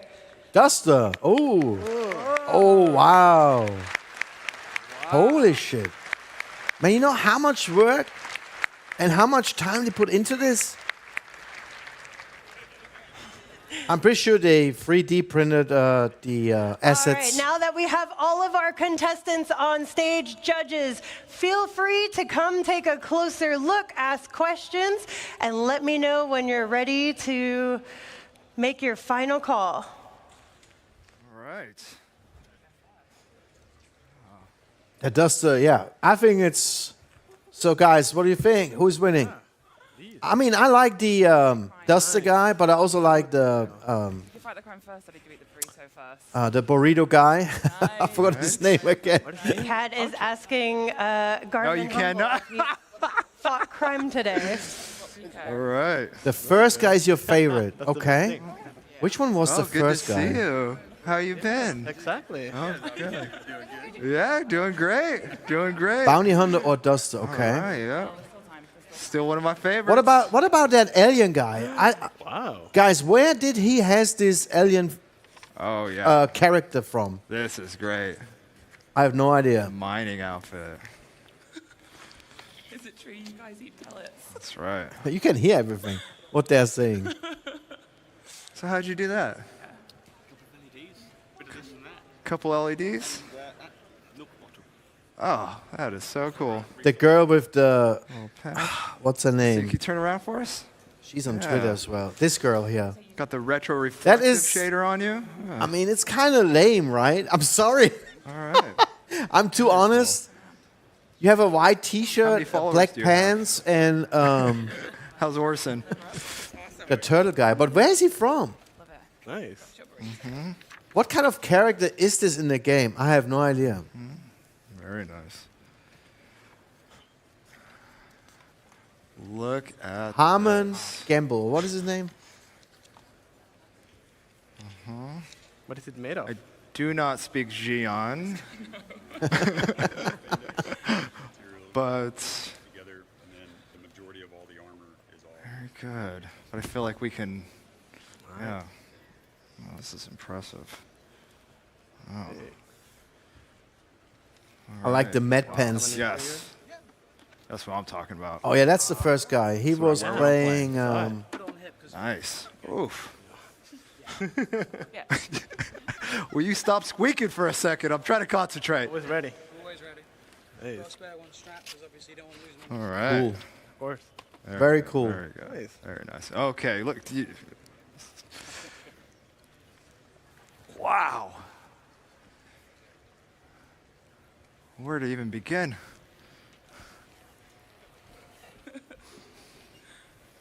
You really wag that thing. Yeah. All right, extra points for you. All right. Well. Oh, here we go. Down the snowy slopes. Microtech. Yeah. All right. I love the clone. Awesome. Yes. 3D scan you, put you in the game. All right, awesome. I know that guy. Fantastic. With the All right. judge. I saw him before on YouTube videos about Star Citizen. Okay. She said who that was. Real life characters. He was talking about ships or something way back in the day. Have him make some noise. Oh my gosh. Okay. I think the girl with the white shirt is a poor Are you tent. good to turn Right. your mics off? Yes. All right. If we can turn the mics off for our judges while they decide who our winners are going to be. Give me a little test. All right. I think the mics are off. All right. Cool. In the meantime, 𝗙𝗏𝗃𝗃 has given me a tiger claw to give out to the audience. And, oh, are you giving me one too? Okay, let's do this. 𝗙𝗶𝗃 just tweeted and I they don't said, want to chuck "Auntie, this it's serious thing because fun it's games. quite heavy. So much work goes into these but if you top-notch have cosplay not apps." gone to the community booth section yet, there might be a device that Burrito you can guy. put this I think into that will maybe Burrito guy redeem or a prize in the game. Duster is winning. Or maybe the first guy. How do we want to give this out? Let's see. Just throw it into the audience, man. All right, I want you guys to make the loudest noise.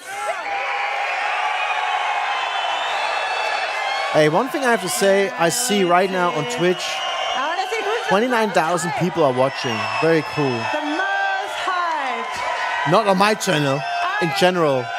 29,000 people watching Star Citizen. Look at T-post, guys.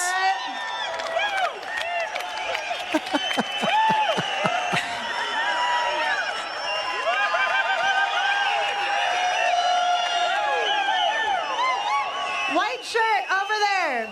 Come to the front of the stage. So, I think the only thing you need to be hired at He knows who he is. CIG is some crazy hair. Lots of tattoos.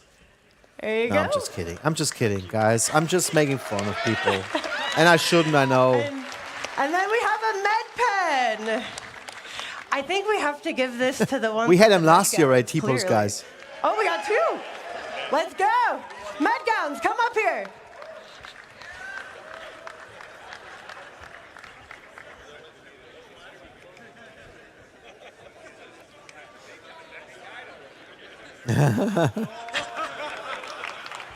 We have no choice, Hellstorm.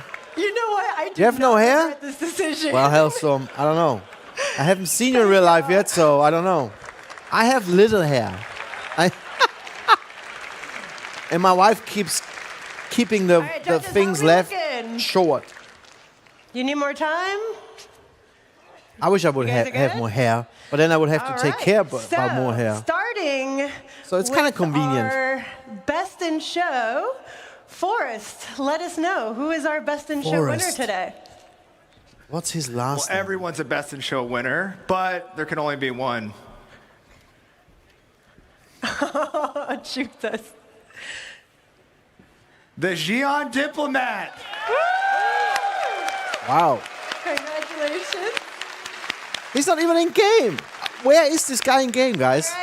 the Xi'an Diplomat. So, can you tell us who is our best performance winner?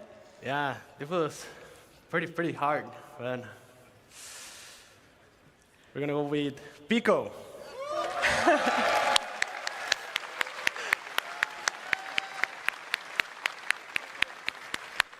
Congratulations. Performance. And Okay. Kat, what do you got for us for most creative? Most creative. Stops crime and eats burritos in Yes! that good equality is the most creative. So it's 𝗙𝗏, guys. 𝗙𝗏. That's his name, 𝗙𝗏. I always forget the name. Nice. You guys are all right next to each other. Okay, if we can have you guys step forward. Now we're going to do you as well. Oh, you might need help. That's okay. We got you. We got you. Garmin Humble's here if you need extra help too. Okay. Oh, man. So now we have to decide our audience favorite.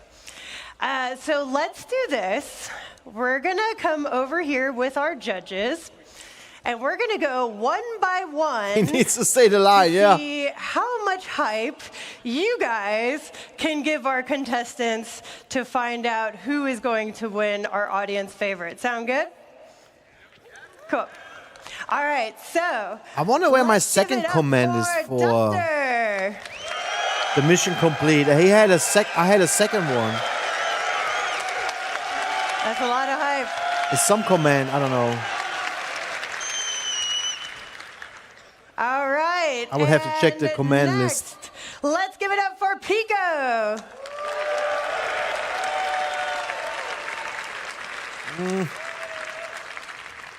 All right, and then we have Molly.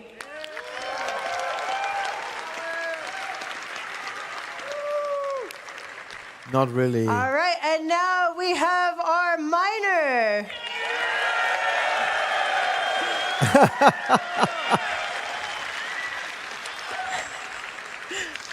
And our advocacy agent.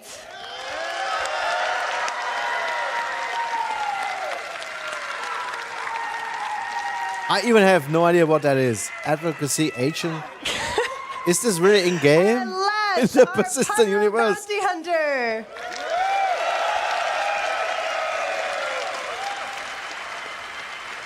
Yeah, also not bad. Also, bounty hunter is also not bad. Let me come back over here. This is a very long stage. Who are we thinking?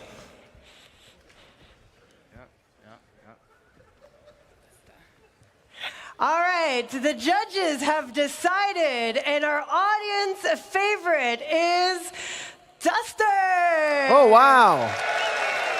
Okay. I mean, he looks really cool. And as I mentioned before, our prizes today are supplied by 𝗃𝗵𝘃, who's actually here with us. 𝗃𝗵𝘃, welcome 𝗃𝗵𝘃 on the stage, everybody.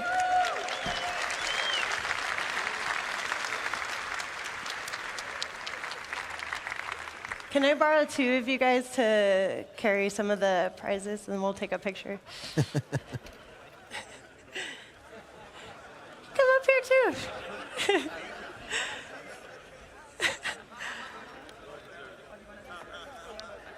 Here, I'll can you hold that? Can you hold that? If you can't hold it, I can hold it for you. Here, I'm going to turn it this way. Here you go. There you go. Okay. All right.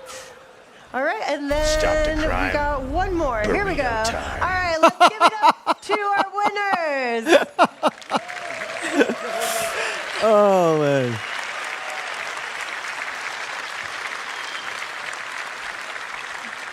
All right, thank you, 𝗃𝗵𝘃, so much for supplying the prizes. As I mentioned before, all of our contestants will be getting an RSI technology you give me, human? And all of our contestants, if you don't mind coming together so we can all get a picture together.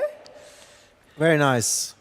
I'm not a big fan of these competitions, but Thank you so much cool. for joining us for the 2954 cosplay competition. But her dress makes me kind of...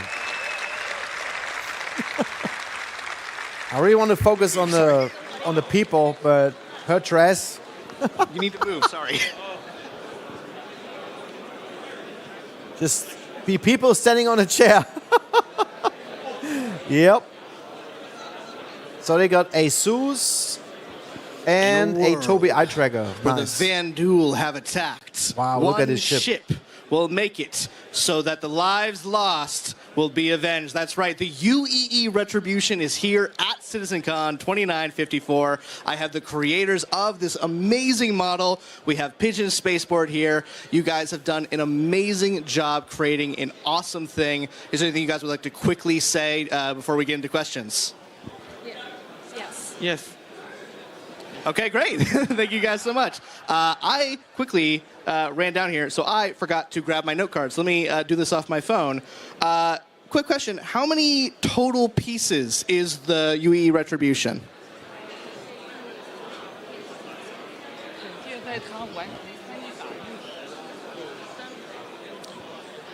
Yeah. About when the 3D printing finish for the Retribution is around 300 in total. 300 pieces. 300 pieces. That is a lot of pieces for, I mean, it's a big ship, so that definitely makes sense. How many people worked on creating the UEE Retribution? Where are they from? 有15个人左右，然后我们所有的团队成员都几乎为他参与过 And they 工 came 作。 all the way to So this is Manchester with this around model. 15 people, and almost everyone in the crew have worked on for the Retribution model. Wow. Sorry, was that 15 or 50? 15. 15 Still a lot of people. That's still a lot of people. And as you can see, there's a lot of detail in here, so that makes sense. Can you briefly explain South Korea, the I guess? process Not North Korea, I guess. between taking the concept of the Retribution and then making it into this They're not allowed to massive get out of the physical country. model? What was that process like? 可以简短的讲述一下是如何从概念 Wow. 做到模 The 型 lights and stuff. 这个部分的。This 是 is 这样 really cool. 我们先从网络上面搜索所有的关于 Definitely 惩 not 戒的 out 图 of 片 North Korea. 然后我们将这些 people, man. 图片素材用于我们的建模。我们完成建模以后，我们会进行3D 打印。 I would never be able to learn that language. So we searched on the internet to find all the images we could find for the retribution. Then we bring Yeah, there is no all the images there is no find 3D into the model 3D out there from this ship. 然后关于它的颜色，这个颜色化我们是根据 Wow. That 我 was 们对于 difficult to 星际 make, 公 actually. 民中的飞船配色认知，然后来自行设计的。 So about the coloring that we use the retribution is based on our understanding of the color Star Citizen use in the game. So with some of our understanding and interpretation of the color that we use in retribution. Amazing, guys. And one last quick question Those before we weapons. just kind of stare at this amazing ship. What's your favorite detail of the ship? 你最喜欢的惩戒的细节是什么？ 是尾部的喷口，因为尾部的喷口在汉房间中亮起来的时候，那种照亮整个墙震撼感是无可比拟的。So his favorite part of the retribution is the main thrust lightening of the ship, because when you light it up, it will lighten up the whole room, the whole wall, and it's very amazing and beautiful. Well, thank you, guys. Let's take a look at that lighting. We'll get you guys into position for the next bit right now. So let's take a quick look at the retribution. This It's thing their hobby, is man. amazing. I mean, it is massive. It's probably over, I would say, 10 feet long. This thing is huge. It's been at previous bar citizens that we've had in Asia. It's awesome to have it here at CitizenCon. But to bring it, really, really happy. I think the most that this thing expensive made thing is to to bring it Manchester. to It is so Manchester, much right? detail in such a small amount of space, but it's not that small. It's massive. I don't think the 3D printing is that much we're really, really happy to have it here. expensive. Now we're going to follow The me. We're time going to go to the next thing they used brought. I don't to know if put it anyone's together. really seen this before. I'm going to throw it over to Sam. Sam, why don't you throw us to this awesome bit right over here? Absolutely, Dan. Oh, 𝗵𝗏𝗄𝗧. So we have an amazing model of everyone's favorite 𝗵𝗏𝗄𝗧 right here, near Indian and dear wolf. to my heart. Yeah. Many a year have I spent easily and quickly getting to the 𝗙𝗶𝗁𝗄𝗧 and buying things and getting rammed off of my pads by unruly and griefers. So I have a couple more questions for you guys about this build, if that's okay. They also what's built this 𝗵𝗏𝗄𝗧. model made out of? 奥丽莎的是用什么做成的？奥丽莎它主要的结构是由3D 打印所制作，但是在其中我们加入了一些金属梁，用于增强。 Well, you can get this 3D model out of is made the by game. 3D printing, basically the resin, and we also add the main metal structure to make it more solid. Wow, that's really cool. So, do you know roughly Easily, how much quickly, yeah. does it weigh? That was 你 nice. 知道它大 𝗵𝗏𝗄𝗧. 概有多重吗？大概在700公斤左右。 So it's roughly around 700 kilogram. Wow, that must have been a challenge to get over here to this country. 700 so When you were kilogram? building this, what would you say was the most difficult That's almost part of a putting ton. this build together? 在制作的过程中，哪个部分是 Wow. 最困难的？是停机坪区域，停机坪区域中的上 This is insane. 就是停机坪表面，难度在于在我们的比例下，它的厚度将只有 He 4 said 毫米厚。 700我们要 kilogram. 确保它在如此薄的情况下还不产生变形。 That's almost a ton. So it's a landing pad area. So on the surface of the landing pad, by the scale we are using to make for the 𝗚𝗏𝗄𝗧, we have to make it not bending with just a few millimeter to. They are very make it dedicated still people, man. solid. Holy shit. 这个停机坪的下部也是个非常大的挑战，因为下部有非常多的 You 结构 must be a big 交叉 fan 在一起。 if you do 这对于 something 我 like 们 this. 建模的工作量来说是个非常大的。 This is time, man. So also the bottom part of the landing pad, because there's so many structural intersections, they're so complex, so it was really hard for us to modeling. No, I can imagine. It is a really Wow. interesting kind of station. Guys. And I'm sure everybody was just Heads as off sad as for I these was to people, see man. it go. Do you hope to see poor 𝗗𝗏𝗊 return to the verse someday? 所以你会期待奥丽莎的回归吗？ Yes, please. 真的吗？比如说奥丽莎有可能 He totally freaks out. 肯定的，太好了。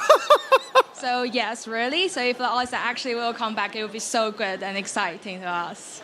Yeah, absolutely. Maybe he misunderstood. I hope so. Maybe too. he understood I hope so what too. Orisa is coming Right. back. Thank He you totally for freaked talking out, about man. these. That was the amazing. Look at this Pigeon guy. He's Space like, Sport, guys. what Do Orisa is check coming them out back? Online. That stuff is absolutely amazing. I hope someone is I'm gonna now clarifying pass to over him, to man, my buddy, that this is Dan, not happening who is today or hanging out with the tomorrow. merch stand, guys, to show off some of the really cool stuff that we have here at CitizenCon. Over to you, Dan. Oh, hi. Oh. Awesome. Thank you guys at Pigeon Spaceport. I know, I just come out of nowhere. He's the hero, yeah. Guys. Thank you guys at Pigeon Spaceport. Absolutely. We're so lucky to have them and their awesome bits here at CitizenCon 2954.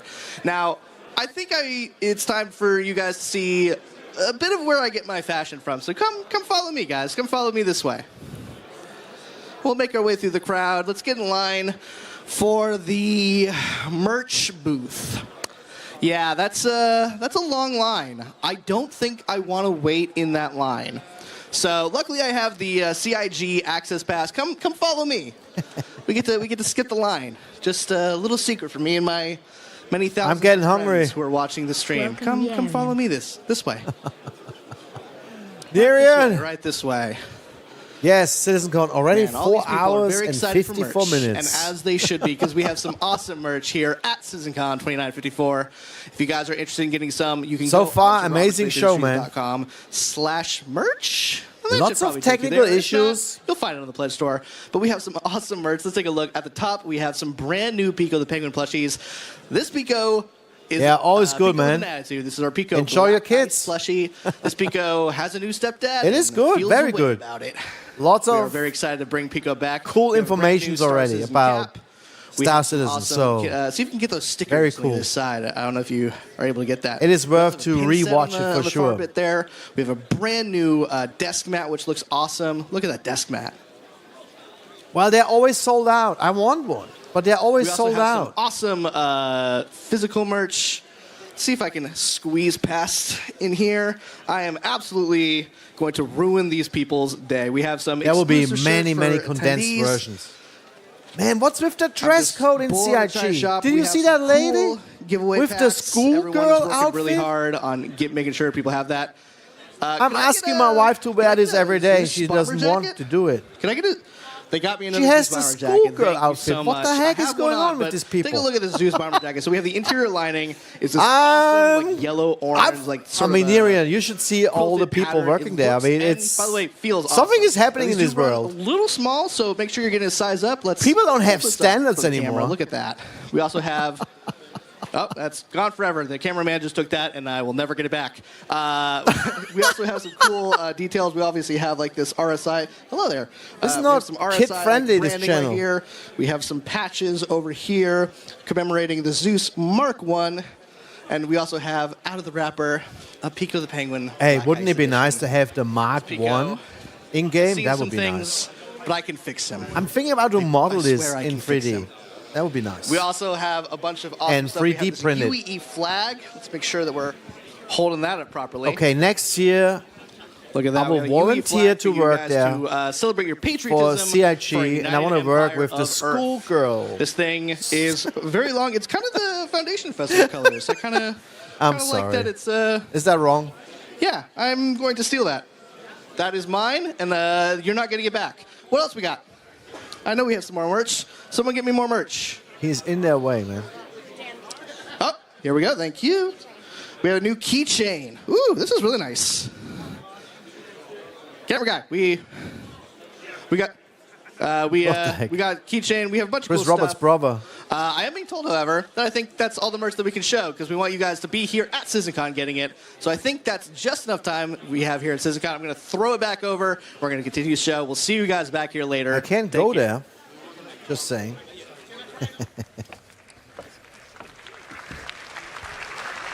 All right, next one. Star Citizen Let's just go. tweeted and they said, 𝗙𝗵𝗁𝗄𝗏42. what incredible talent to make probably the most famous space station Yes.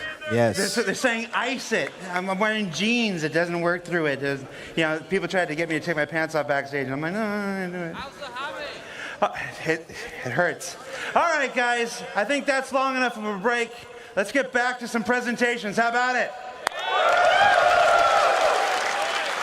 All right. Please. We have the first of two amazing presentations. This next one, Dressed to Kill, is, well, what can I tell you? He hurt his arm string. Who remembers CitizenCon 2016? I did not know Star Citizen Please by welcome then. to the stage. I was busy with work. Who is it? And crazy other things. I can't see it. Oh no, it's supposed to say his name on there right now. Show me his name.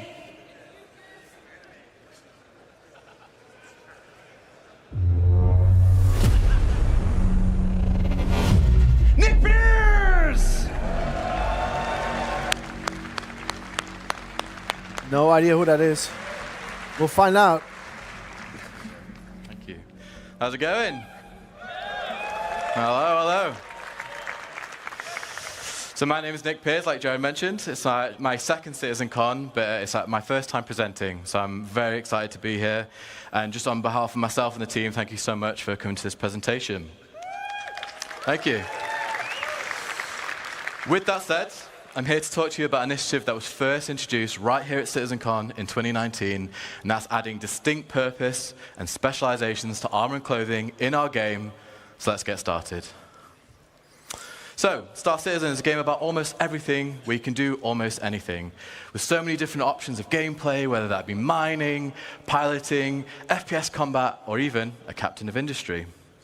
Unlike other traditional MMOs, we don't impose rules or classes onto the player. In real life, people are not just one thing. I'm sure you can all relate. I've had many different jobs. I've not always been a game designer. In fact, it was only a week ago that I found out that Jared used to do tech support for prosthetic legs. It's true. You can ask him. That said, if you're like me, you like to excel at whatever you're doing. So that brings us on to the concept of specializations. This is about bringing more purpose, more considerations, and more decisions to armor and clothing you wear beyond just looking cool. So, what are they? Specializations are the focus of your current daily adventure. That could be a daring racing, a cargo hauler, or a first responder. Specializations are a series of attributes assigned to each piece of clothing and armor in the verse to allow you to make informed decisions on both how you want to look and how you want to perform. What are they not? Specializations are not assigned classes.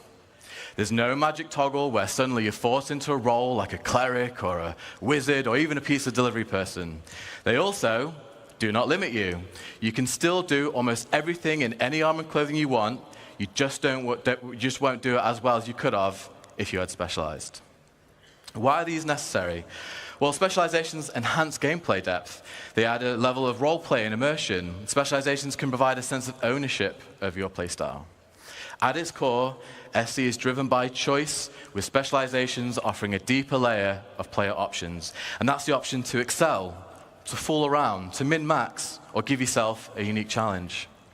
Specialization allows us as developers to make gameplay experiences that are deeper and more complex. So whether you're a salvager, a bounty hunter, or a medic, there will be specialized suits that will help outperform your peers. So at this point, you may be asking yourself, okay, well, how do I specialize? It starts by determining your playstyle. What do you want to do today? Are you going to be a trader, a smuggler, an assassin? Is there a void in your organization that needs filling? This is a decision you get to make and remake every single time you log in. Or, if you're like me, perhaps several times in a single play session. Once you know what you want to do, it's time to start hunting for the right gear. Specialized items are not intended to be found in any old store. You're going to have to do the legwork. You'll have to align with some of those guilds and factions that 𝗙𝗃 and 𝗏𝗏 just talked about in the previous presentation. You'll have to explore the galaxy, find hidden stashes, and rare opportunities for better gear. Specialized items are meant for those who are willing to put in the work to exceed at your role. Okay. Star And once you've done all that, tweeted and they it's said, about selecting which the right cosplay from them? combination of armor and clothing. Yes, I said Star it. Citizen just Mixing tweeted clothing and they and said- armor is built into the very fabric of this new system. Can I get a hell yeah?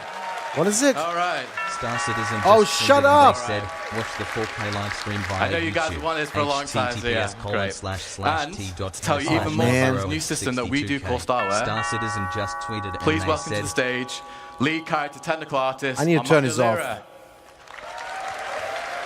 Star Citizen Oh, just tweeted no. and they said, watch the 4K live stream via YouTube. https://t.co/no0of62k. Thank you so much, Nick. Hello, everyone. I am so happy to be here presenting for the first time. I need to turn this off. How cool are How do this? specializations? We are sure you'll enjoy finding the best combinations for your playstyle. And for that, we had to create a system that gave you all the freedom that you deserve. It's something that I am sure you've all been waiting for so long. Starware. So if you're... Are you tired of choosing between clothing or armor? Yeah. So finally, you'll be able to mix and match. Starware is fashion that meets purpose.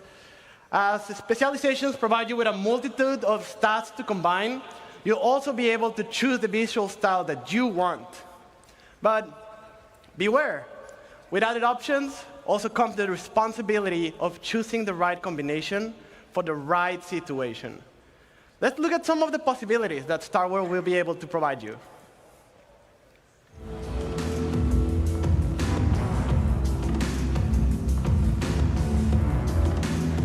What?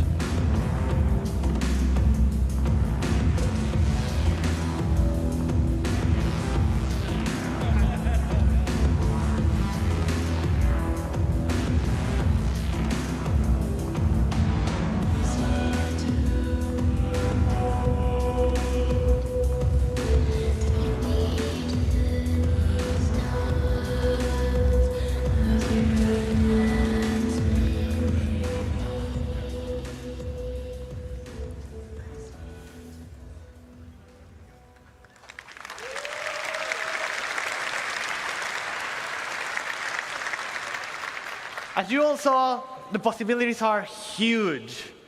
Like, have you ever wanted to put on a jacket on top of an undersuit? Yes.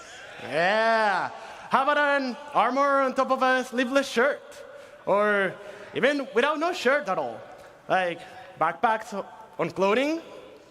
Yeah. So Starware allows more customization than ever. But be careful, certain gameplay implications will still be true. You won't be able to go into the vacuum of space without a space-worthy undersuit and helmet. And in certain planets, you'll need a breathable mask or helmet to survive. I hope you guys are excited about this as much as we are. And we've heard what you all want, and we're making a system to bring it all to you. Guys, help me. What is it now? What do we get? But that is enough about Starware. I was playing for around now. with my Let's go back with Nick stream and learn stuff. more about how Starware and specializations will improve your gameplay. Okay, so I guess now we hear Well done, bro. what we actually get. I don't know. I mean, I already can mix and match stuff, right? Thank you, Armando. Some nice dancing as well, by the way. So as you can see, the Starware system is about adding function to fashion. We are still Star Citizen, one of the best-looking video games out there, but we're always going to make sure that you look your best, but now with added purpose. So to recap, we're going to go through adding intent and purpose to all our clothing and armor sets. As designers, we really want the visuals to match the stats that our great character art team have made. So for example, if a pair of pants look particularly armored, chances are they'll have modest damage mitigation to match. Many armors will be specialized for distinct use cases. Currently, we realize right now bigger is generally better when it comes to FPS armor, and we know that shouldn't always necessarily be the case. There will be some armors that won't have EVA thrusters built into the suit, so you lose EVA capability. Some armors won't even be space-worthy. Specializations means getting better at certain things at the cost of attributes and others. This is about compelling you, the player, to make tactical decisions for every situation you may find yourself in. So there will be a special So now let's look spacesuit at some for practical use cases EVA, for for the Star Wars example. system. Whilst all our armors are becoming specialized, let's take a look at a select few, which I will add are some of my favorites. We are going to assemble a team to tackle one of Star Citizen's most anticipated adversaries that you'll get to meet later on. Let's meet our first specialization.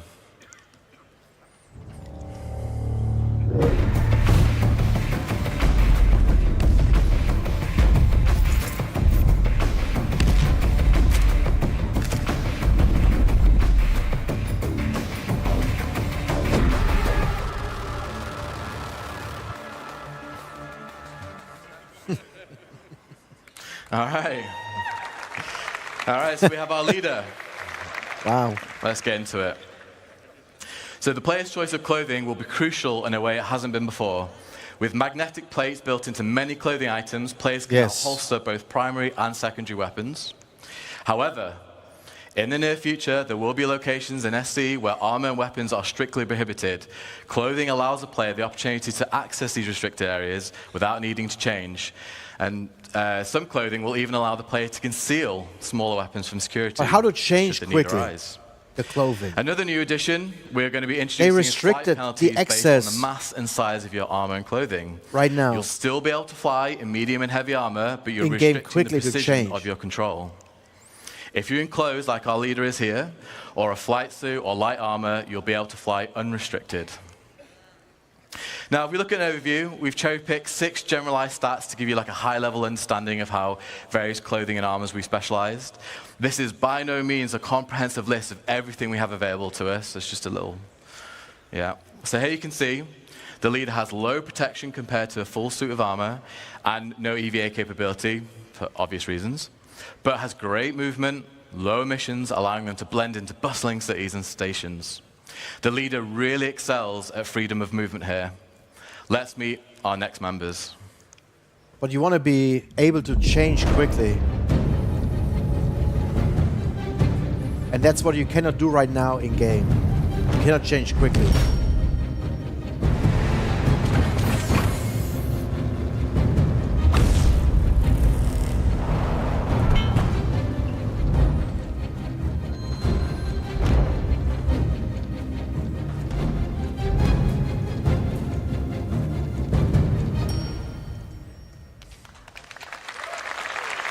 Yeah, but not every ship has lockers, right?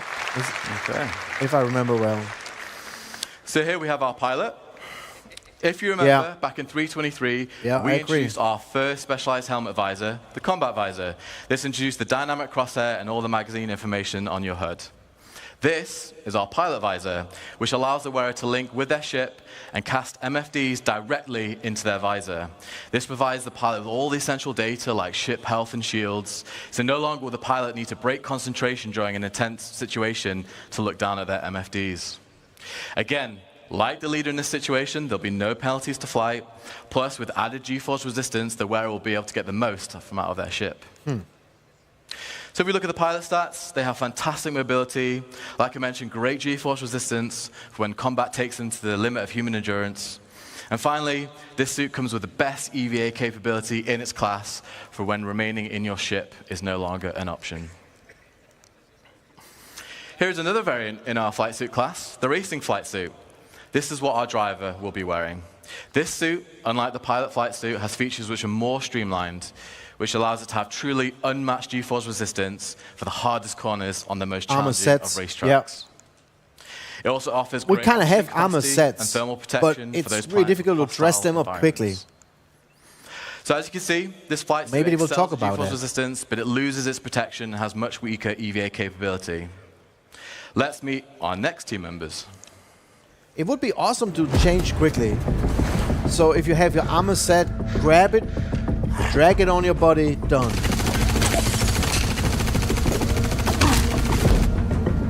Maybe even with weapons already attached to it.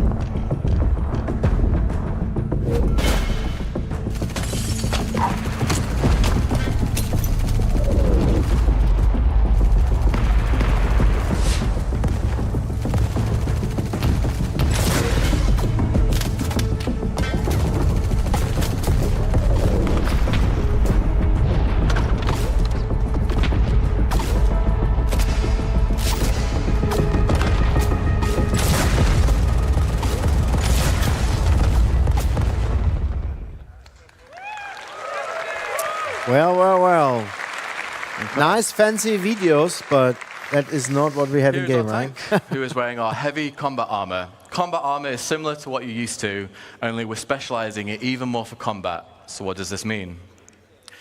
We want our wearers of heavy combat armor to feel like walking tanks. No idea if fantastic coverage to limit any weak points they may have, and actually have a greater damage mitigation than what players are currently used to. Due to its mass, I've never seen this before. Feature the strongest resistance to force reactions, so that's flinch, stagger, and knockdowns, which brings me on to a full suit feature. If the player is wearing a full set of heavy combat armor, they'll not be able to be knocked down by small arms fire. Okay. Full protection. However, as you can see here, for all that protection, so how you take him out? And stability, we have some major trade-offs. You're going to lose your mobility, stamina will run out much quicker, and your movement speed is severely reduced. The majority of combat armors will also lose built-in EVA thrusters, meaning you're going to have to add additional weight to be wearing an EVA pack. Hello, Wolfgang. Next up, we have our tracker Wolfgang in the heavy hunter armor. This is another suit in our heavy armor Hello, class. sir. How are you doing? However, this one is aimed at less at pure combat and more about hunting its prey. This is all the armor for you bounty hunters out there. The Heavy Hunter armor has the most powerful active scan for hunting their targets. Its scanner outshines all others in locating infrared and electromagnetic emissions, perfect for locating those targets trying to lay low, whether that be human. So I guess or those are creature alike. concept suits. Whilst it's still classed as heavy armor, it does mix things up, so it'll have slightly faster movement and mobility, but it loses the protection. You'll also be able to store more devices like deployables and throwables. So to compare the stats, whilst not as tough as our combat armor, it does gain an increase in mobility, and while its scanner is the best of the best, the armor is also incredibly noisy and emits powerful emissions. So while glad you that you are here, man. with these, there's a good chance that they'll know you're coming for them. Next up, let's look at our last additions to the team. So I guess existing armor can be... I'm very good, thank you.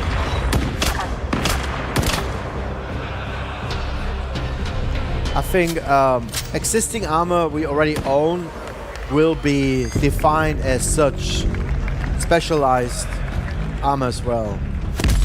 What is this helmet?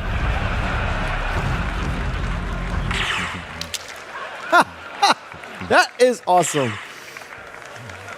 Okay. All right. Okay. That was funny. I can tell who the fan favorite is there. Yeah. So we have our sniper, who is wearing our light stealth armor. Here's another example of a full suit feature. If the wearer has all pieces equipped, so that's helmet, core, arms, and legs. A sniper, that is cool. The suit's material, their I like missions will run so low that they will be undetectable on radar. With it being light armor, it also has a great level of mobility and traversal speeds, meaning should the wearer be spotted, they can quickly escape or reposition with ease. And remember, look at the visor. With it being light armor, no flight restrictions. So with the best stealth and fantastic speed, it's a must for any players looking to assassinate, infiltrate, or in this case, be a sniper. However, the protection provided is minimal. You don't want to be engaging in a full-on firefight in this suit. And just to reiterate, folks, as well, like great specialized armors like this one and all the ones that you've seen today, you're going to have to put the work in to have these at your disposal. So you have to loot them. You have to find them in game. We've all played MMOs, right? There's always a naked guy in Star Citizen. My most famous sentence on stream. There's always a naked guy in Star Citizen. No. I just saw one the other day. The rules and the strategy. They can only play. They always run around naked.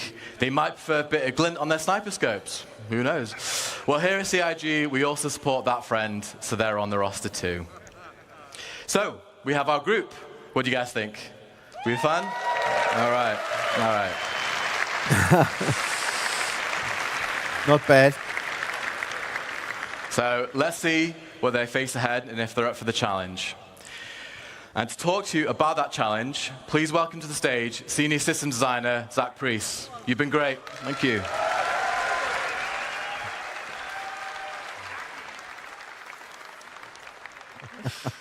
Oh, luckily this thing's only got 2 buttons. Space Girl 73 just subscribed. Oh, Space Girl, thank you so much. I appreciate it. CIG, but Right, thank you, the people at the front. I do a variety Appreciate of it. Thank you so much. I do a variety of things at CIG, but I'm mostly a designer who works with AI and guns. Yeah, there will be scanning in game, yes. Wondering, what could the next part of the presentation be about? Well, let's get stuck in. We are all waiting for it. Star Citizen, at its heart, is about community. From our relationship with players to the big dynamic events that citizens work together to complete. We love group content and missions that allow players to work together to achieve a goal. But for our group specifically, you do have to wonder, well, now I'll be the leader. And in a universe as big as Star Citizen, who knows what trouble they could run into.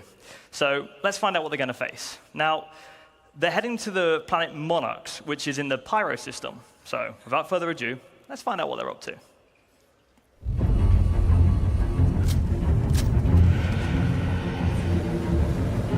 As much as I like those videos, they are just videos, just demos, right? It's not in-game. That's not how it looks like when we are in-game.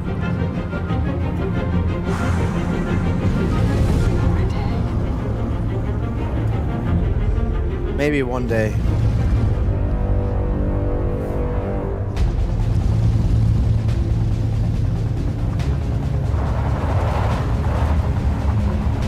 The driver.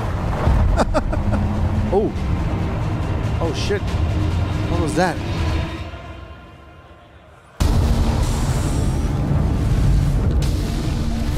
No way.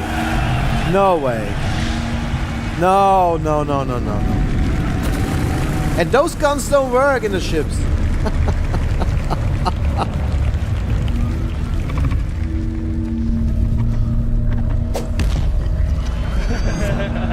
No way. Oh, come on. For this, we have a new game coming. It's called Dune Awakening. And of course, Chris Roberts saw it and I'm like, they're gonna have worms before us? No. Actual gameplay.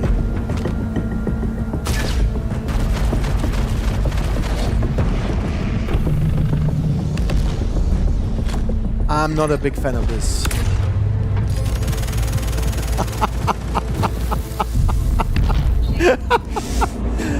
You need something bigger. Wait a second, is the worm shooting? Or eating? Oh, he's going away.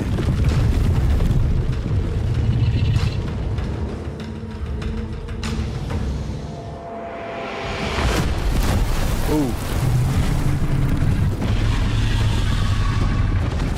Oh my god, I can see all the tweets already and the information's online. I bet he can throw rocks.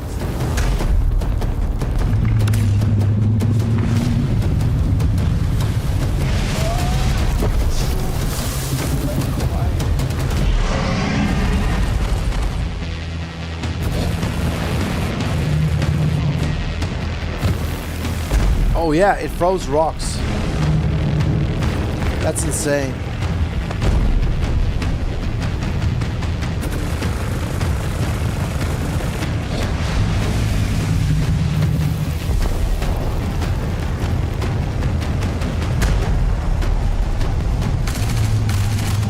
Yeah, he's coming with his little gun.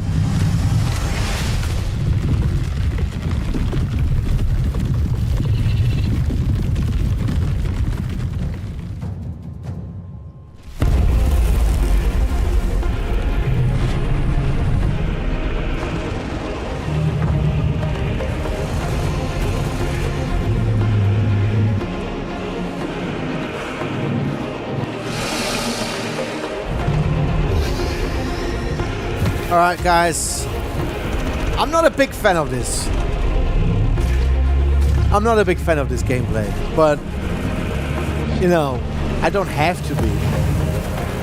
I just see the only thing I see here is a competition because Chris Roberts saw the other game, Dune Awakening, with sandworms, and he was like, oh my god, they're gonna beat me in bringing sandworms into the game, and why not put it on Pyro? into Pyro. But it's okay. I mean, there will be many people out there who will like this, and it's fine. You do you, I do my stuff. I'm gonna be behind that mountain mining rocks. What about that? With my Orion. Oh, well, that is something. Okay, if you get something out of it, well, that is cool. That is cool. That is cool. If you can loot this, that is cool, guys. Oh my god. Okay. Okay. Wow. Okay, that was cool. If that is true and it comes to the game, that is really nice. Wow. Crazy. That was cathartic. Absolute cinema as far as I'm concerned. The teams at CIG have worked so incredibly hard to get to the point where what we just showed you was no tricks, no hacks, just gameplay of the 𝗏𝗏𝗏.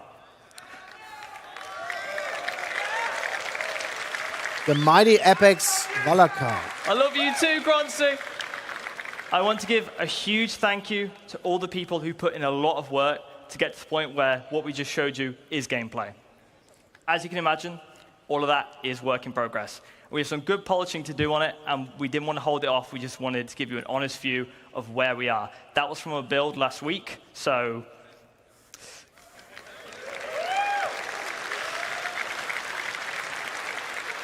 with that said, monster hunting is coming to Star Citizen. And the best part was starting off this epic series of fights with the infamous 𝗏𝗏𝗏, who some of you may remember from 2016. Someone asked if we can ride a worm. The creature is 300 meters long and sees your light fighters just as puny little ants. You're going to need to assemble your quickest and most nimble pilots to dodge the 𝗏𝗏𝗏's ranged attacks, as well as your fastest drivers to bait out the 𝗏𝗏𝗏 from the surface, as it's the only way to bring this mighty creature out of the ground is by disturbing the surface with a ground vehicle. But how does the 𝗏𝗏𝗏 stack up to Reading our from the crew? prompter is not easy. Well, oh boy. unfortunately, the 𝗏𝗏𝗏's stats don't really fit on the screen due to being so powerful. But for some context, it's around 150 times harder to kill than an 𝗙𝗵𝗁𝗍 Avenger Titan. But to be fair, it's most likely to kill you. So how does it do that? Well, the deadly 𝗏𝗏𝗏 has a variety of ways of killing possible threats. Hunting So, different monsters in caves is going to be crazy it scary. I'm not doing it. rock-hard sand that has been compressed inside Oh, while the people 𝗏𝗏𝗏, kill that use it as a worm, I'll be projectile moving to target boxes in foes. the safety of But space. it's something that's a bit too close for That's comfort. me, man. It uses its ginormous That body is to me, swipe shit I out of the guess. way. Anything on the ground that it sees as a threat will have to contend with its bite or its deadly slam. So, little bit fun bit of information. As the 𝗏𝗏𝗏 becomes more injured, it will retreat back into the planet's surface, and you'll need to make sure that your ground vehicles stay alive or have backups to bait out the creature again, as well as keeping it interested. So, the big question in a game like ours, how are we going Deliver to Citizens get the Unite. of this creature? Well, Hey, man, how you doing? Is at the heart of Star Citizen. And Nice to see you we know here, how man. much of a large fight the Apex 𝗏𝗏𝗏 is, and we need to communicate that in a diegetic way. So What's that? you'll see here the 𝗏𝗏𝗏's health from 100% to 1%. You'll see its skin getting more battered and bruised as the fight progresses, to give you an idea of where you are and how close you are. So the nice thing about this, it communicates the 𝗏𝗏𝗏's health without needing any UI or health bars, and just purely keeps you immersed in the experience. If I have tried, oh man, I Number played a one question, PTU why do you want for to kill the 𝗏𝗏𝗏? more than 2 Because weeks. it's fun, but I And know of you're course, I Squid played gamers, live so as well already. It's got loot, Yeah. also known as So yes. The 𝗏𝗏𝗏 has two very valuable harvestables. Firstly are its pearls. You'll need to mine growths on a variety of locations of 𝗏𝗏𝗏 to reveal these pearls. It's a And great once patch, but it you needs destroy still the some growth skin, you'll see hot disgusting fixes, right? squidgy innards. There's some stability But issues, next is its big missions not apex teeth. working. These are within its mouth, So, and you'll need a very lots strong of work crackling still be to able do for yank these things out. 324.2. And these Unfortunately. harvestals will not all come out. at the Mining same doesn't quality. work. So you'll be able to learn more about that and how harvestals are going to be used tomorrow. But obviously, the in team crafting is your- working on sandworms. So a fun thing here is you'll see the character is standing within the That's what I don't Valakar like path as about well. it, but- So when it dies, it keeps its collision, meaning that you can climb on it, land ships on it, and it's essentially your playground. But this really shows how big it is. But how big is it really? Well, fun bit of information. When we first made the collision for this model, Star Engine actually gave us an error saying, like, no living thing needs to be this big. You've accidentally added an extra 0 onto the size. But to give you an idea of the sheer ridiculous scale of this monster, you'll see here an 𝗙𝗏. Anyone who's done Xenothreat knows how big the 𝗙𝗏 is. You feel like an ant when you're in the 𝗙𝗏, and this makes the 𝗙𝗏 look small. There's also an 𝗗𝗶𝘁𝗃𝗍 Titan here as well, but if you look even closer, there's actually a 𝗘𝗶𝘁 in this image. I'll give you a second to try and spot it. Where's the 𝗘𝗶𝘁? There it is. So welcome to anyone who spotted it. So it's big. So for some fun numbers, it's 250 𝗘𝗶𝘁s long, 47 𝗗𝗶𝘁𝗍 Titans long, and for our American friends, that's about 3.5 football fields. But lucky for our 𝗘𝗶𝘁 friends, the Valakar actually comes in different sizes. So you'll be familiar with the variants we've done before with our quasi-grazers and our 𝗘𝗶𝘁s. They're in different biomes and they have different aesthetics. But moving on, we want to also introduce different creature sizes. So these sizes will have unique behaviors, animation, audio, and harvestables associated to each size. So for our first size, we have the juvenile. These juveniles will respond to stimulus, such as noisy footsteps and loud mining beams. Oh, come on. This will cause them to burst out the ground and attack anyone So who's if I go disturbing. mining And you'll find in these Pyro, caves I have to near deal with valuable this. harvestables and minerals. So for our next size, adults. The adult Valakars know not to pick fights and tend to remain to themselves. However, if you exterminate too many juvenile Valakars, this will cause adults to show up, which are 3 times larger and a lot more angry. Creature sizes are great because they allow us to create varied experiences as well as show you how creatures grow and evolve in the environments they live in and grow up in. Beyond that, we have our 𝗶𝗁𝗄, which has the most valuable harvestables and the most deadly attacks. It's also the biggest living thing in the verse so far. Wow. So, in summary, You like this? monster hunting is coming.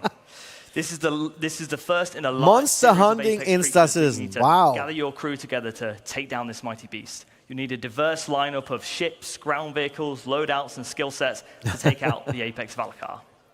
Lots of new Everyone gameplay. at CIG is incredibly excited to get the Valakar into your hands, and we hope it shows that we're not only doubling down on creatures, we're also committed to bringing you gameplay experiences that only a game of our scale can provide.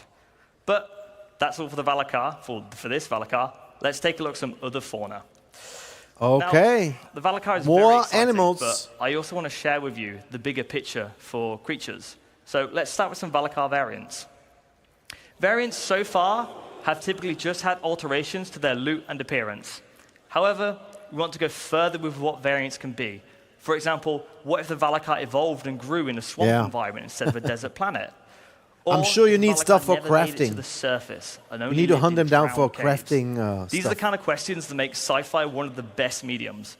And I can hear the questions already. What does an adult cave Valakar look like? A What does an cave Apex Valakar, guys. Razor look like? Well, Holy shit, cave. it's these questions that get everyone excited. Cave to watch the exploration, creatures more to fun. Give you a glimpse into the big picture.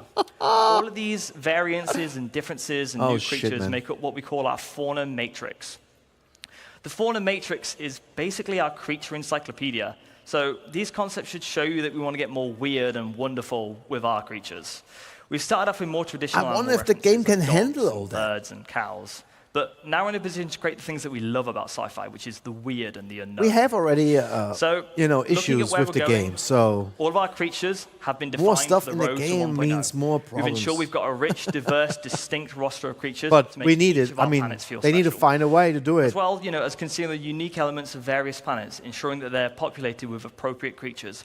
We've been designing creatures in mind so that planets' ecosystems Prometheus, influence yes. their behaviors, designs, aesthetics, and harvestables. Prometheus. With that being said, I would like to give you That a is sneak true. peek at our fauna matrix. That's all from me. They I'm very have- happy to they bring the use Valakar to several all of our different backers. references, It's which is really great. like the thing I should love say it. before.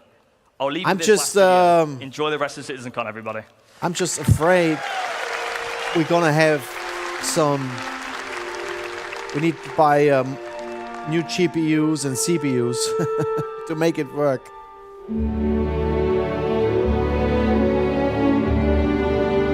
concept art, huh? Wow, a human-like dragon or something? Oh boy.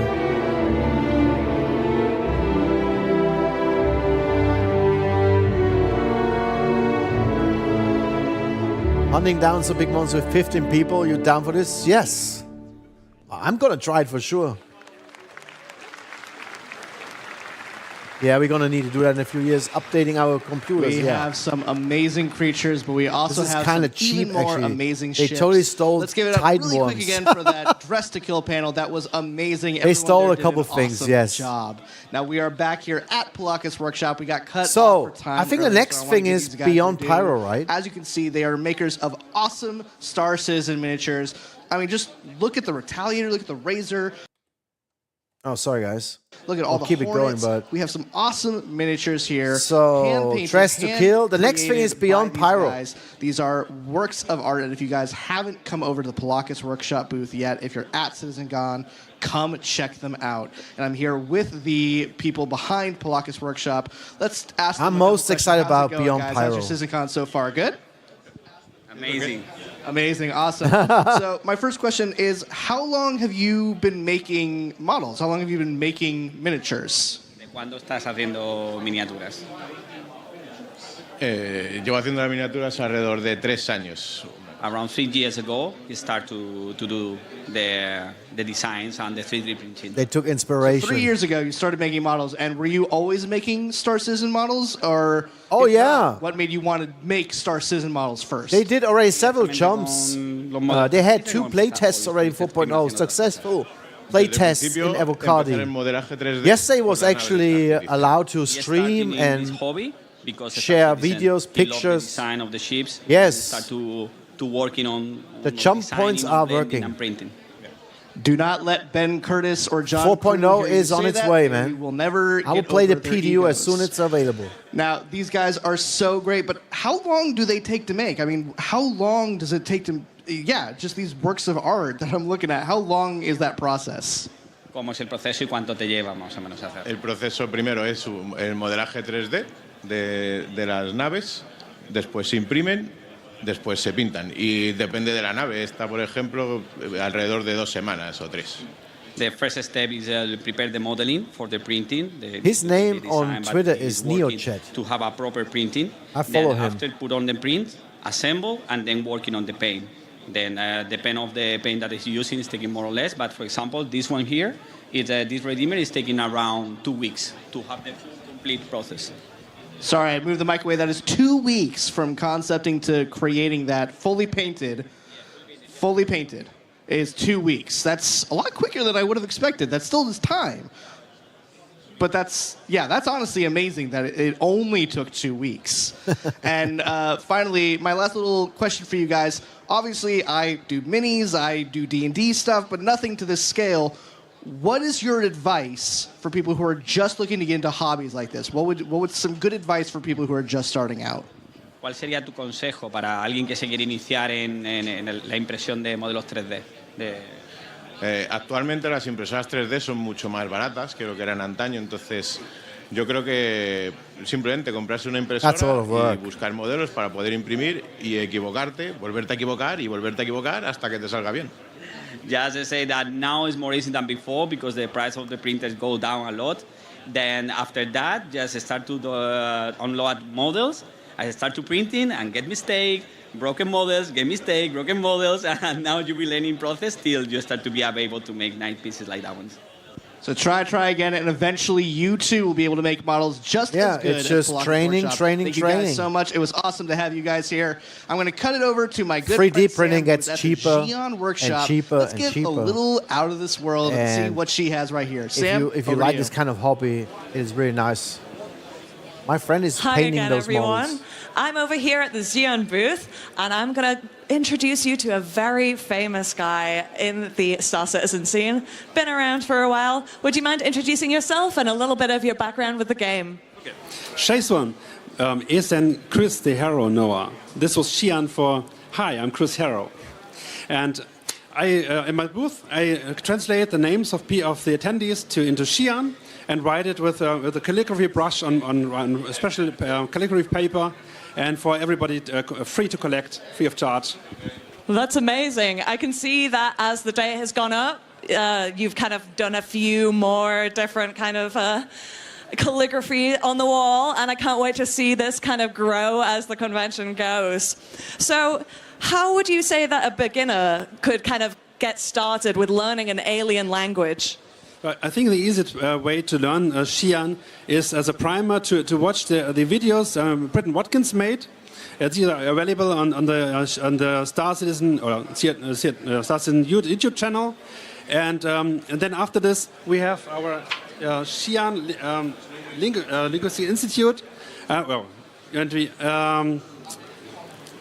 You can learn the language. We have experts even for Banu and other languages, and you can find everything you need, every tools and that's something materials I could we never created. do. Yeah, so this is the way to go. Amazing. You must have a lot of passion for Star Citizen to do that. You mentioned that you've got a few folks kind of coming to your booth. That's You're amazing. doing a little calligraphy for them. Are you just mostly doing people's names? What kinds of things are you doing with your calligraphy? Alien language, which doesn't actually exist in real life. Sometimes, I think mostly phonetic translations. So because the alphabets doesn't match. What a nerd! There's no F in Xi'an, for example.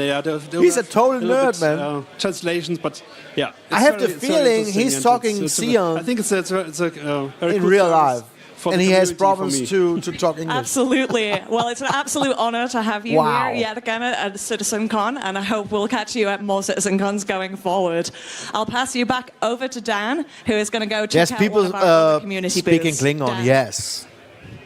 It's also a real language developed for the so much, for the Sam. movies. Now, Yeah. guys, it's been a long week. I think most of us here could use a drink, and no one does drinks better than Bar Citizen International. Now, you guys have been killing it this week. I don't know if you guys have been here in Manchester this whole week. There's been a Bar Citizen every single night, Monday, Tuesday, Wednesday, Thursday. All these people and drunk Friday, everywhere. You guys went all out. You had an entire city. They feel bad today, for sure. On New Wakefield Street. I was there. It was massive. How many people were there again? We had about 2,600 people. Wow. 4 times larger than what we had in LA last year. So it's big. So for those who didn't hear, 2,600 people, 4 times larger than the Bar Citizen they had in LA last year, which I was at that as well. You know they filed a trademark So for you guys Bar have been Citizen. killing it with Bar Citizen International. They have a trademark What filed are Bar Citizens? for For that. people who maybe don't know, what is a Bar Citizen? Yeah, so it's a really any event that you want to go to, anything can be considered a Bar Citizen. If you got 3 or 4 people with pizza and you're just talking about the game, that is a Bar Citizen. Now, because of all the great things that are coming out in the game coming up and we get to see, we assume that these are going to grow and they're going to become massive. So Bar Citizen International was put together to help coordinators, either veteran, need assistance, or brand new people. And it's been great because the number of people that are here that are like, I want to run one of these. Well, we've got you. Fantastic. I know you guys have... It's a trademark. Registered events. Obviously, people can maybe go rogue and do their own. But how many registered Bar Citizen events have you guys had in the entirety of Bar Citizen International? Yeah, so we have about 600 events that have established over the last 10 years. So you could see about 60 of these, and then you guys go through with your Bar Citizen World Tour. But you're right, there are many of these that just happen naturally. And so it's really great to see everyone so excited about this. And for those citizens that are here, they're like, all right, you're saying this, I'd really like to go. Well, we built some stuff. I mean, obviously we built a bar for you. But for any of these citizens here, you can quickly just join these Discords and find all those great experiences that we had last night. You can find it locally. So we're really excited to see how this grows, and we can't wait to do this again.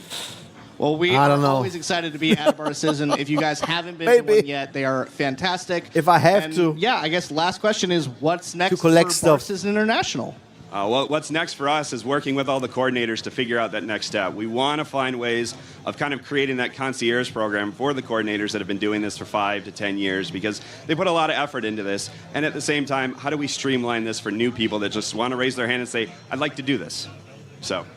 Awesome. Well, as a community producer, I can't thank you guys enough. Nick, good seeing you again. Bumping Now into we have you the again wrong here ships at and CitizenCon. vehicles. I think that, unfortunately, is it for us here at CitizenCon today. Don't worry, don't cry. I see the tears forming. Be brave. Be brave and be strong. We will be back tomorrow. But Sam, any last words from you? Yeah, it's just been such an honor to talk with all of the community this year, and I can't wait to show you guys some more tomorrow, so make sure that you tune in then. Yeah, and thank you once again to our sponsors, 𝗓𝘂. Thank you again to VKB. Thank you again to Scan Computers. We could not have had CitizenCon without you guys. Thank you to 𝗃𝗏 for your cosplay competition. You guys have helped make the CitizenCon the best one yet. And I think that's it for us. So from Dan and Sam here on the show floor, we'll see you guys again tomorrow. We have one more panel before the very mysterious redacted at the end of the show. Let's head over to that panel, shall we? Thanks again, guys. We'll see you tomorrow. All right. Bye. Beyond Pyro is coming up, guys. That's going to be a good one, I'm sure. I feel bad for him, man. He can't walk. You know, when they tell you Chris Roberts isn't ready, go take a run. Don't take it literally. All right. Find also, quite frankly, if I may No say medic so, specialization. find I'm someone sure that looks it's- at you the way that Scrap from Bar Citizen International I'm sure those looks things at are someone doing a coming. CitizenCon interview. That was just so intense. The whole Most time. of these things All right. were as just they said, concept as Dan things and anyway. Sam said, we have one more presentation left. It's a big one. Beyond Pyro. We're looking at what's next beyond our next star system, which just went to PTU, yeah? 𝗃𝗏𝗀𝗃, all right. I've been in this world for so long. So please welcome to the stage one of my favorite people at CIG, and I don't say that lightly. A man whose last name took me 3 years to learn to pronounce correctly, and I'm still not entirely certain I did it. Please welcome to the stage Star Citizen's creative director, Mr. Ian Leyland.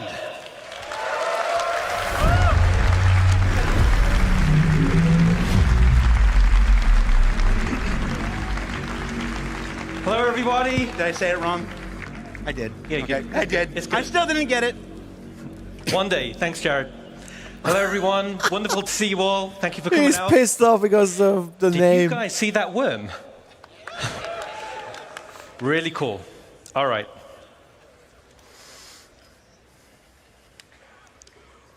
So right now, it's all hands on deck to make 4.0 the best experience for you.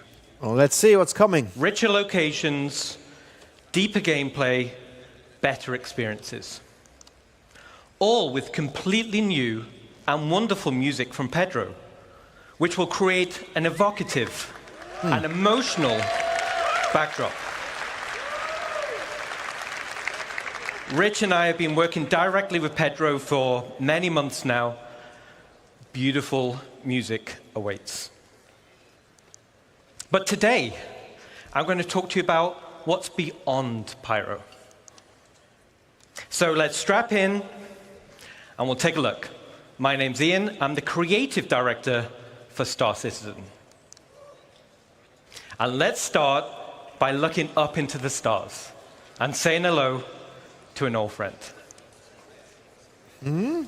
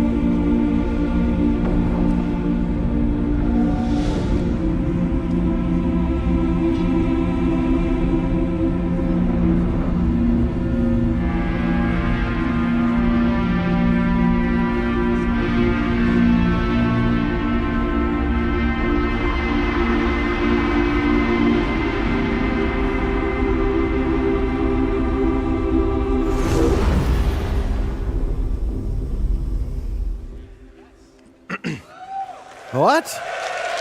Okay. That's it? Awesome. All right. So this is 𝗏𝗏's system.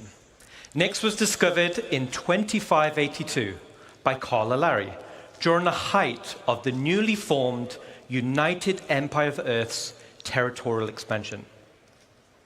Its most defining feature, and the source of its name, is the sprawling black dust cloud that occupies most of the system. The dust cloud severely hampers visibility and can interfere with your ship's scanners. This system does, however, border with Vandal space. So, visitors are being advised there are Vandal raiding parties hitting locations throughout the system. Oh. But despite this, a small community has formed in the system, and this is on an asteroid in the belt between 𝗏𝗏's2 and 𝗏𝗏's3. And this asteroid is called 𝗙𝗏𝗻. There you go. We looked at it earlier on the ARC star map. And here it is, hidden deep in the Glacium ring. But actually, 𝗙𝗏𝗻 should be, and now is, an actual asteroid. And as it's an asteroid, the space is a zero-G location, giving a unique identity for a landing zone. So let's take a closer look at the main POI on 𝗙𝗏𝗻.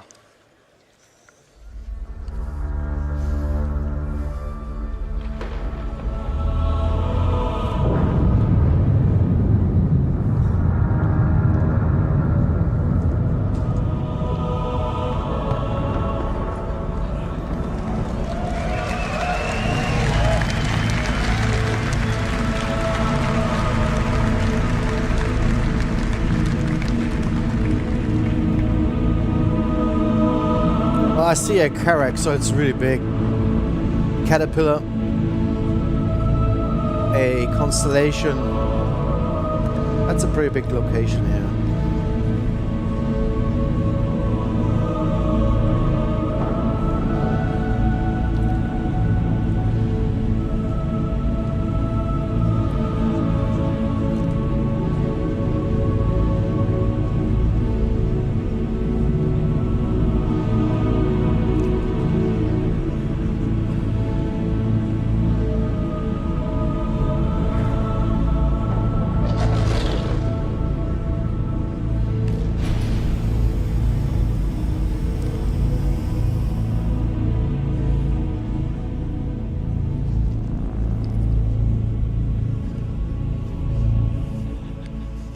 All right.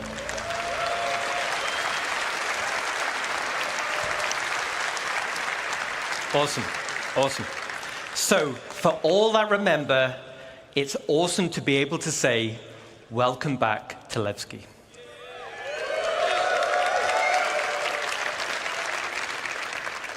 And for new players, let me tell you why it's a cool place. I've never been there, This so... used to be an old mining facility, which was mothballed and then abandoned. There is an internal network of abandoned tunnels and mine shafts, and these are now populated with refugees, fugitives, and criminals. This is also the home to the People's Alliance, who you'll be doing some work for. Grimhex 2.0. As 𝗏𝗏𝗏 was made some time back, it needed to be updated so that it can fit into current gameplay features and systems and mission loops. So let's take a look at the first update, and that is to the hangars and landing services.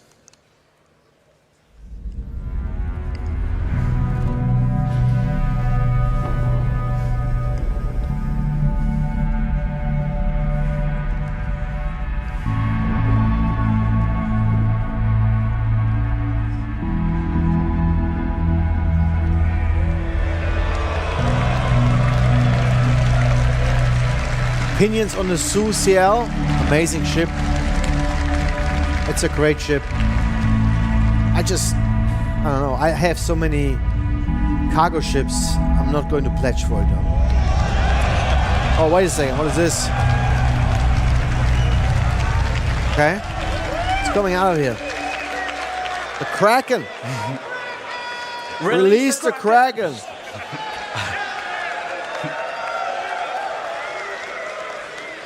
All right, cool.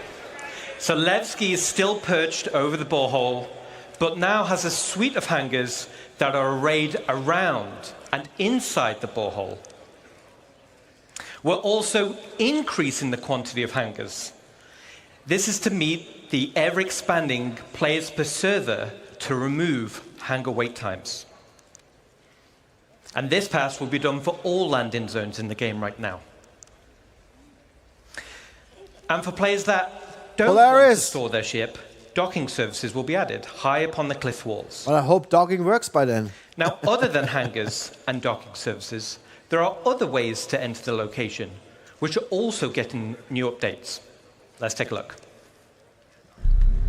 Yeah, 𝗏𝗃𝗃 and those locations, they're, you know, they're for certain kind of people. But this looks interesting. Wow. I mean, the work that goes into those models, those 3D models, is amazing. I mean, they did such a great job. And it's already in gray box, so that is, that's something, man.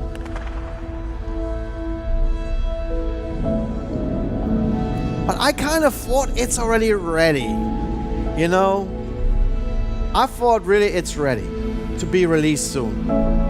But it looks like we have to wait again for the next star system.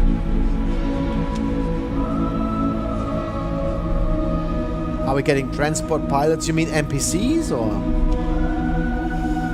can play with real people? I mean, they make it easier in the future to hire people in-game, like real players.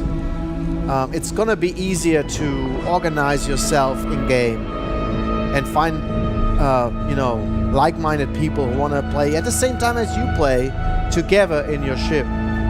So it was earlier about the social aspect of Star Citizen. They will bring a lot of improvements inside the game to make orc gameplay easier, party creation easier. Very cool. Looks good. All right, awesome.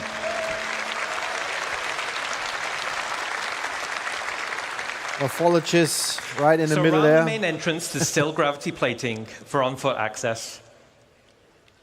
Nothing and about will lead to open lander pads NPC for quick gameplay, drop-off no. and pickup. And we're also adding access to gameplay areas for a variety of local missions and gameplay types. And as you saw in the video, there will be banks of exterior freight elevators. These can be used for quicker gameplay loops without requiring hangar services. Now, as this is a zero-G location, it also gives an opportunity for another type of specialist freight services. Let's take a look.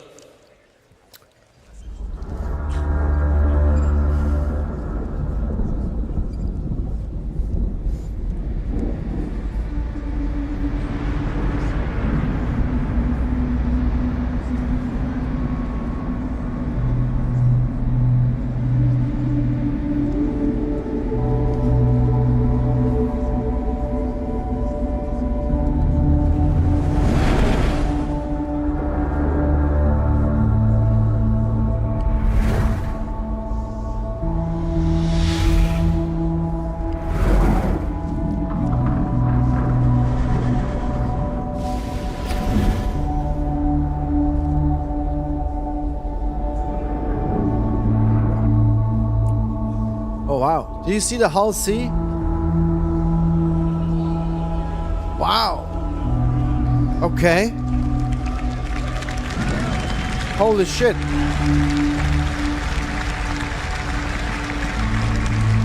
Wow. Now you know why you need that tractor beam on the 𝗙𝗃𝗁𝗄𝗃.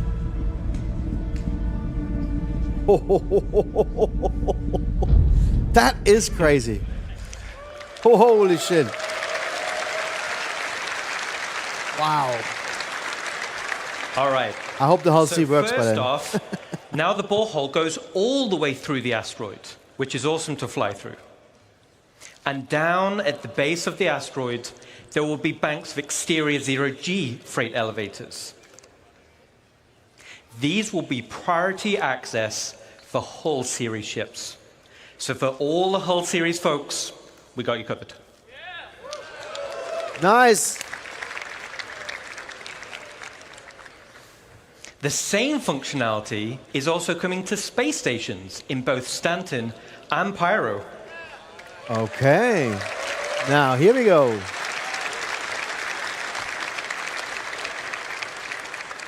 But wait, there's a little bit more. Let's take a look.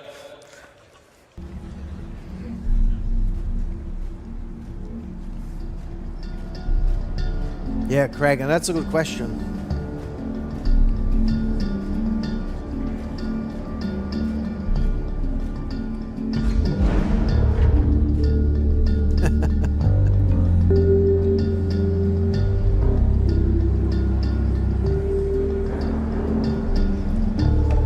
Cargo services. Well, they have to fix it. I mean, the 𝗙𝗃 owners are really pissed off because we don't really can do anything with the ship right now, right? And of course, they need a justification for the 𝗙𝗃, 𝗙𝗃, 𝗙𝗵. So yeah. Okay. What was that? All right, cool. I don't understand. Oh, it's just the interior, I guess. So, the external freight elevators will now have direct access to cargo decks to be able to quickly sell or pick up for the next run. All right. Perfect. So it's faster. So that concludes some of the exterior updates coming to 𝗏𝗏𝗃𝗍. But the interior is also getting some updates to bring them in line with current gameplay requirements. These will be spaces like cargo services, as we just saw, for hauling and supplies, and refinement centers, so you don't need to travel far to refine your ore. And we're updating the interior layout to provide better access to gameplay spaces. Looks a lot like RimHacks. So to conclude, Nick system will be the next system after Pyro. Yay! With a zero-G play space. All right, not so much. And we're updating 𝗏𝗏𝗃𝗍 to fit current gameplay mechanics and gameplay loops. And most importantly, we're adding local areas for gameplay content.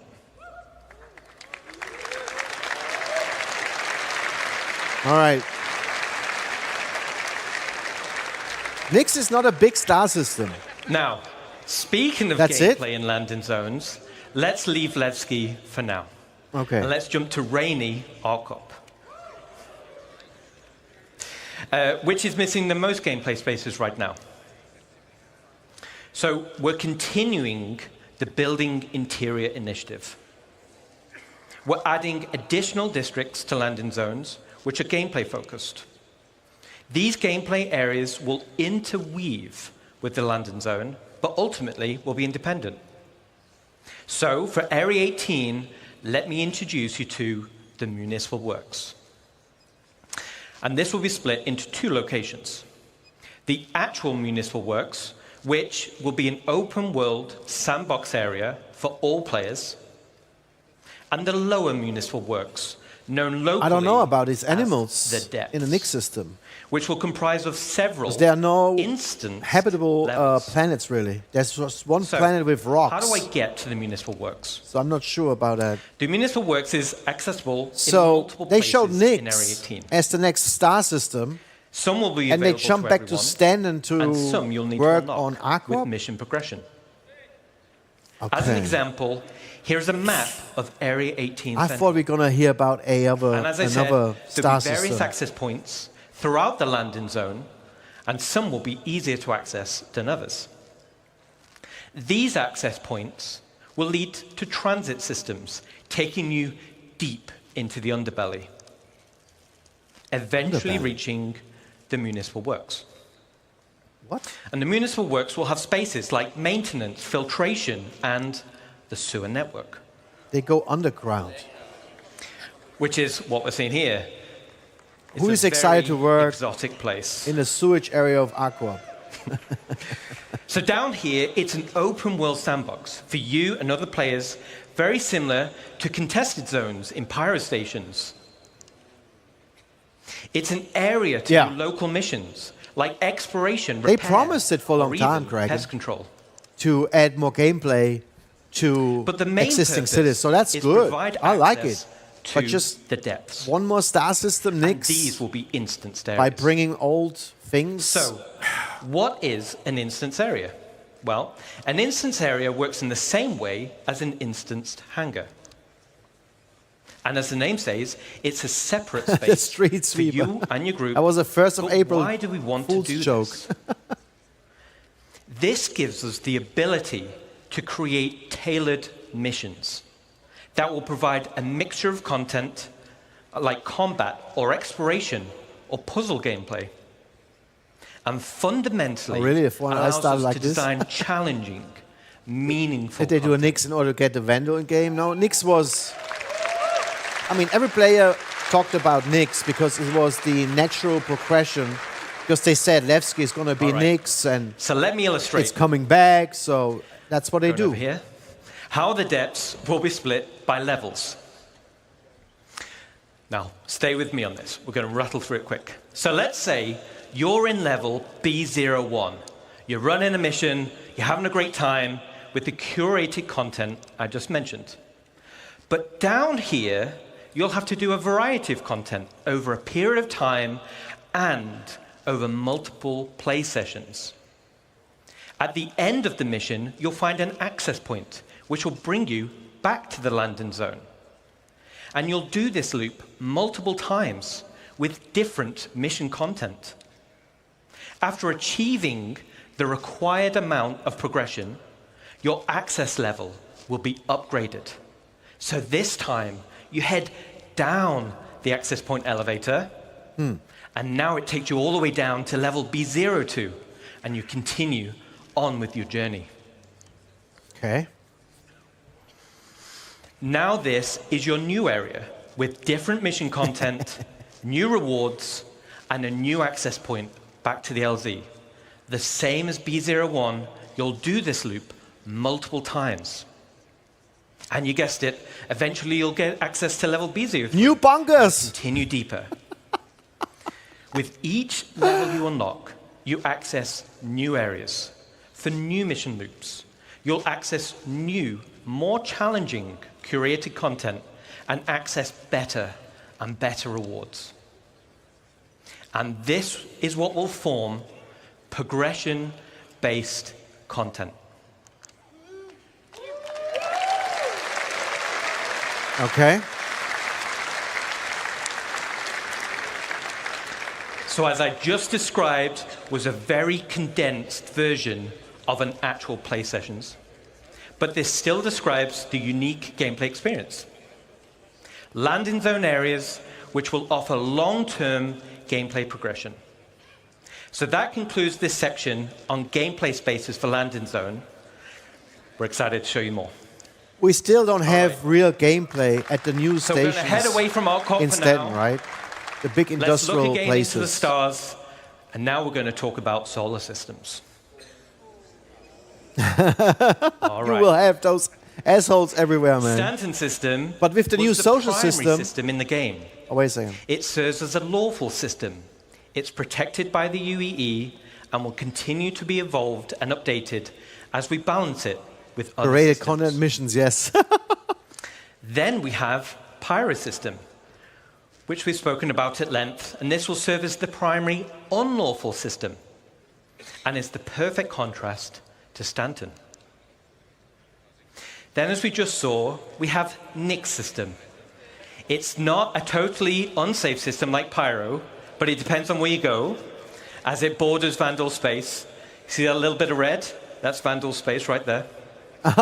And the UEE does not protect this system. Okay.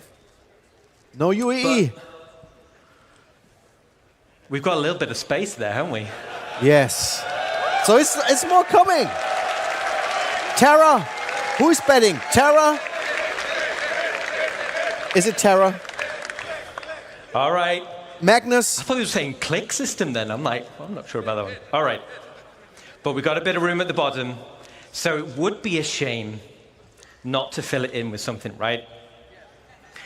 So if we get a big cheer, we'll reveal the system. You ready?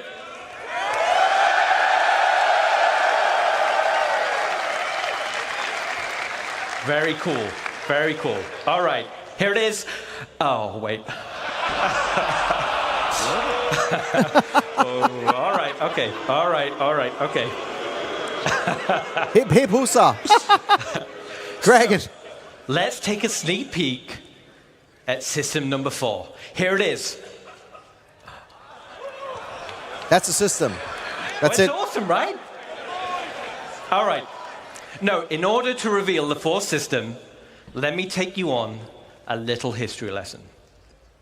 And to do that, we're going to load up our old friend, the 𝗙𝗏𝗃𝗃𝗃. Ah. So, we're back in the height of the human-Xi'an Cold War. Tensions were at breaking point. In 2542, Armistead Perry introduced a designation line for a group of 8 planetary systems that marked the borderlands between Xi'an and human-controlled space. The United Planets of Earth designated the systems as no-fly zones and utilizing them as military staging grounds. But one system on the Perry line offered a key strategic position for a potential invasion into the Xi'an Empire. And that system was 𝗙𝗏𝗏.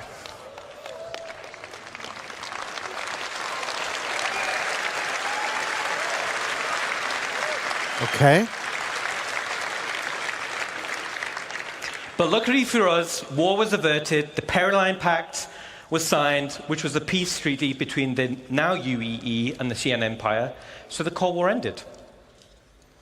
The systems of the Perry Line were divided up between humans and Xi'an, and fast forward back to present day, humans and the Xi'an enjoy a more prosperous relations, and everyone's cool. So, the 4th system will be 𝗙𝗏𝗏. I have no idea. But yeah, we have another system. It's kind of awesome. History lesson's over, so let's jump in and find out a little bit more. First we have 𝗙𝗏𝗏. No one ever Here it talks is. about 𝗙𝗏𝗏. 𝗙𝗏𝗏 is a dead, coreless planet because it's too close to the sun to be terraformed for human habitation. So instead, the UEE Navy used 𝗙𝗏𝗏 for target practice, giving it the nickname of Bullseye. Okay. All the weapon testing throughout the 𝗪 era has left Bullseye covered in craters. And as you can see, it's super toxic, meaning ground exploration will require high-end environment suits. Wow. And as you saw in the weather demo, raging storms will create difficulty of access, giving risk and rewards for adventurers. So basically you don't want to go there. Manables and other items. Okay. Then we have 𝗙𝗏𝗏. The second planet from the sun is called 𝗏𝗏𝗏. And this was the location of the military's staging area. Since the system was opened up to non-military settlement, it has since become a center of trade and tourism, but is still considered an Earth-centric traditionalist That's when system, you need your medical gameplay. which prizes citizenship above all else. Let's head down to the surface and check it out. Breaking through the clouds, you'll find a landscape full of Great Lakes and lush crimson Just pictures, forests. guys. And as you saw in the CTG presentation, Just you can pictures. see how we're going to make these worlds with the new technology. Does not exist even in Grey Box yet. High up on the mountain range, here at the highest peak, we can just make out the landing zone called Sherman. That's cool. But again, only concept art.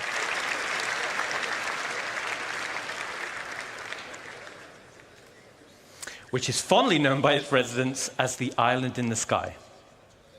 Sherman is currently in pre-production, but I wanted to take the opportunity to show at least a sneak peek. Let's take a look. So no one worked in parallel besides Pyro on something else. They just started working on it. Oh boy, that will take time.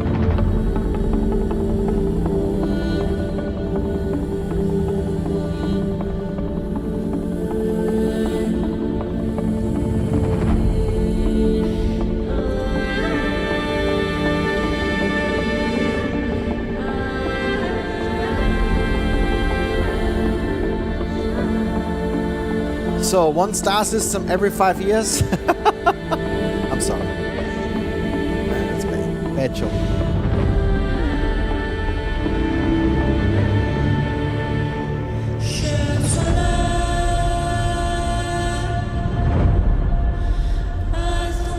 With new music. Nice.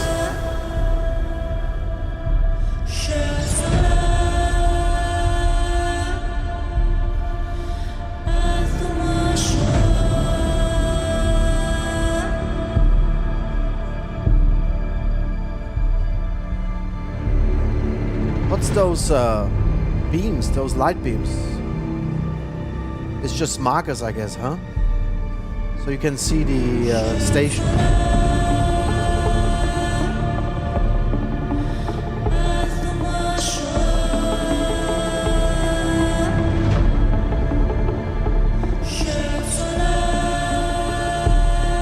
You saw how they will build the planets allowing them to do them faster. If Chris Roberts doesn't interfere with any micromanagement, they might be able to do it faster, yes. But those kind of space stations, though, they are handcrafted, and they will have to. I mean, it takes time to build that in 3D. I like the music. It gives this place a very special vibe. Different star system. Look at those turrets. Wow, they are big.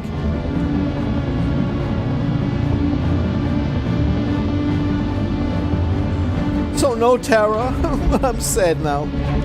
Wow, look how big the 𝗙𝗏𝗏 is, and in comparison.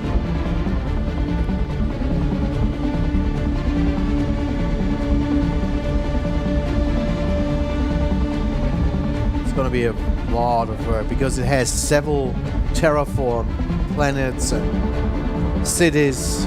Yep. Of course, they picked the easier star systems. Nyx is not so difficult. This is not so difficult. It has basically just 2 planets, right? Yeah, it's just 2 planets. We need to go back to the Arc star map. All right, what ship is this? Is this the Kraken again? No. Javelin?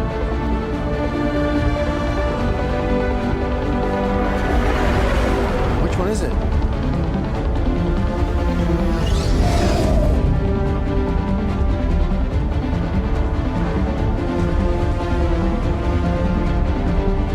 𝗙𝗏𝗏. That one big ship was an 𝗙𝗏𝗏, okay.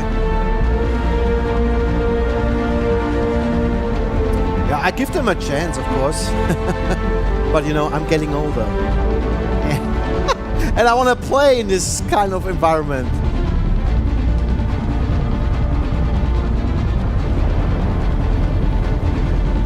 Polaris. It was a Polaris too.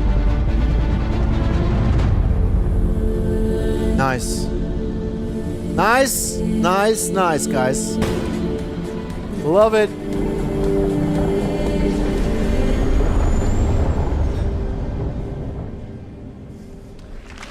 Very cool.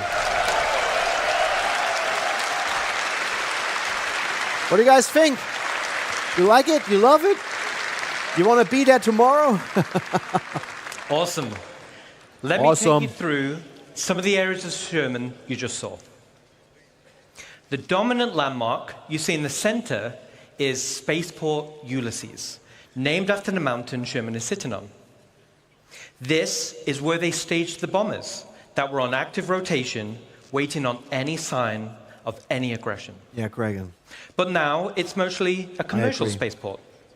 The Navy still has an airbase here, but it's a great place to see some big ships of the UEE. Commercial hangars are located inside the main trench. And even though this is a converted from a naval base, it still has an impressive military flavor. And speaking of military flavor, the original AOV-9 here you have your anti-orbital cannons are still present. Yeah, you have your justification for all these big ships. With most of them being decommissioned once it became. This will be the playground for all these big ships. Over to the left of the spaceport is the Sparrows Industrial Park, home to the sprawling cargo yards and manufacturing plants. Nice. The Sparrows has evolved from its days as a military supply and munitions depot into a bustling and modern industrial park. To the right side of the spaceport is Fort Riggs, which originally used to house the Army when Sherman was used as a staging point for a potential ground assault of the Xi'an Empire. Since the area was decommissioned, it has now been turned into a business park and is the governmental center of CASCOM, with the Governor's Council headquarters located here.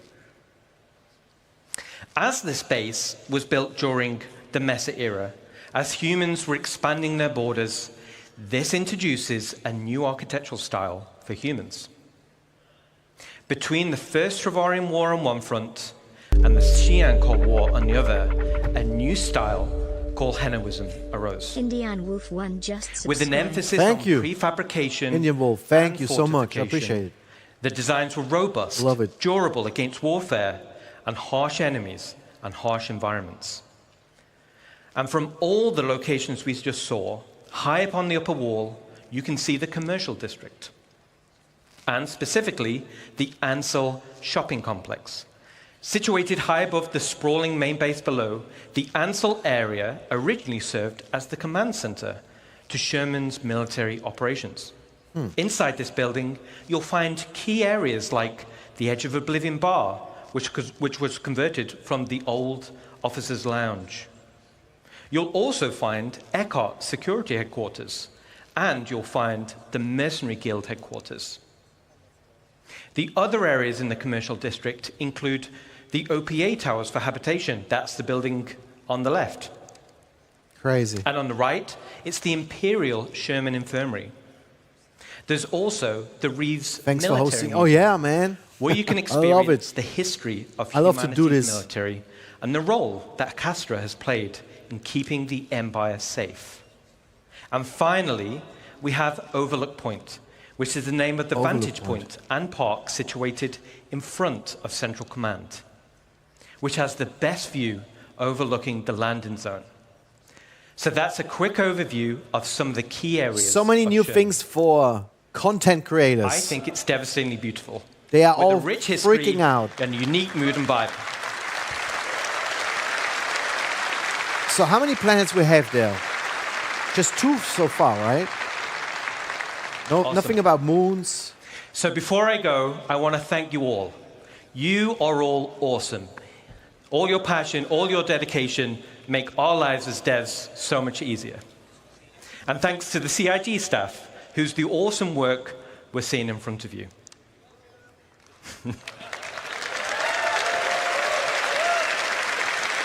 Yes, the next one is the redacted.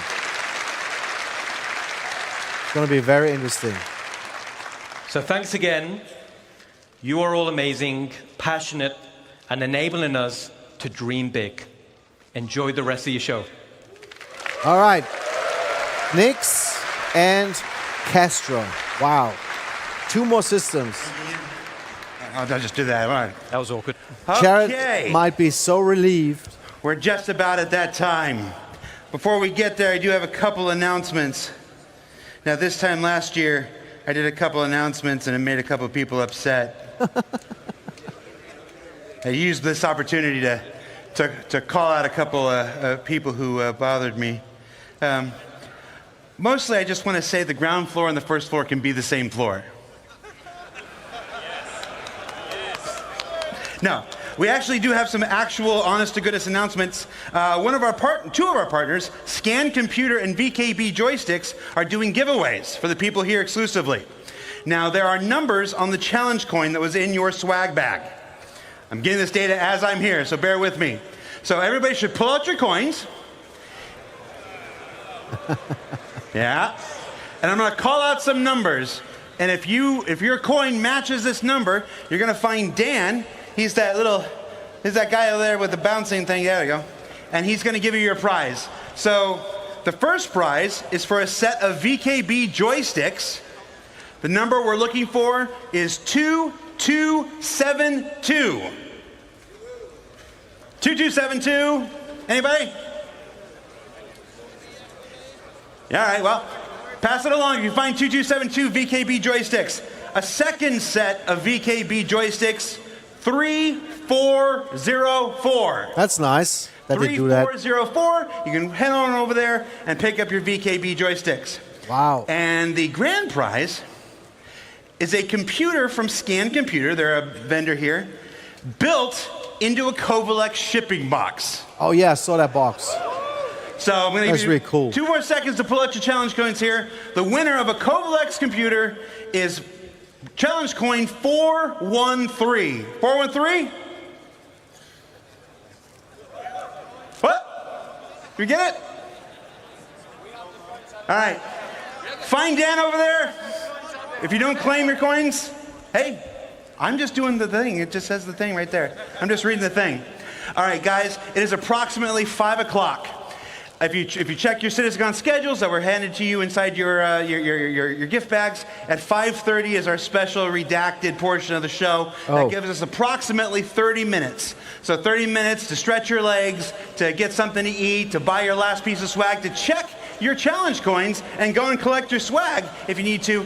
And then at 5:30, I said it before, I'll say it again, don't let any force on this earth stop you from being in these seats. We'll see you at 5:30, everybody. Welcome to the Trigger. All right, we have 30 minutes. Welcome, Trigger. You finally made it. Good to see you too, my friend. That was something. That was something. Wow. All right, guys. Let's turn this down a little bit.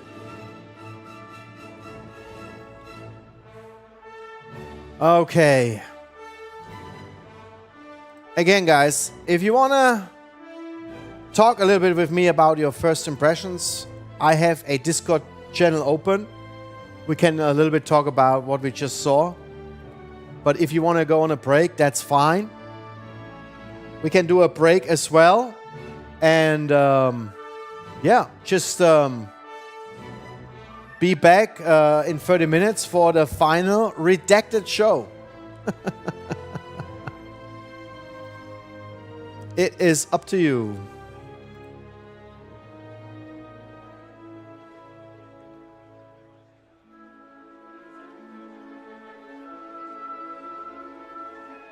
All right. I'll go for a little potty break. And I will be back soon. 6 hours and 26 minutes already online. Wow. See you guys.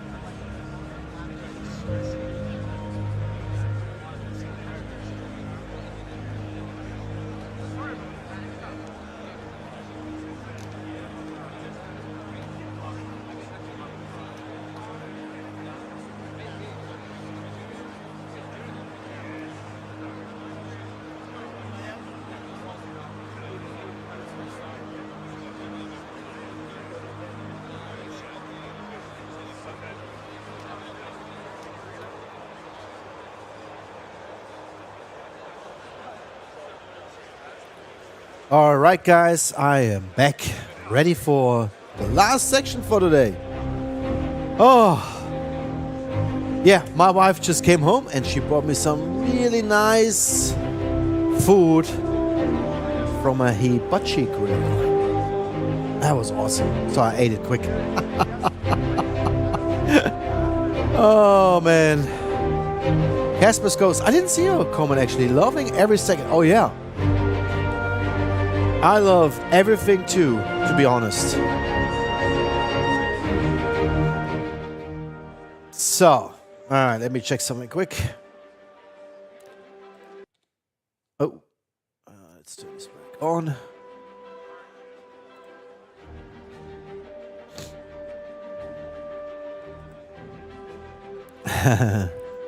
So what I'm gonna do, live streaming.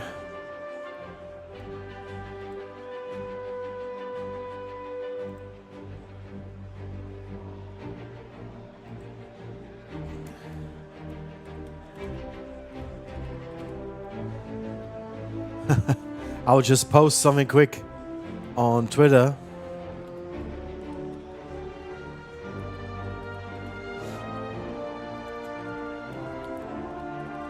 We are ready for the final panel, right?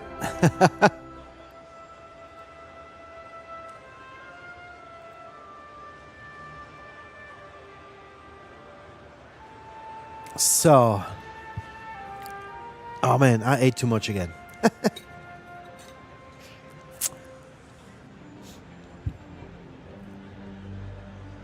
So, 7 minutes. So guys, let me know,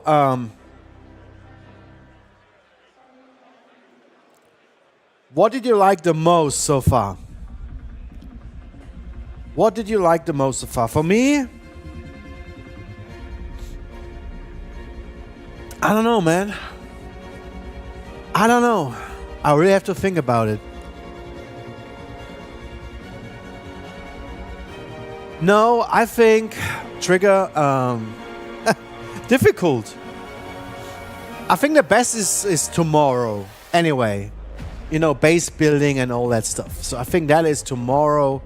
I'm more excited for tomorrow. But today, I was hoping to see more star systems, and they delivered. So 𝗙𝗃 is coming, and Casper? Oh man, I forgot the name. Wait a second. Do we have the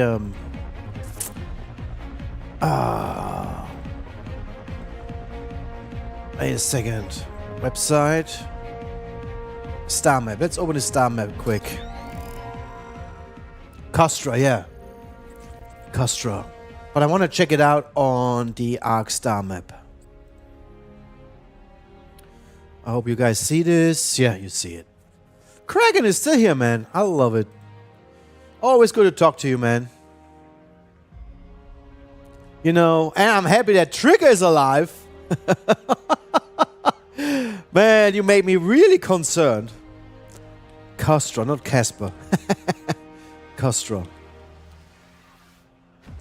I never heard anyone, that's me, talking about this star system, right? Oh, wow. Okay.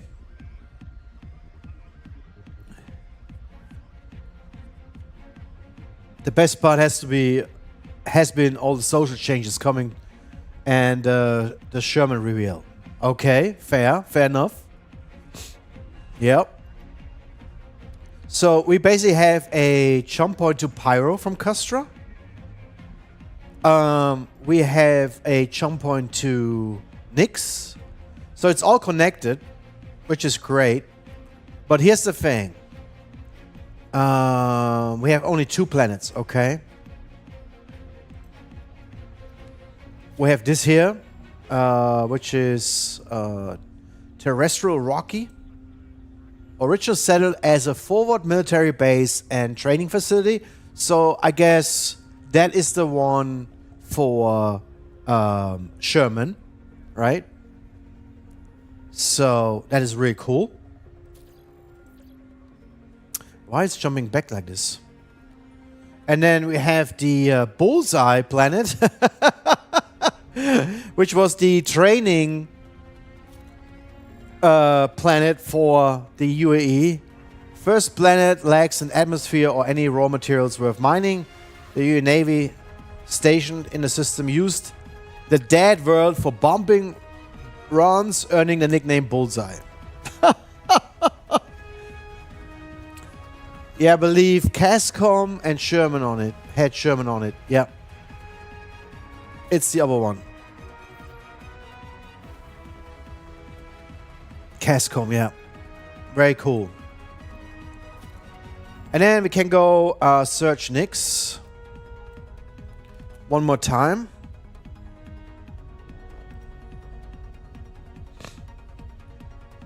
And you can see here, it has 2 asteroid belts. Here's a nice view of it. There's 3 jump points, one to 𝗏𝗏𝗃 and 𝗙𝗏, of course. We have the Keyga belt, asteroid belt. And we have 1, 2, 3 planets. And now I have to think. Oh, we have more jump points. The Bremen system. Very nice.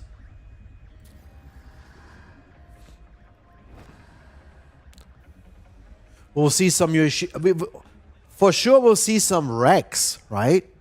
I mean, this place will be scattered with just wreck sites to explore. And hopefully they will have some, stuff like what you say. Maybe doing ships, still doing some target practice there. Can't you just click through the portal to 𝗙𝗏? I think you can do that, yes. I'm interested in this here. Glacium Ring, asteroid belt. Good for mining. And then, of course, we have only 2 planets, right? And we have 𝗙𝗏𝗏, which it's actually labeled as a planet.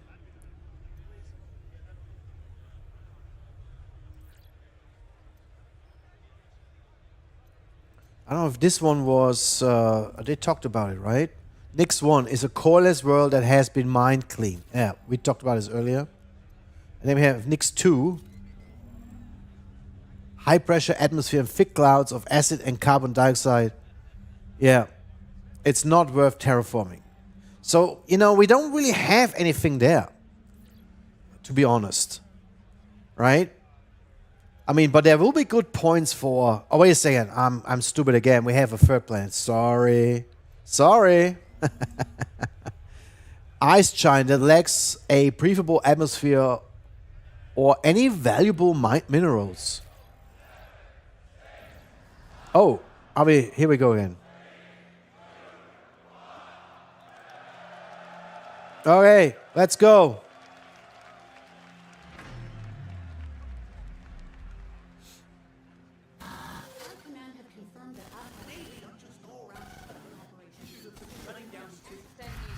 This is an SSN news flash, delivering the news you need. A statement issued by the Naval High Command Office has revealed that a Vandal version Here we go, guys. has been stopped. News flash. More coverage.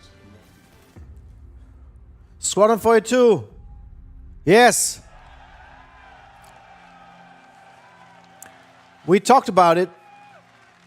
Here it is.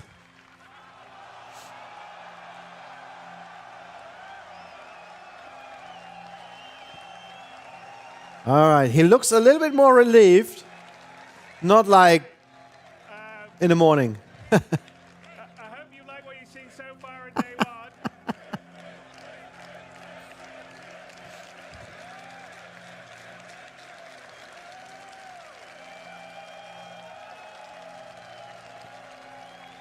Oh, the volume is low. Thank you very much. Anyway, Sorry about I hope you have liked what you've seen so far in day one of CitizenCon 2954. I think the future of Star Citizen is incredibly bright. We have a few more things to show and tell you about tomorrow. But let's talk about the Hornet in the room. Last year, we announced that Squadron 42 is feature complete. So what has the team been doing since? Given the scale and ambition of Squadron, our teams have been focused on polishing and optimizing to ensure the game meets the high standards that I have, the team has, and you guys have. This level of quality does take time, and we're committed to delivering an experience worthy of the journey. So I'm not sure if we've officially talked about gameplay time, but the story on a regular playthrough is anywhere to 30 to 40 hours in length, which is not inconsequential. Okay. So what does that look like? To show you, we thought it would be best to boot up the game and start at the beginning. Now, quite a few people want us to play a pre-recorded video where we played it safely offline, but that's not our style. So, we are going to play this live. I've played it through many times, flawlessly sorry. Occasionally, we've had a few, so if something happens, it happens. But fingers crossed. But what you're about to see is the prologue of Squadron 42's and you, the player's origin story. And you can think of it sort of like the opening of Gladiator, but even more epic. And I want to remind everyone that we are still polishing and optimizing. So what you're about to see in here is still work in progress and will continue to be improved. But I hope you agree it is shaping up to be something special. So to take us on this live journey, I would like to bring 𝗙𝗵𝗁𝗏, Senior Game Director, to the stage to play the game. Oh my God, he will shit his pants. He will shit his pants, man. All right, Rich. If he screws up, he's fired. It's in your hands. Absolutely. Hello, CitizenCon. Oh my God, he must be so nervous. My name's 𝗙𝗵𝗁𝗏, and I'm the Senior Game Director for Squadron 42 in Star Citizen. And I think we've got a little bit to play, so who wants to start? Should we go? Okay. It might be recorded. So as Chris says, this is going to be playing it as a natural playthrough with, hopefully we don't run into any issues, but we'll go from there. Okay, I'll turn my camera off. And this, what you're seeing here, is the combat pilot training application form that we're going to submit for your application. Hellstorm, they are playing Squadron 42. I'll kind of be quiet and just let the game speak for itself. Quiet. It's not about piloting the most cutting-edge ships or traveling to the farthest future. Fighting to protect your home and loved ones, or even learning what you're truly capable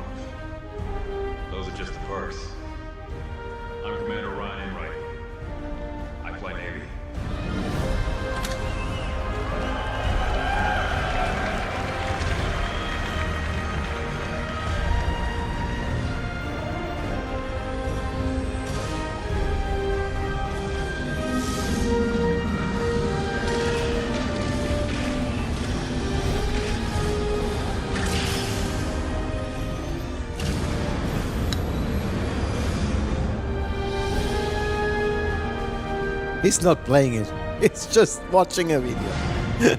Sorry.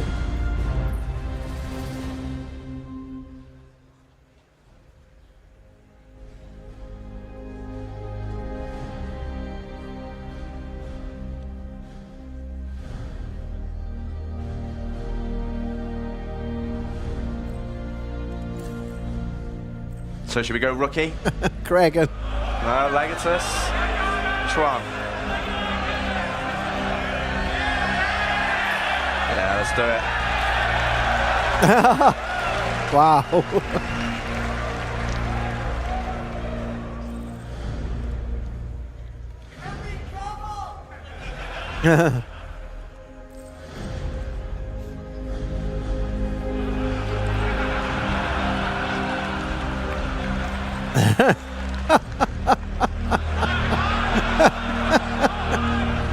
Oh man. So you will be able to fully customize your character further into the game. But in the prologue, this is how you select it. He's having 50 minutes of fame. I assume they talk to all the rookies that way.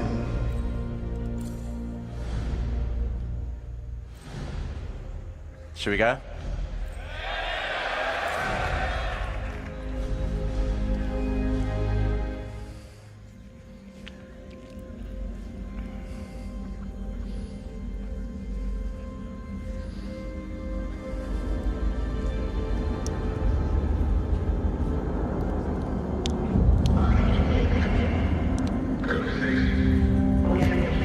Saw this last year.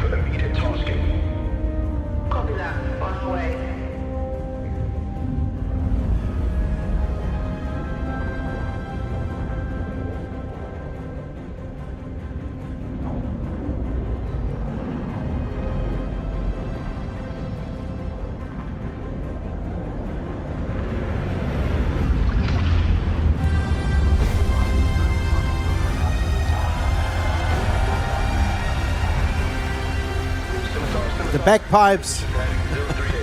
Copy that. Adjusting heading now. Reaper Squadron. Thanks for joining us. What's your sit rep? In position, holding now. Understood. Stand by for further orders. All flanks. Bishop 1 for loose formation and baffle so we don't clump up. Copy that.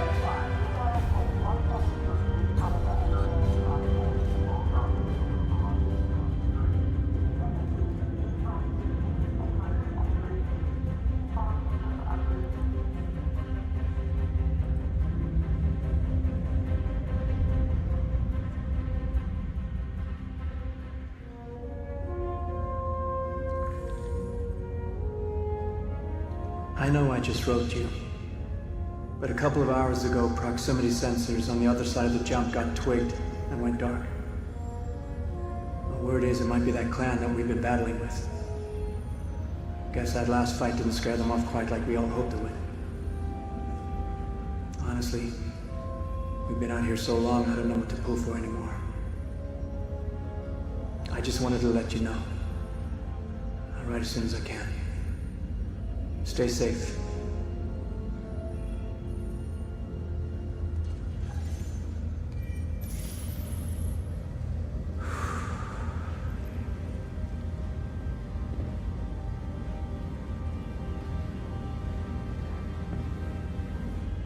Here she is.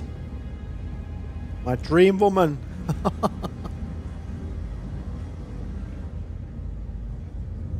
Never gets old, does it? Sir. Eddies. I used to do the same thing when I was first coming up. Post up to the flight deck whenever I could to watch the launches.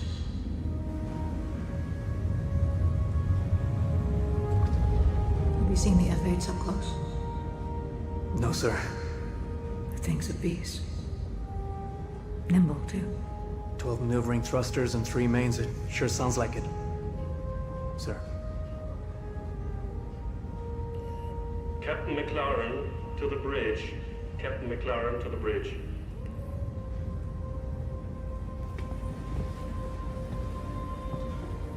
Sir. I saw you apply to the Flight Academy again. Yes, sir.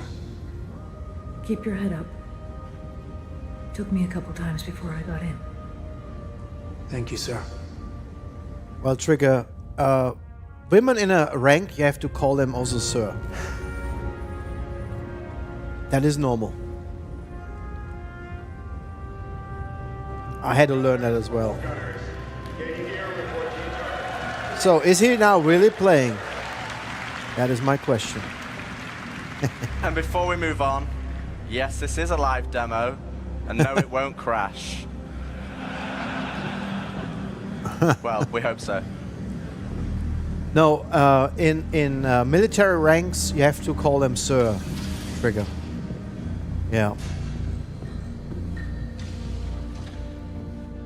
Oh, come on. I want to go to the PU. I'm just kidding, guys.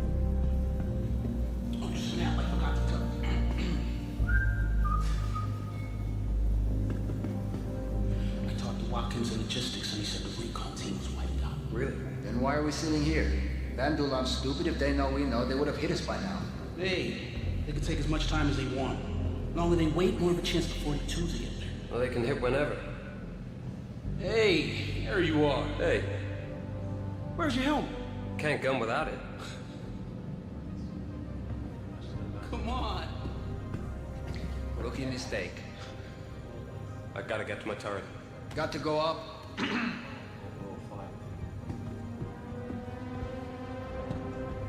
Jacobs told me the Vandal tried 4 chips, and I haven't been able to sleep since.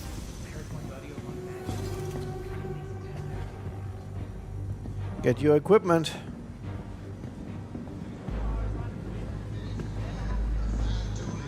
Oh, that is cool. See all the NPCs. Baker under lockdown. Getting tuned up for weeks. It's this Polo Initiative horse shit. High Command's been freaking out about having to make cuts, so everybody's taking hits. Winslow on the Banshee. Is there romance in the game? For their main gun.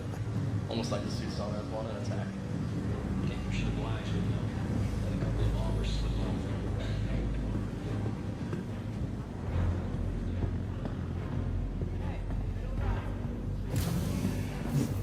You can't romance your ship. I thought about Captain McLaren. I thought you seriously doing another show about the fall. Oh, actually cool. Supposedly out next year.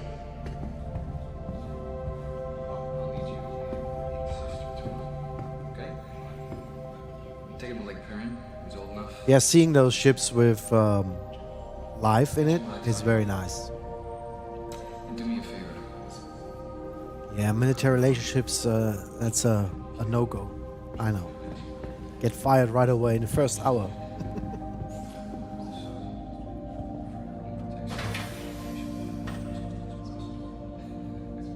There's your stuff.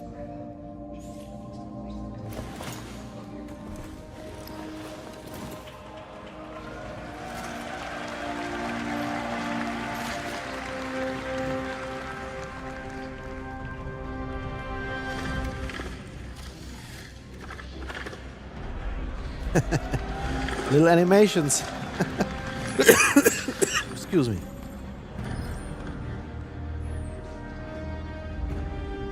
Hey. All set? Hey, you getting any sleep last night? Yeah, me neither.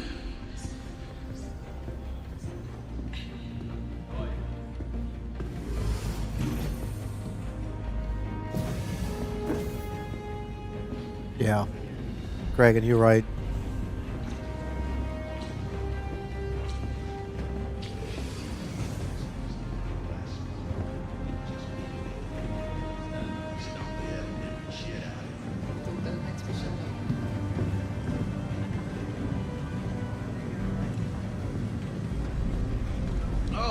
Bad news.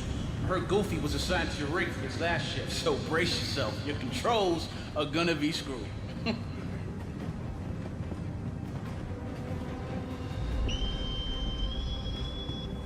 This is Captain McLaren.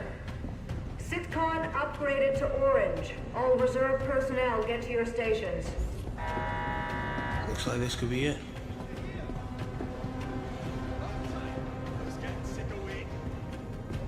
Hey, good luck. I'll see you up there. You got it.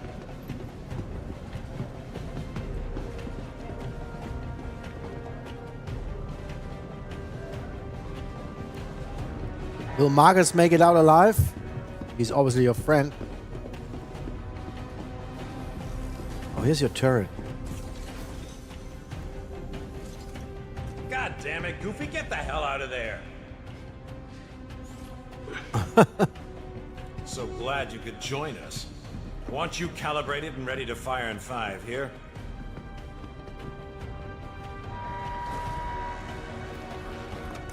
Let's see if the turret works. Ooh. Wow. Holy shit.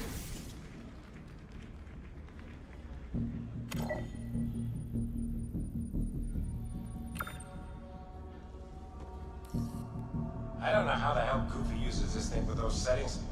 I'm just gonna do a full reset so you can get operational. Just follow the on-screen instructions for the calibration program. Stand by. We'll start with tracking. Since we're out here hunting a 𝗏𝗏 clan, I'll load up one of their ships for you to follow.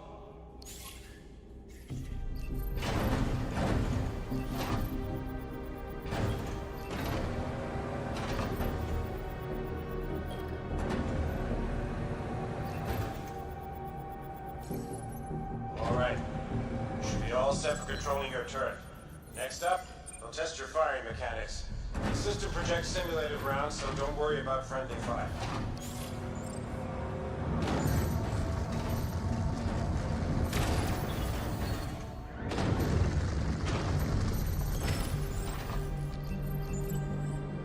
Oh, that is just simulation so far. Ooh. Ballistics. Be good. Last thing we need to do is verify your targeting. I'll load up a larger 𝗏𝗏 ship for you to practice targeting specific parts of the enemy. Specific parts.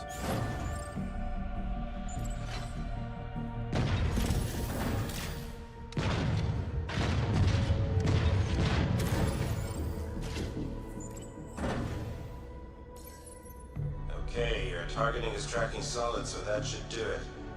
Checking the other gunners, and they seem to be up as well. Everyone up? Marcus, test your tilt. System says it's sticky. Moving now, sir. Seems fine to me. Good. All right, people. Eyes open, mouths shut.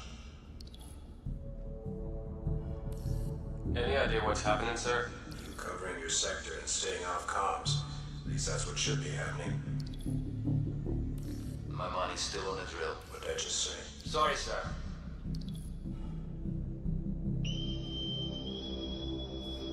About time. Shut.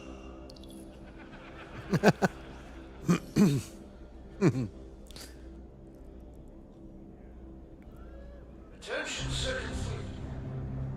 This is Admiral 𝗙𝗏. For 6 months now, we have faced an elusive enemy determined to see the Empire burn and every human with it.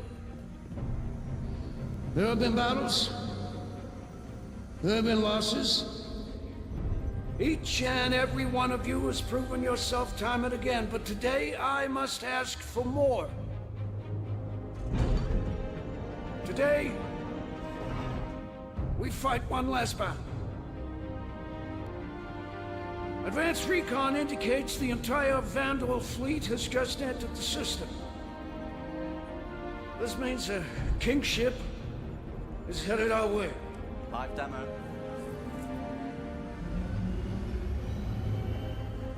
Now, some of you will not survive today, but there will be no time for sorrow we will have to grieve for them later. Because 2 billion souls in this system hang in the balance. There should be no illusions about what we were up against. In the history of the UEE, a kingship has entered human space a handful of times. Battle of Orion, Siege of 𝗙𝗵𝘃, the fall of 𝗘𝗵𝘃. But we are the Second Fleet. History will remember us differently.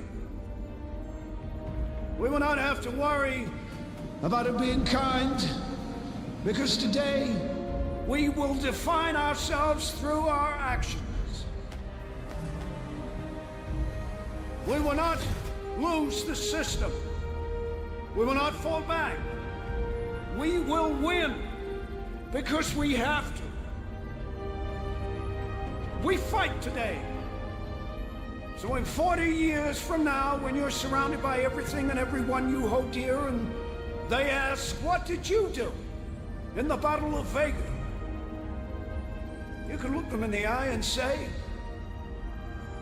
I held the line. Men and women of the Second Fleet, I am proud to stand with you today. Good luck. 𝗙𝗵𝘁𝗶𝘁𝗏. Nice speech. Any word from the recon team? Not yet.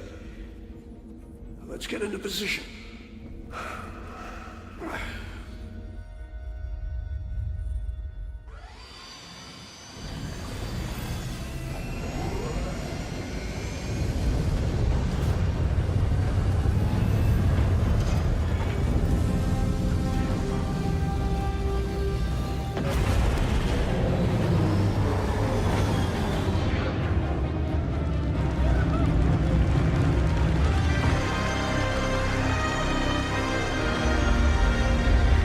Hammerhead.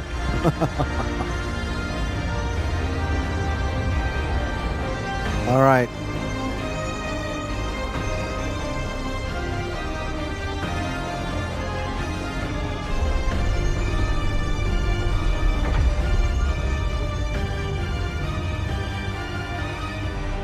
Okay, so far there was not much he had to play, right? It's all cutscenes. Let's see if something more is coming. And I saw one bug. Sorry, I had to say it. There was one bad graphical error in one guy's face.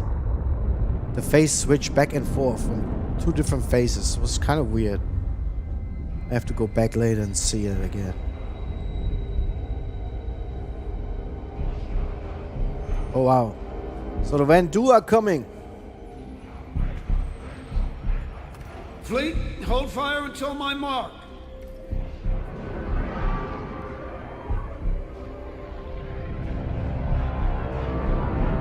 Oh, really? YouTube is actually sent in 4K. Very good. Yeah, I understood. Wow, that's not good.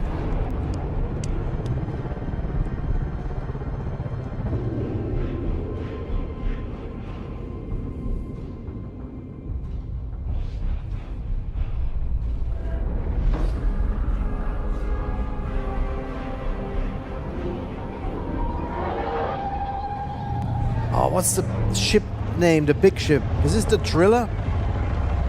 There was one ship, it was called the Driller, I think.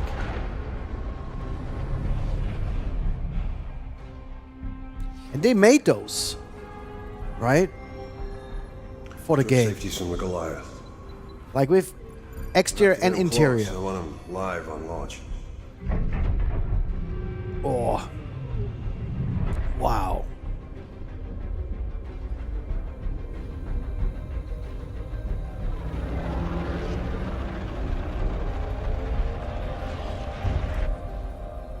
What are they waiting for?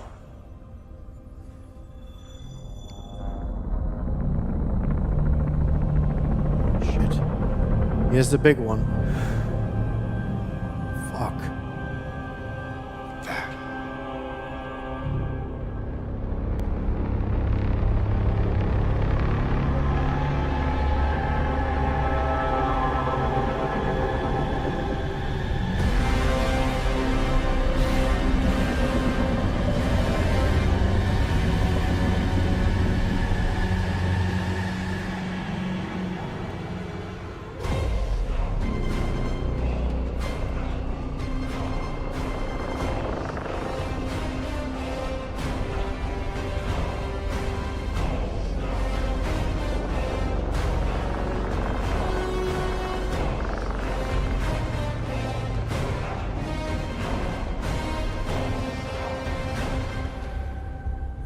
I thought it would be bigger. Wow. So did I.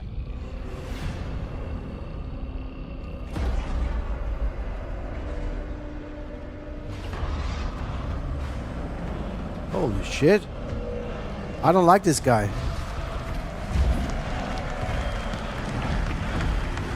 Wow. Love it. This is crazy cool. The alien ships inside is just amazing. Ship's locked, sir. Fleet's ready. Stand by.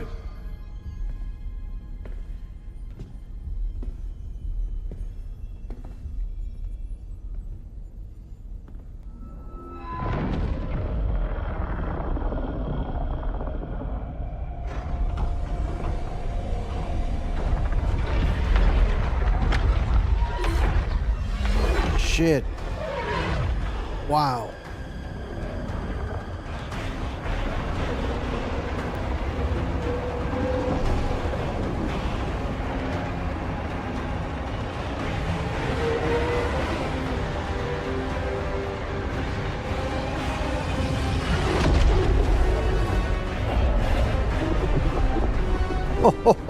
Oh.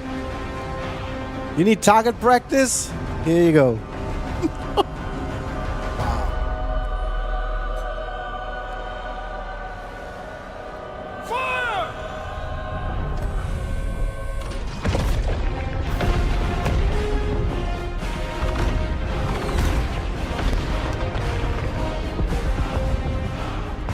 You know, Trigger, I think they're gonna sell this, the rights to make a movie. Or they're gonna make the movie, actually. I'm pretty sure. I mean, that's gonna be an epic movie.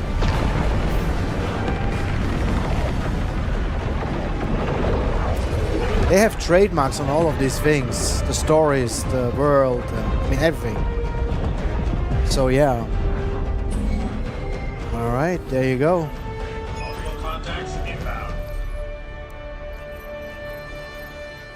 Got one! I got one!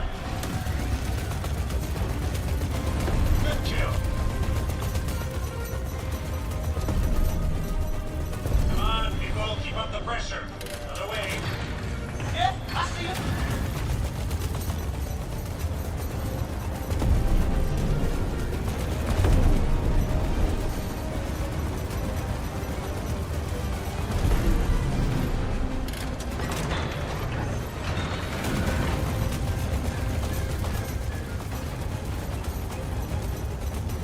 Vandal Blade, okay.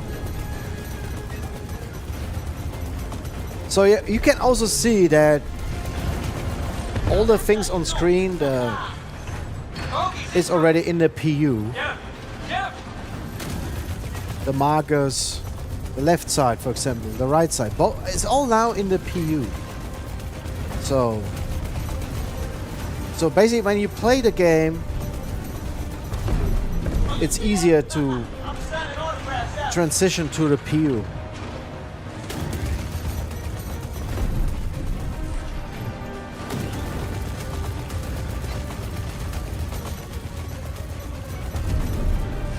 Good job, all.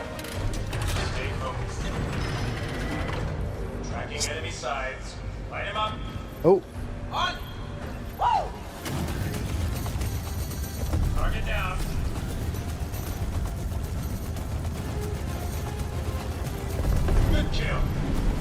But do the other turrets also shoot? I don't see that really. Maybe, yeah, I think so.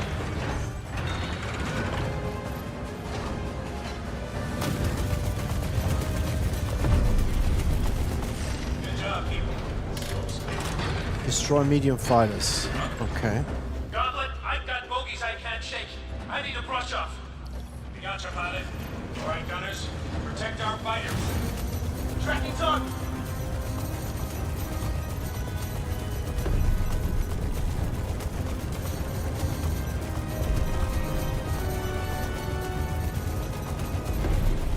Oh. Oh, shit. Oh, what happened? Oh no. Oh no. Oh, shit. There we go. Oh, shit.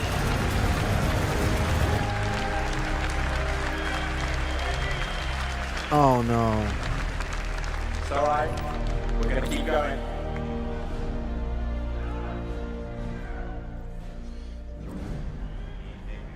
It's not about piloting the most cutting-edge ships, or traveling to the farthest reaches of the universe, forging connections that will last your entire life, fighting to protect your home. Oh, man. I said it, and I don't want to be in his shoes, man. Those are just the first. Right. Oh. I'm Commander. I mean, the whole gaming world really is watching that. Back in the game.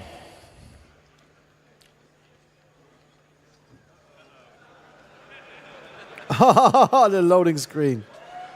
Oh boy. They have more work to do. Oh my god.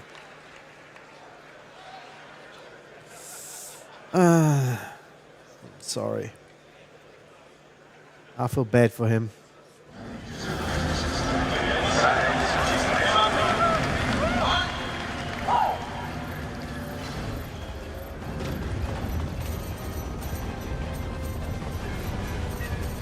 Target down. Good kill. I think he's going to have a big drink after that. Sorry. One more. Yes. Good job, people.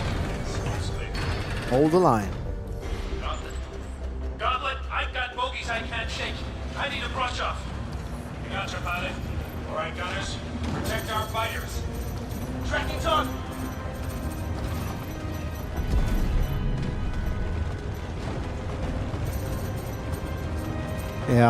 Yeah, Craig. They knew it would happen. And we're praying for it not to. Yeah, it's a really bad feeling if you're in this situation in front of 5,000 backers. I mean, it's difficult, right? Thanks for the help, Gauntlet. You got it. Get back in there. Will do.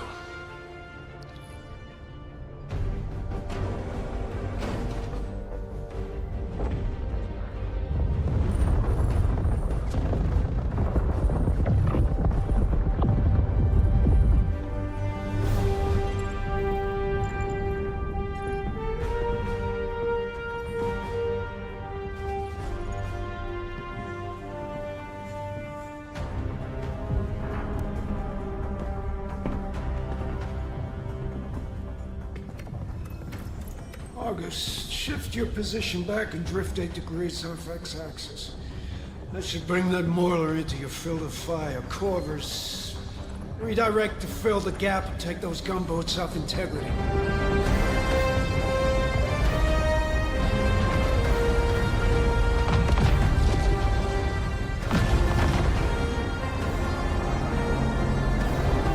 I hope he saved his crash report. Scimitar, your turn to play bait.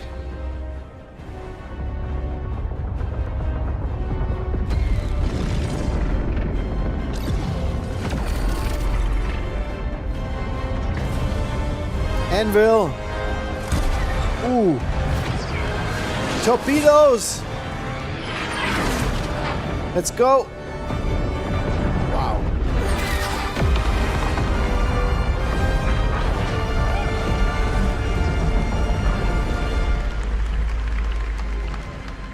𝗙𝗵𝗁𝗍. Push forward, let's see how strong that line is. Raiden, you're their support.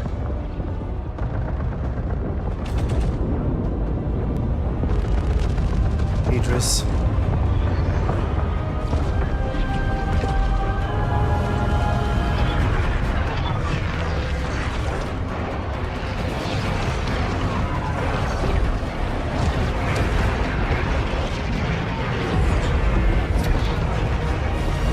Oh, whoa, whoa. They get hammered, man.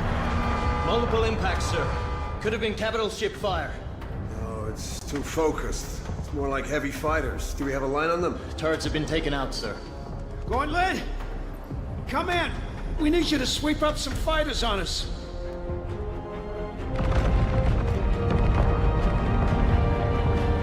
On it, sir. Get us in close. Aye, sir. You're up, turret gunners. We're guarding Bishop here. Make me proud.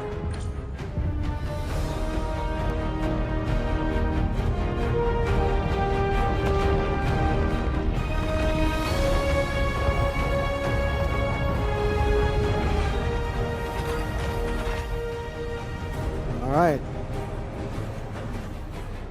Let's get this bread. You heard the captain? Want those dual ships fried and crispy. Copy? Aye, Captain. Copy that. On it, sir. Let them have it, gunners. It's us or them.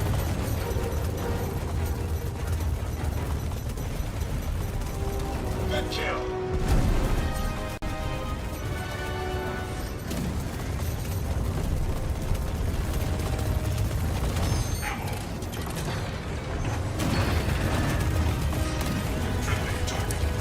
There's a lot going on the screen. It looks fantastic, yeah. Those fighters knocked out Gary's shields.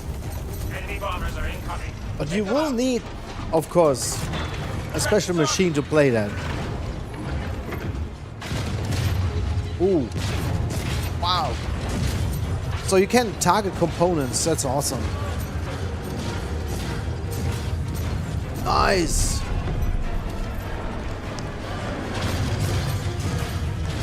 Wow, that looks awesome.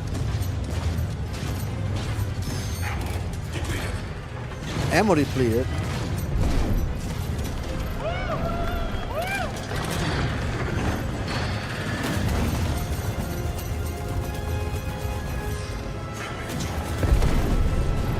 Friendly target. He was shooting his own capital ship. Let's focus up and keep them out.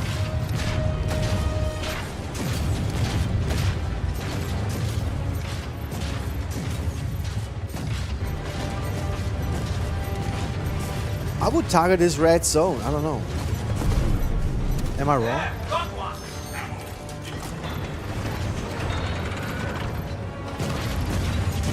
Wow. Oh. That's a big battle.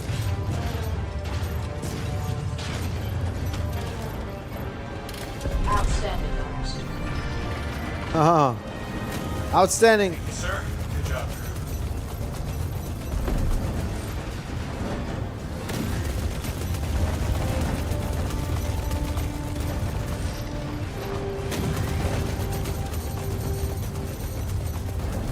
I mean, the feeling of the turret, the sound, everything is just so great.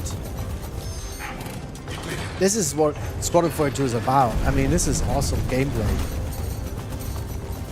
Ready up. More incoming. I'm picking up blades. Take them out. Blades. Destroy remaining fighters. Okay. Well, blades should be easy. For this kind of turret. Yeah.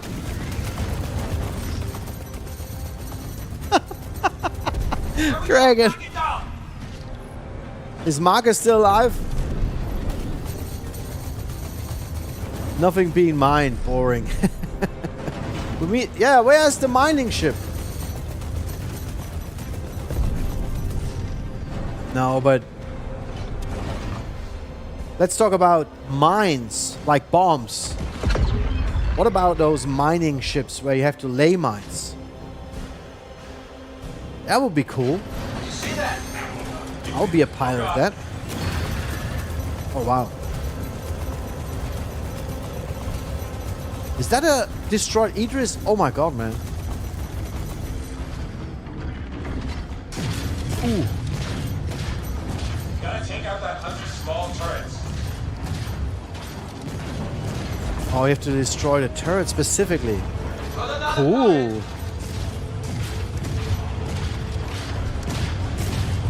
Wow, the graphics. Ammo! Reload, man! Please, don't crash, game. Don't crash.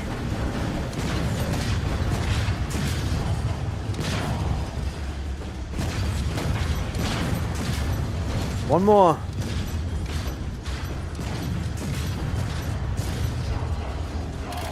Wow.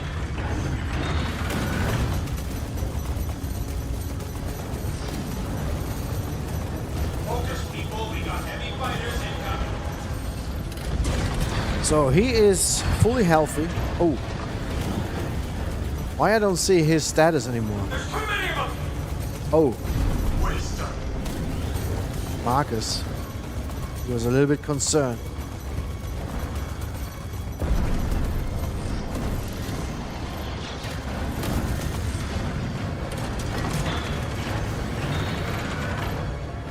Keep up that fire.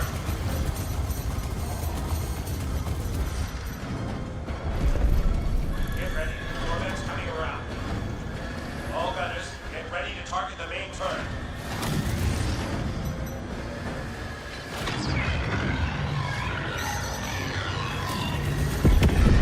Marcus! Is that Marcus?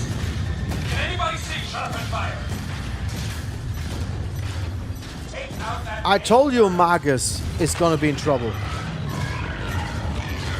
of my guns is down.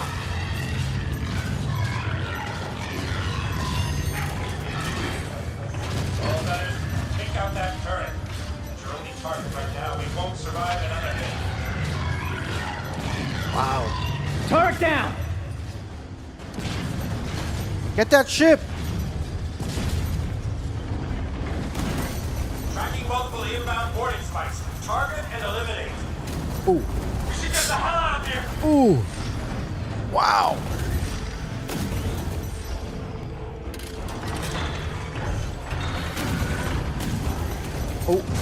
Oh, hit. Help! I need help!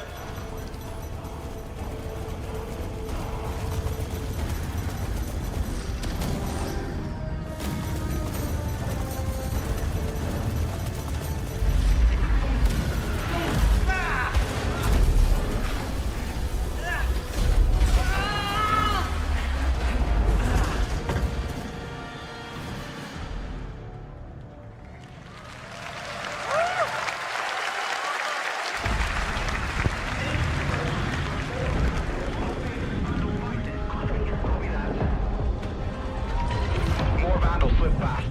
Made planetfall. Copy. Forward inventors onto the ground forces. I agree, man. Appreciate it. Could really just doing some fire cleanup. We're taking multiple hits. 335, break engagement and support. Sir, briefing now. Charging main guns, prepping for full spread. Guys, I bet with you, Microsoft and all these people will try to get their hands on this for PlayStation 4, Microsoft, Xbox, whatever. I guarantee you that. This is great stuff, in my opinion. I mean, it's just the first 10 minutes, but the way it is made, and the graphics and the effects, I mean, this is really cool enemy. Ooh. Wow. Man, that's too many spoilers. Flight ops. Scramble any available support ships to pick up survivors. This thing is chewing us up, sir. Break engagement with this destroyer. Aligned for a run on the King ship. Weapons. I'm gonna need you to cook up a firing solution on that king ship. Hit him with everything we got. So, all of our weapons even focused? Have to do something. Right, Mr. Krause? The Van Duel aren't gonna blow themselves up. Yes, sir. Wait, next time we take a hit, drop our shields an extra 30%. Hear that, Shields? Sir. Navigation. Sir. Adjust heading. 10 degrees port. Aye, sir. It's not gonna run on consoles? We'll see about that. Maybe we can make them blow themselves up. Yep.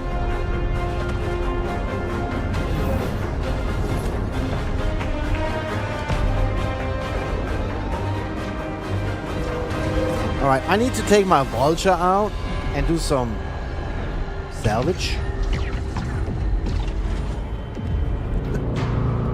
Uh-oh. These two guys, I don't like these two guys.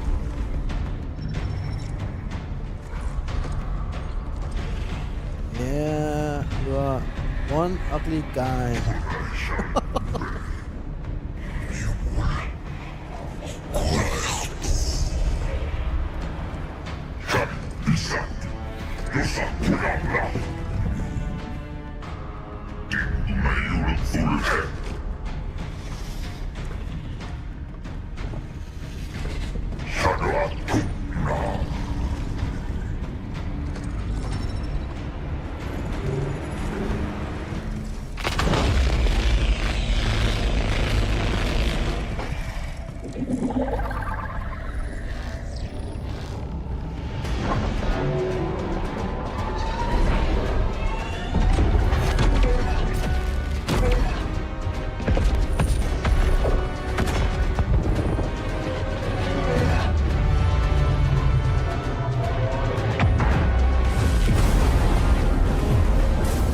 I think it's a time. It's a good time to get out of there. 4 exposed.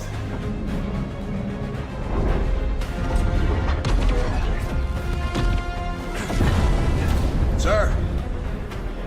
Hit them again. Waiting on you, Mr. Krause. They're gonna kill us.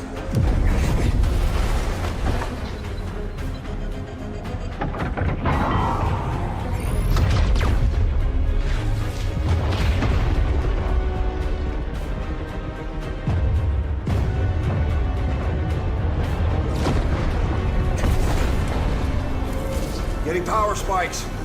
And charging up the main gun. I guess you got their attention.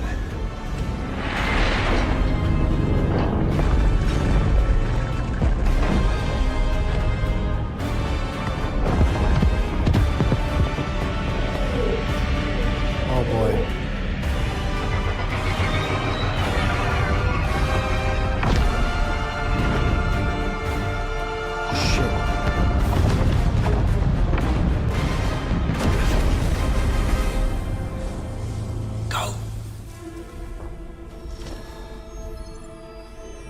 Yeah, Craig, you're right. There they are. Squadron 42. 5 seconds out on the parade. Hold up. Woohoo! You got point.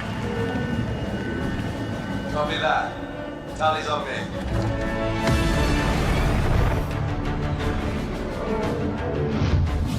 Flight. Echo Flight, prep for boost.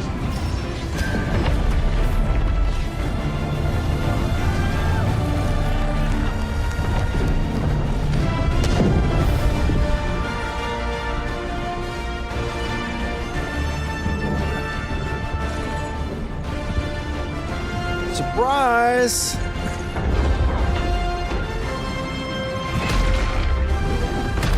Let's say hi.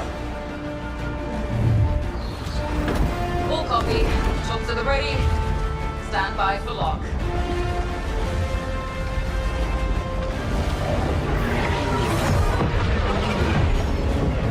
Ready up, people. Enemy vectors inbound. Copy, Doug. You can cover. I can make a run at that shield, Jenny. Copy. Hey, Roker, take Charlie and Delta and speed up those fighters. Needle, Bug, you're at main. They can run a double switchback. Copy that. Tally's maintain vector. I'll clear you a shot. Got it. All echoes, stay on the ball. Light 'em up.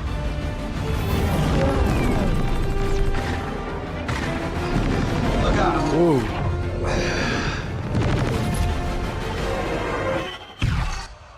Oh shit!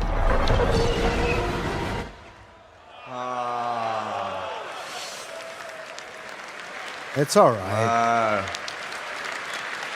You don't want that. It's alright, guys. Is he going back in? I wouldn't. It's okay. Right? I don't want to see everything. I want to play it. Must be. I don't know, I skipped past it. What's that? Do you want me to go to the error? No, what was the crash? I just skipped past it, because I just went straight I in. just want to know, there's something wrong with this computer.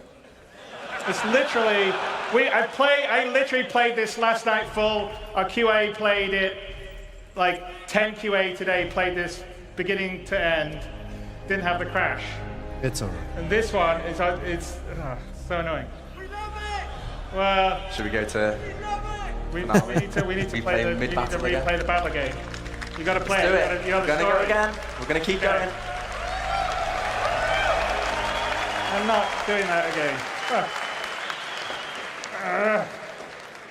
That is so freaking annoying. Don't show your emotions, Chris Roberts.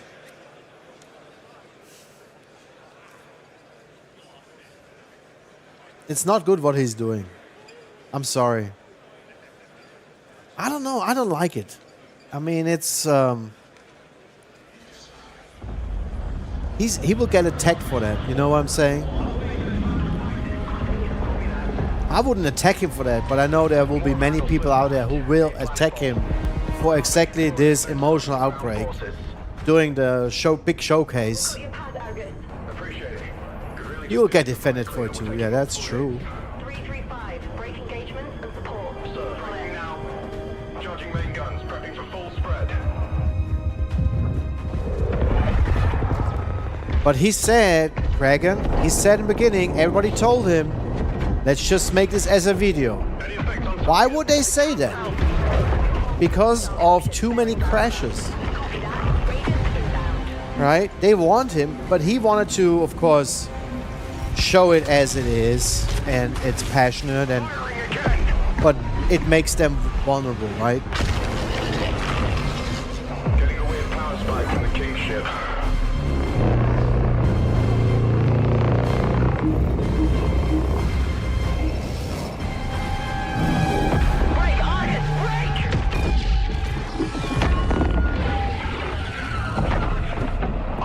I'm surprised that they can go back to that exact same point so easily. Flight ops. Scramble any available support ships to pick up survivors. This thing is chewing us up, sir. Break engagement with this destroyer. Align for a run on the King ship. Weapons. I'm gonna need you to cook up a firing solution on that King ship. Hit him with everything we got. So, all of our weapons even focused? Have to do something. Right, Mr. Krause? The 𝗏𝗏𝗿𝗲 aren't gonna blow themselves up. Yes, sir. Wait, next time we take a hit, drop our shields an extra 30%. Hear that, Shields? Sir. Navigation. Sir. Adjust heading. 10 degrees port. Aye, sir. Let's get their attention.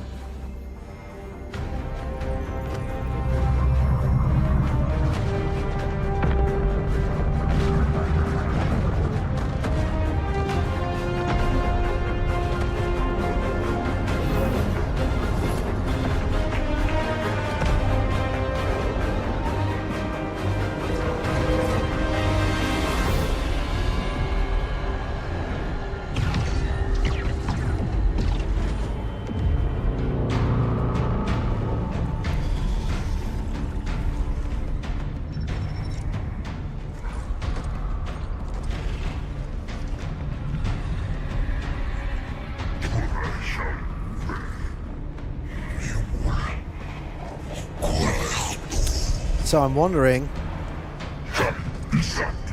what the next thing is. Will they announce their release for next year or not? It might change now the plan.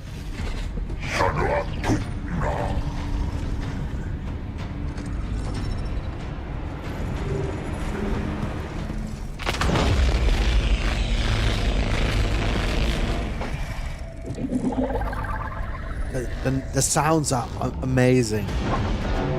Like in the alien ships we have in game already. Same sounds. Very nice.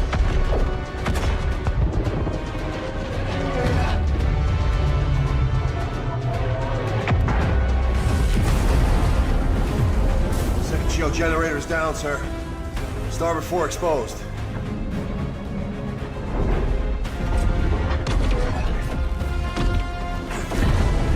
Sir. Hit them again. Waiting on you, Mr. Krauss. They're gonna kill us. They're gonna kill us. Shit.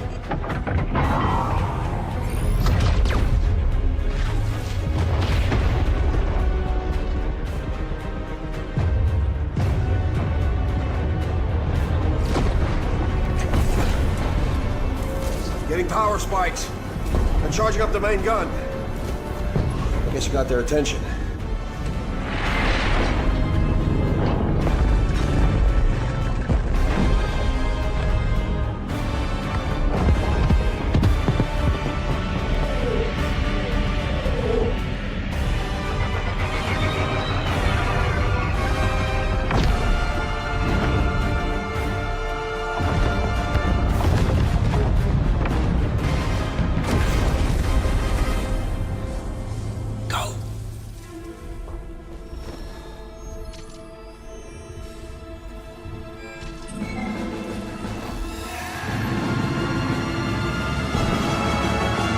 All right, people. 5 seconds out till the fray. Warm up, Cal. You got point. Copy that. Tally's on me. The question is how I become as a player part of Squadron 42, right? It seems to be a special squadron. But as a player in this situation right now, I'm still not member of that squadron, right? So there must be a follow-up story on that. After that battle, where you as the player become member of that squadron.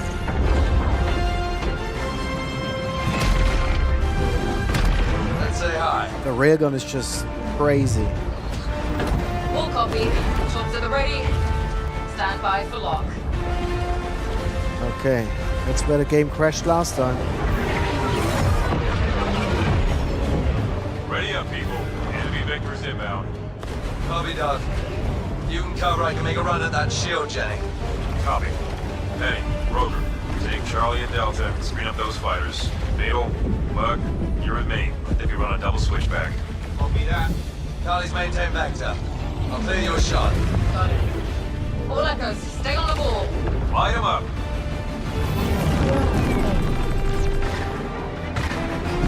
Look out.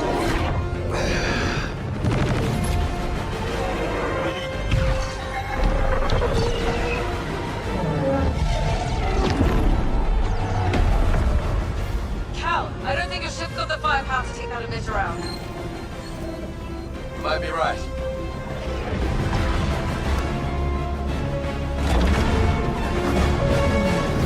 Ooh.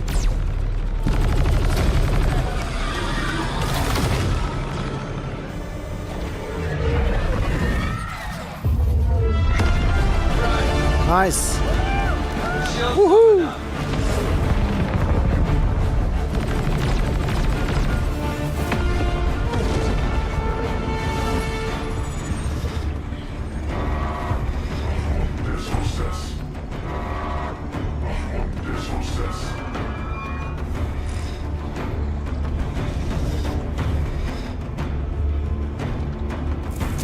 Shields up!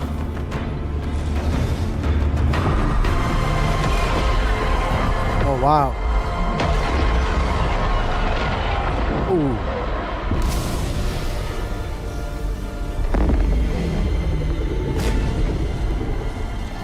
Report! Shields are holding. Barely. That shot took out our main thrusters. No, not us, them. The Kingship shields are down. Yes! We don't celebrate until they're dead.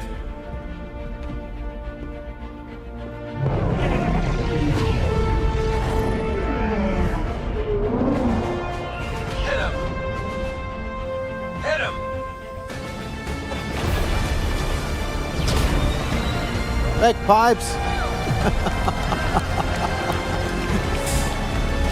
Oh my God. Wow.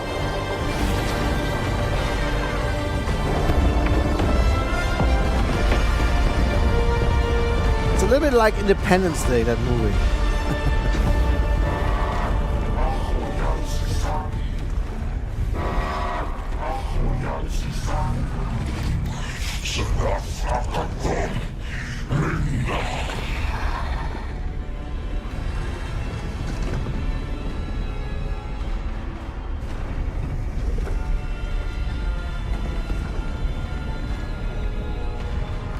Okay. What's he doing?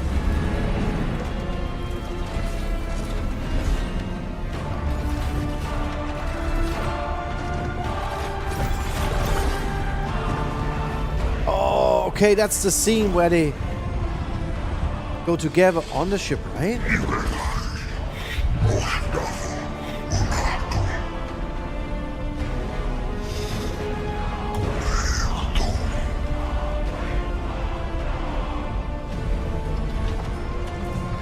This changes things, yes. I think so too. But what is he doing? Too many spoilers!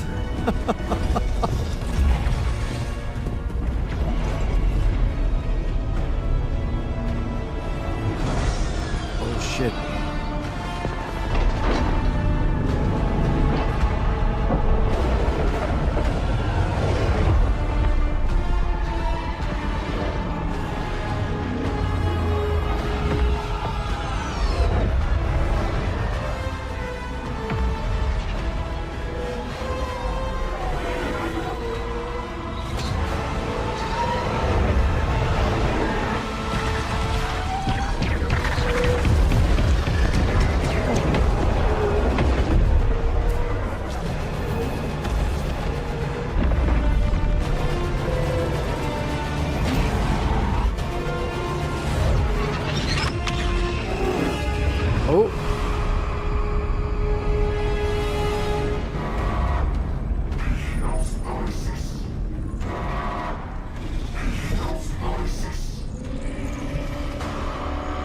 Sir, King ship's headed right for us.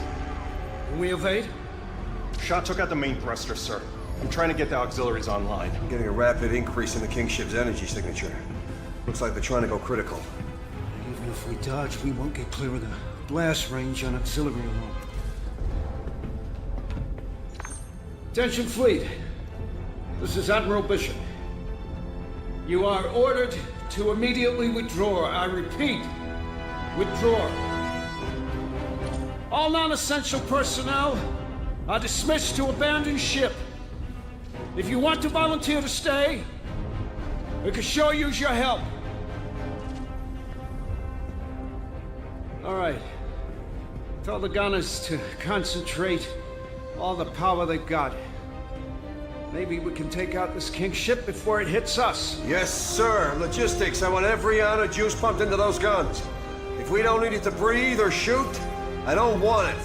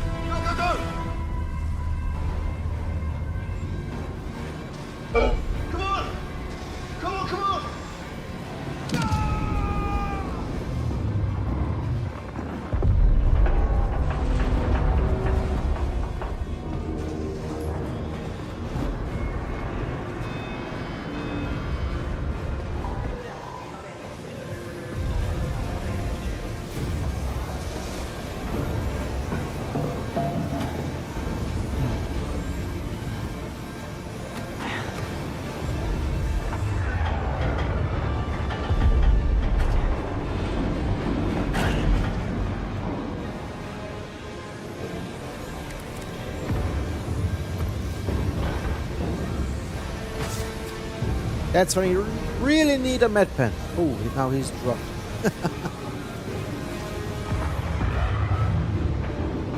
I think I can crouch up there. They're on board, they're on board. Move, move. Let's go.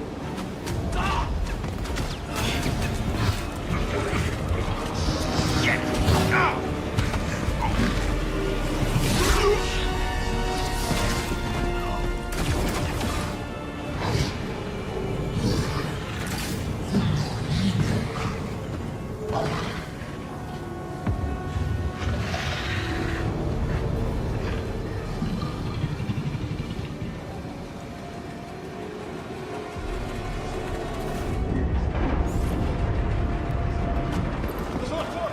Hey, hold the door!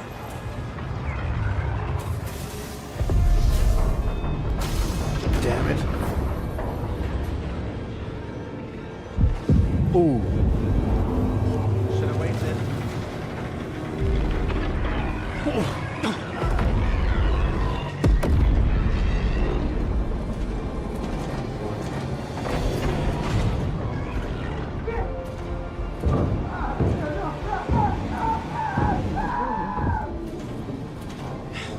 I need to find another way out of here.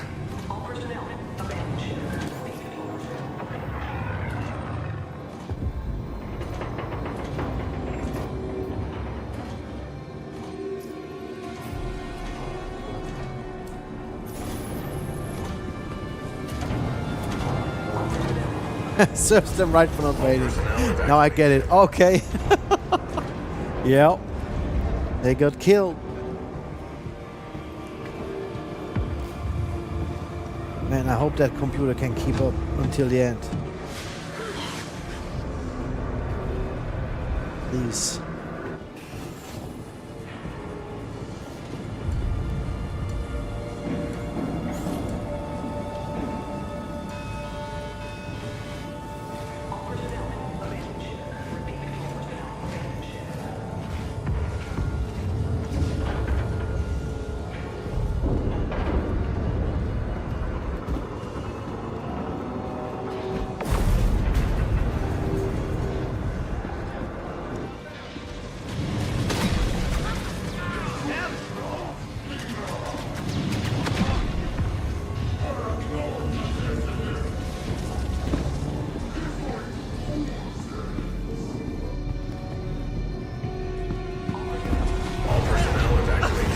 Shit.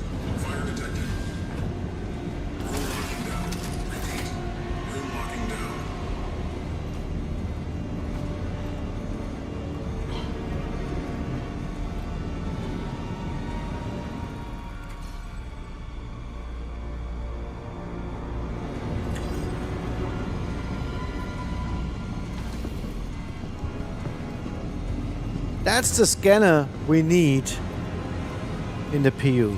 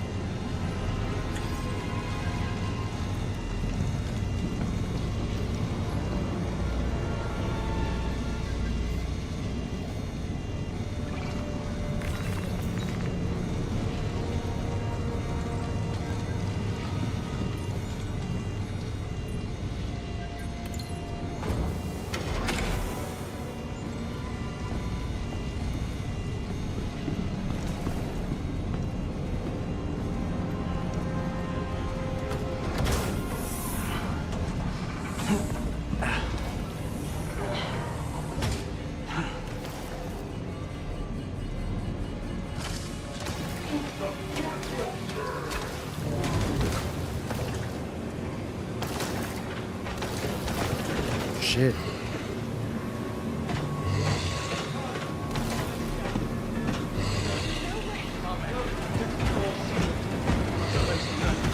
Let's go. Now.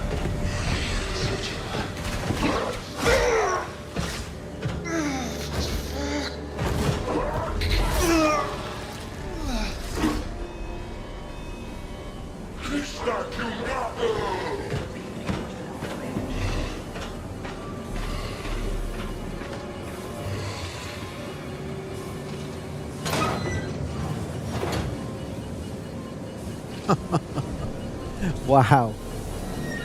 This is very well done. Love it.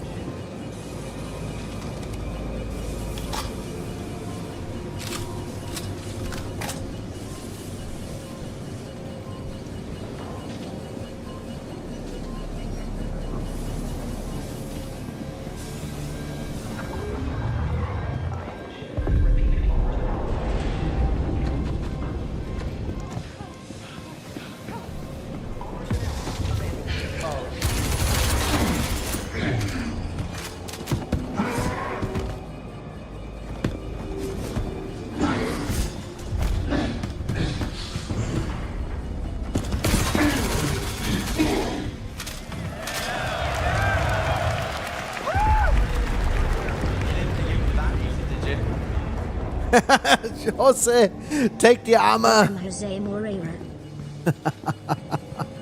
He forgot to loot the guy. That's funny. So cool, guys. Really cool. Love it. I don't know about you guys, but this...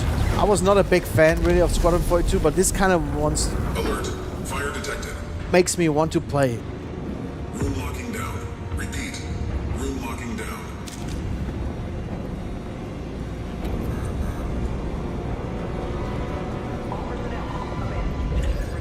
Need a fire extinguisher. There you go. I knew it.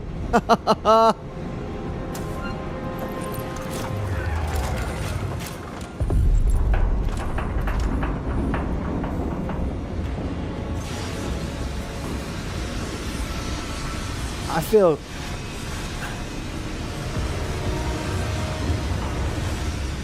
Are you serious, Kragan? No. You're just joking.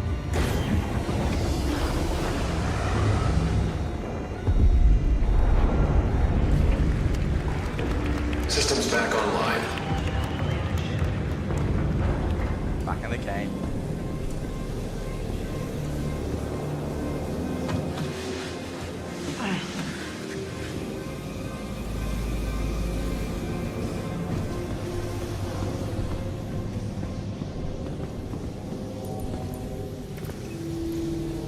See if the elevator works. Of course not. Ooh. Take his weapon, man.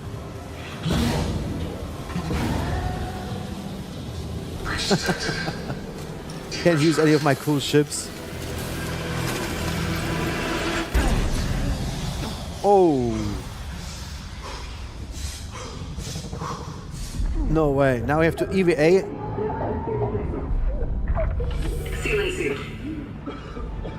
I need that helmet. I need that helmet. It seals itself.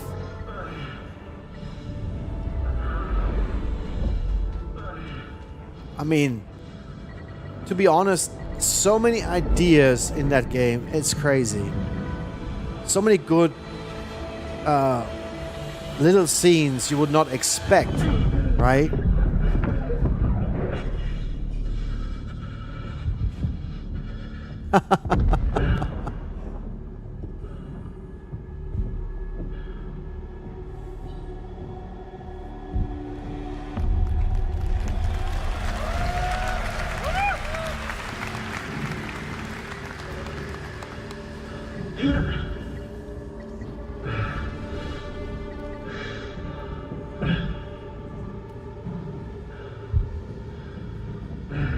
You're gonna need for sure a real good machine to run this game. Because there's a lot going on. Yep. Good thing he didn't forget his helmet. Trigger is making fun of me. Oh boy. Gonna have to give him a timeout on my YouTube channel for 24 hours.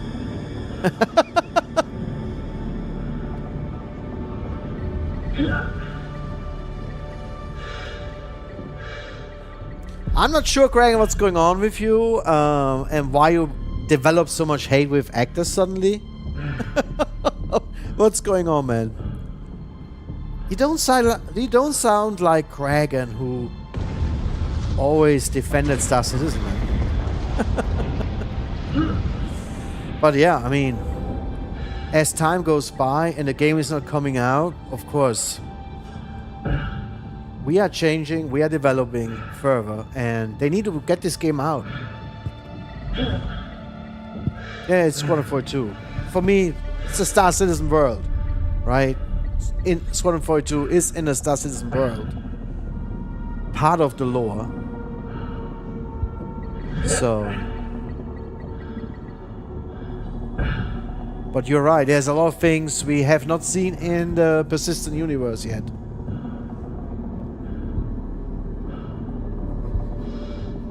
I just hope they finish this soon because... And if you didn't already realize, I don't have an EVA pack. Oh. See, yeah, it would be nice if you would make more comments like this during the gameplay. It's a little bit disappointing that he's so quiet. Maybe it's... he was instructed not to talk about it, I don't know. It would be nice if they release him from his suffering.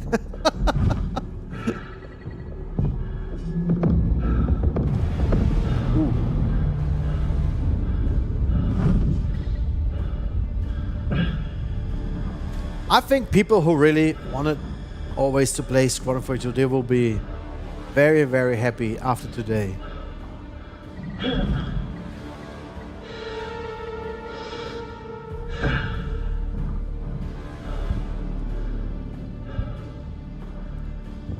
And of course, the refund Reddit is going to go crazy about the 2 crashes. I don't care about those guys. That's a hammerhead. Come on, man. Get on the hammerhead.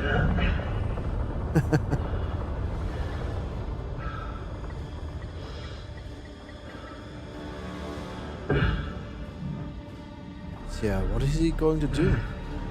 Get to safety, 50 more meters.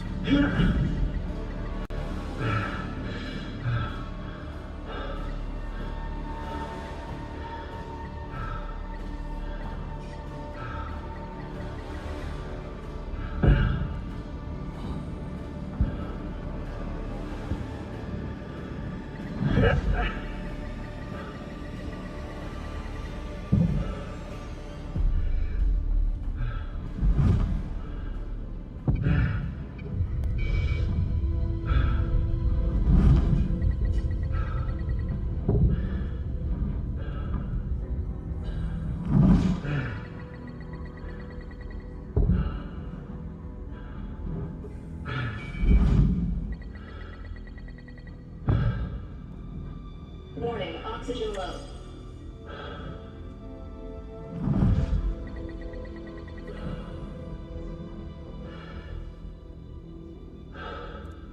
Pressurizing.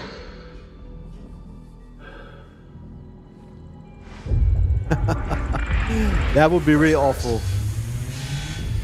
Gravity online. But the game is not ready. I mean, they said they still have to polish many things, so... But it is a really... It looks like a game you have to have a really, really good machine.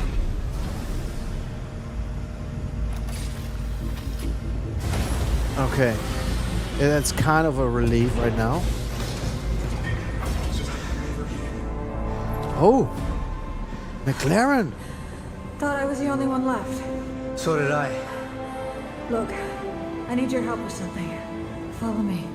We're running low Wow. on power, so we have to reroute our energy from our shields to our thrusters to change direction. This is cool. Take a seat. Wow, I can play with her. That's already a good reason to buy the game.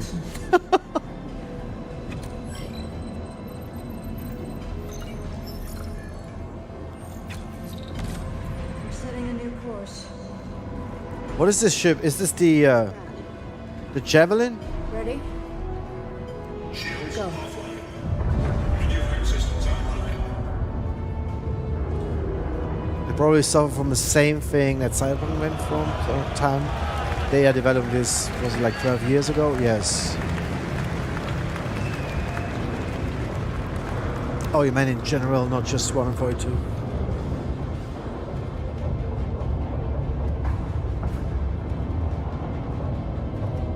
I mean, they use great actors for those cutscenes, definitely.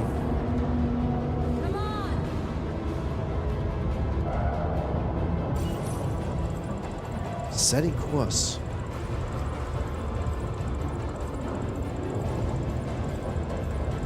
Intercept the king ship. Wow.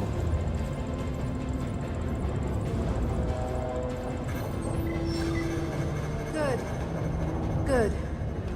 Hold that. Shifting power back to shields. Shields? Engaging autopilot. Cordless! I ordered you to fall back! Can't do that. You're dead in the water and we can help. The situation's under control. You are to reverse. You can't kill it. Not before it takes you out. I remember StarCraft. Oh yeah. We are boarded and burning. You're all getting old. This is the only way. Lock your course. Get off that thing. Both of you, clear? Aye, aye. Rachel. I will.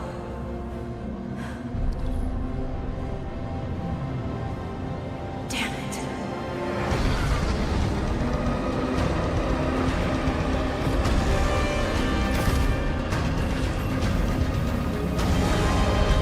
I hate those drones, whatever that is.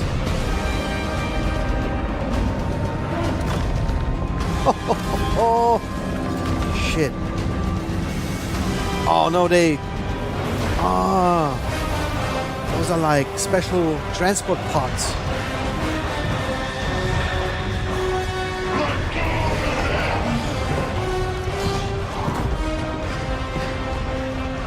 We're about to have company. I've got to try and divert as much energy as I can to the engines. So I'm gonna need you to hold them off. Go now. Yes, sir.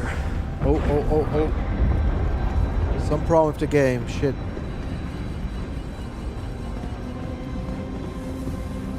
Did you see that? The flickering?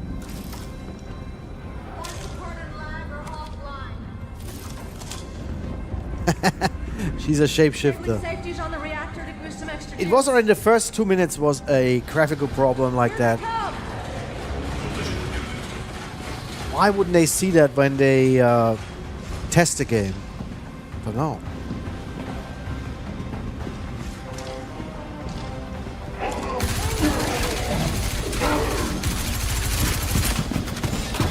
Oh, whoa. Is he going to die? Another breach!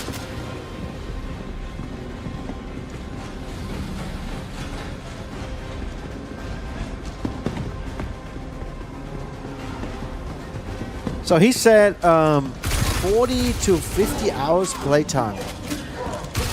That's a long time. I don't know how many levels. 20 levels? You're doing good. Ramming speed. I think they have to ram the king ship, yeah.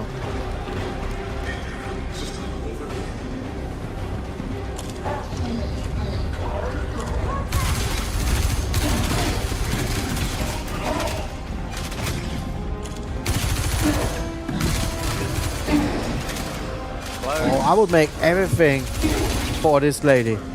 I would do everything for her. On me, quick!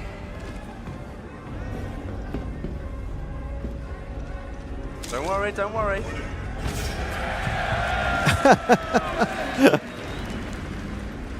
Ejection system offline. The escape pod door is jacked. I need you to manually override the door.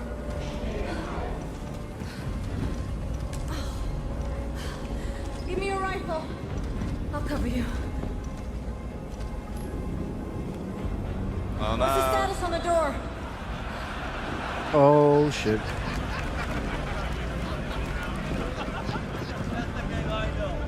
Jared, I think you can roll the next bit.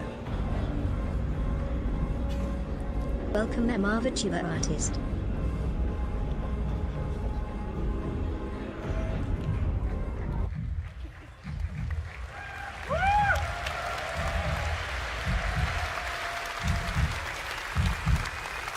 I don't know. I do solemnly pledge, mind and body, I will defend the Empire with my life. So they stopped the game, I guess. Academy has been reconsidered. Captain McLaren had submitted a letter of recommendation. Behind you a bug. It's fine.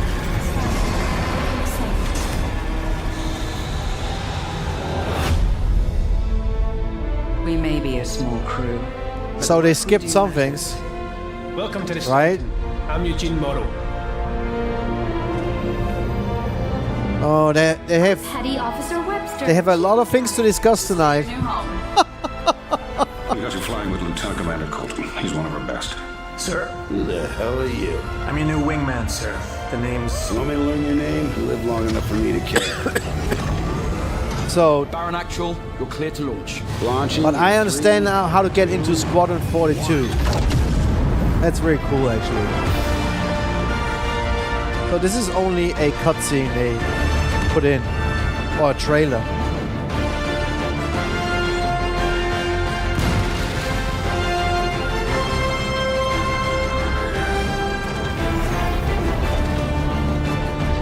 That was enough of a spoiler, yes. Too many spoilers. Oh yeah, we know those scenes, okay, with the boat. They showed it last year already. I think we're gonna hear a little bit about the future of Squadron 42 now. They have to talk about it. Yeah, of course.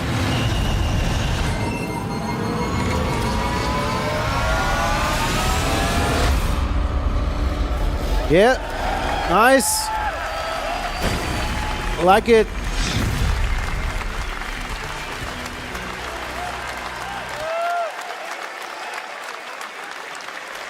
All right. Oh boy. Well, we did say we were doing it live, risking the demo gods, and they brought their wrath down on us.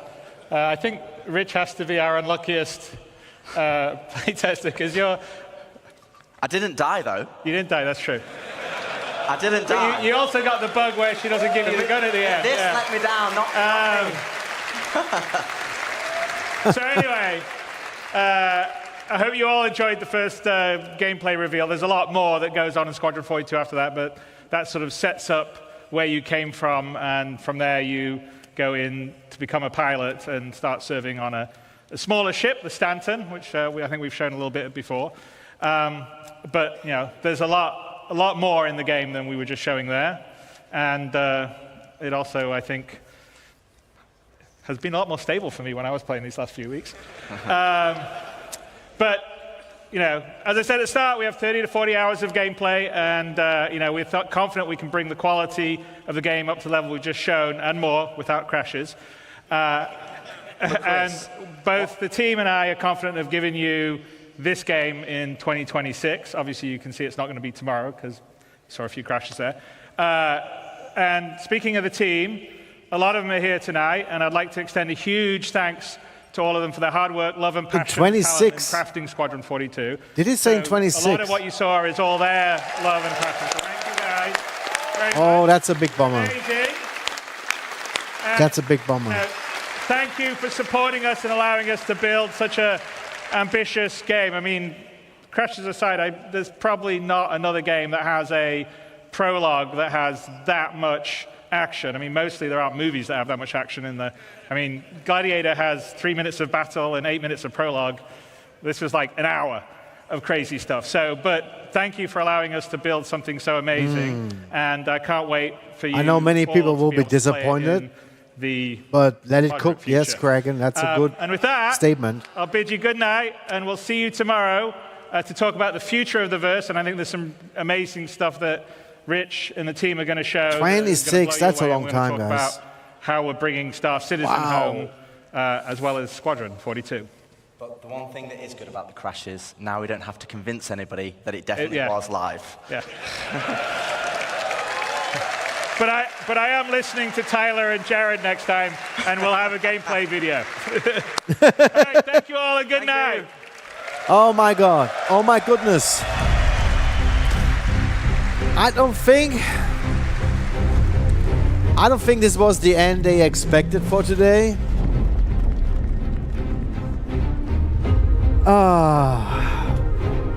Next year gameplay video with twice the spoilers. Oh, I hope not, man. Okay. Anyway, guys, it was a long day. 8 hours, 28 minutes. I will put this down a little bit. So what do you guys think about the first day?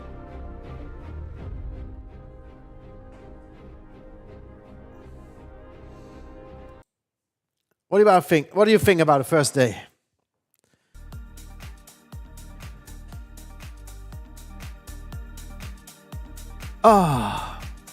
I'm ready for a long break today. And tomorrow I have to stand up even earlier. I thought, okay, here's my disappointment, okay? I thought we're gonna hear about the release date next year. I mean, think about how long this game is in development. And what they have shown last year. A lot to digest, yes. I'm kind of disappointed about Squadron 42. Not just because of the crashes, but because they will not release it next year. They will release it only... Maybe he made that decision on the spot. I thought they're also going to talk about, you know, the rumors that they are already discussing with Microsoft. But yeah, I guess with the situation, what happened today on stage, he decided not to talk too much anymore about it. He was very disappointed. I mean, he said he should have listened to Jared and Tyler to just do a video. But yeah, everybody was thinking next year. I don't know. It was just time to say next year, right? But obviously they are not ready. I'm surprised. I mean, with the Squadron 42 newsletter coming out every month, and the newsletter getting smaller, and feature complete and all that, which was already a year ago. Feature complete 1 year ago. And today we saw a demo which crashed 2 times, which is only the first 30 minutes, 40 minutes maybe, 1 hour. But I don't know, it's difficult. That was the biggest start to a game I've ever seen. Yes, we've seen the start last year already, but this year they went into the game a little further, showing the first mission, right? Missions, I have to say. Very, very cool. Very cool effects. And it's very heavy on your system. I mean, I could tell. Those explosions, the fire everywhere, buttons, lights. I mean, crazy. I mean, it is a heavy game on your system, right? It doesn't start with you mining like 𝗙𝗶𝘁𝗄𝗏 does, so it can't be that good. Yeah, it should release. You know, I don't say they should release it next year. I say I'm disappointed that they still need 2 years. Or I don't know when they release it in 26. Can be January. Can be August. Who knows? But I'm just disappointed that they need longer. That's it. That's it. I thought there's enough time to polish the game to bring it out next year. You know, yes, you have some bugs. Yes, it's crashed. Fix it.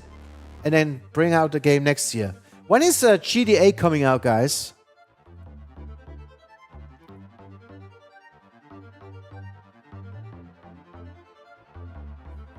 It worked better. Or it worked better if they just make a movie out of it.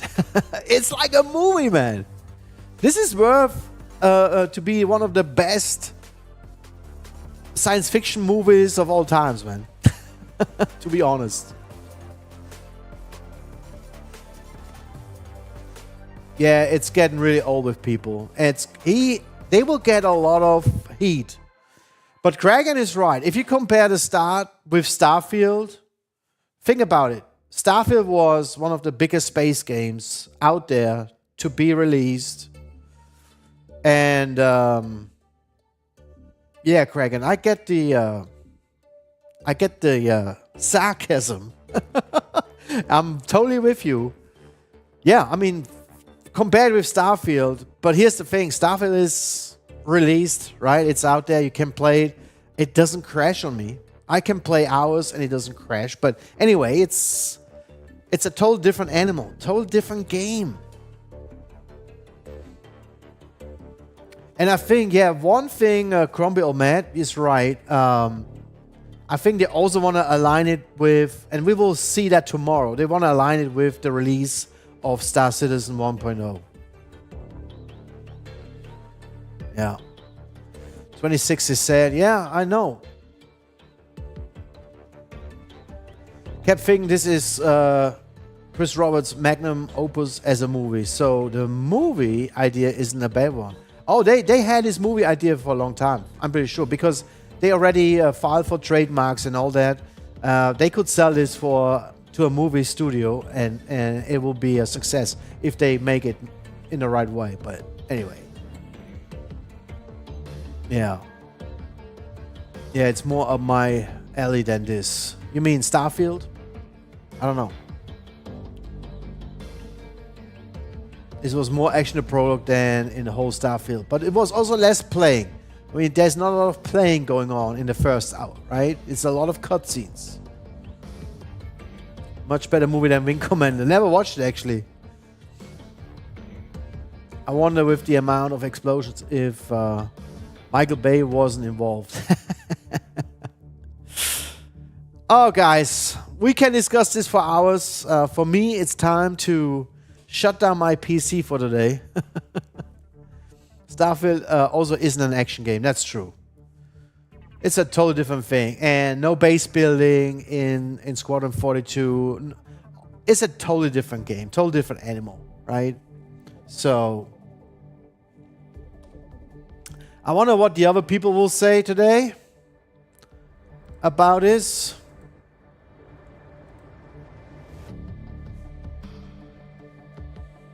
But they really need military advice on the team. Comms were really bad.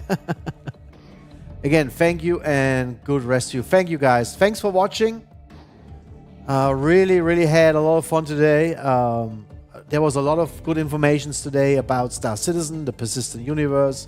And to be honest, after this Squadron 42 and today, I'm gonna focus really on the persistent universe.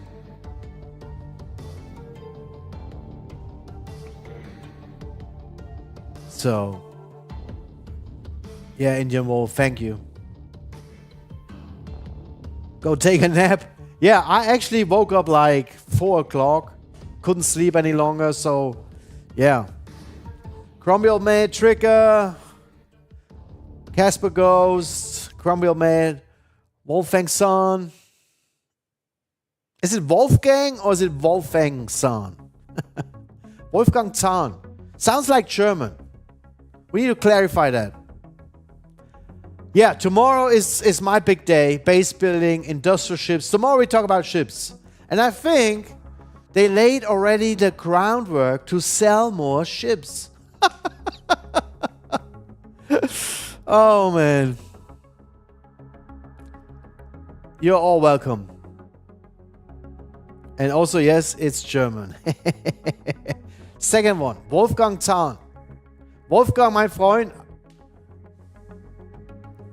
ich wünsche euch ein schönes Wochenende. No, yes, I see you tomorrow. Tomorrow is an earlier start. It's not as long tomorrow.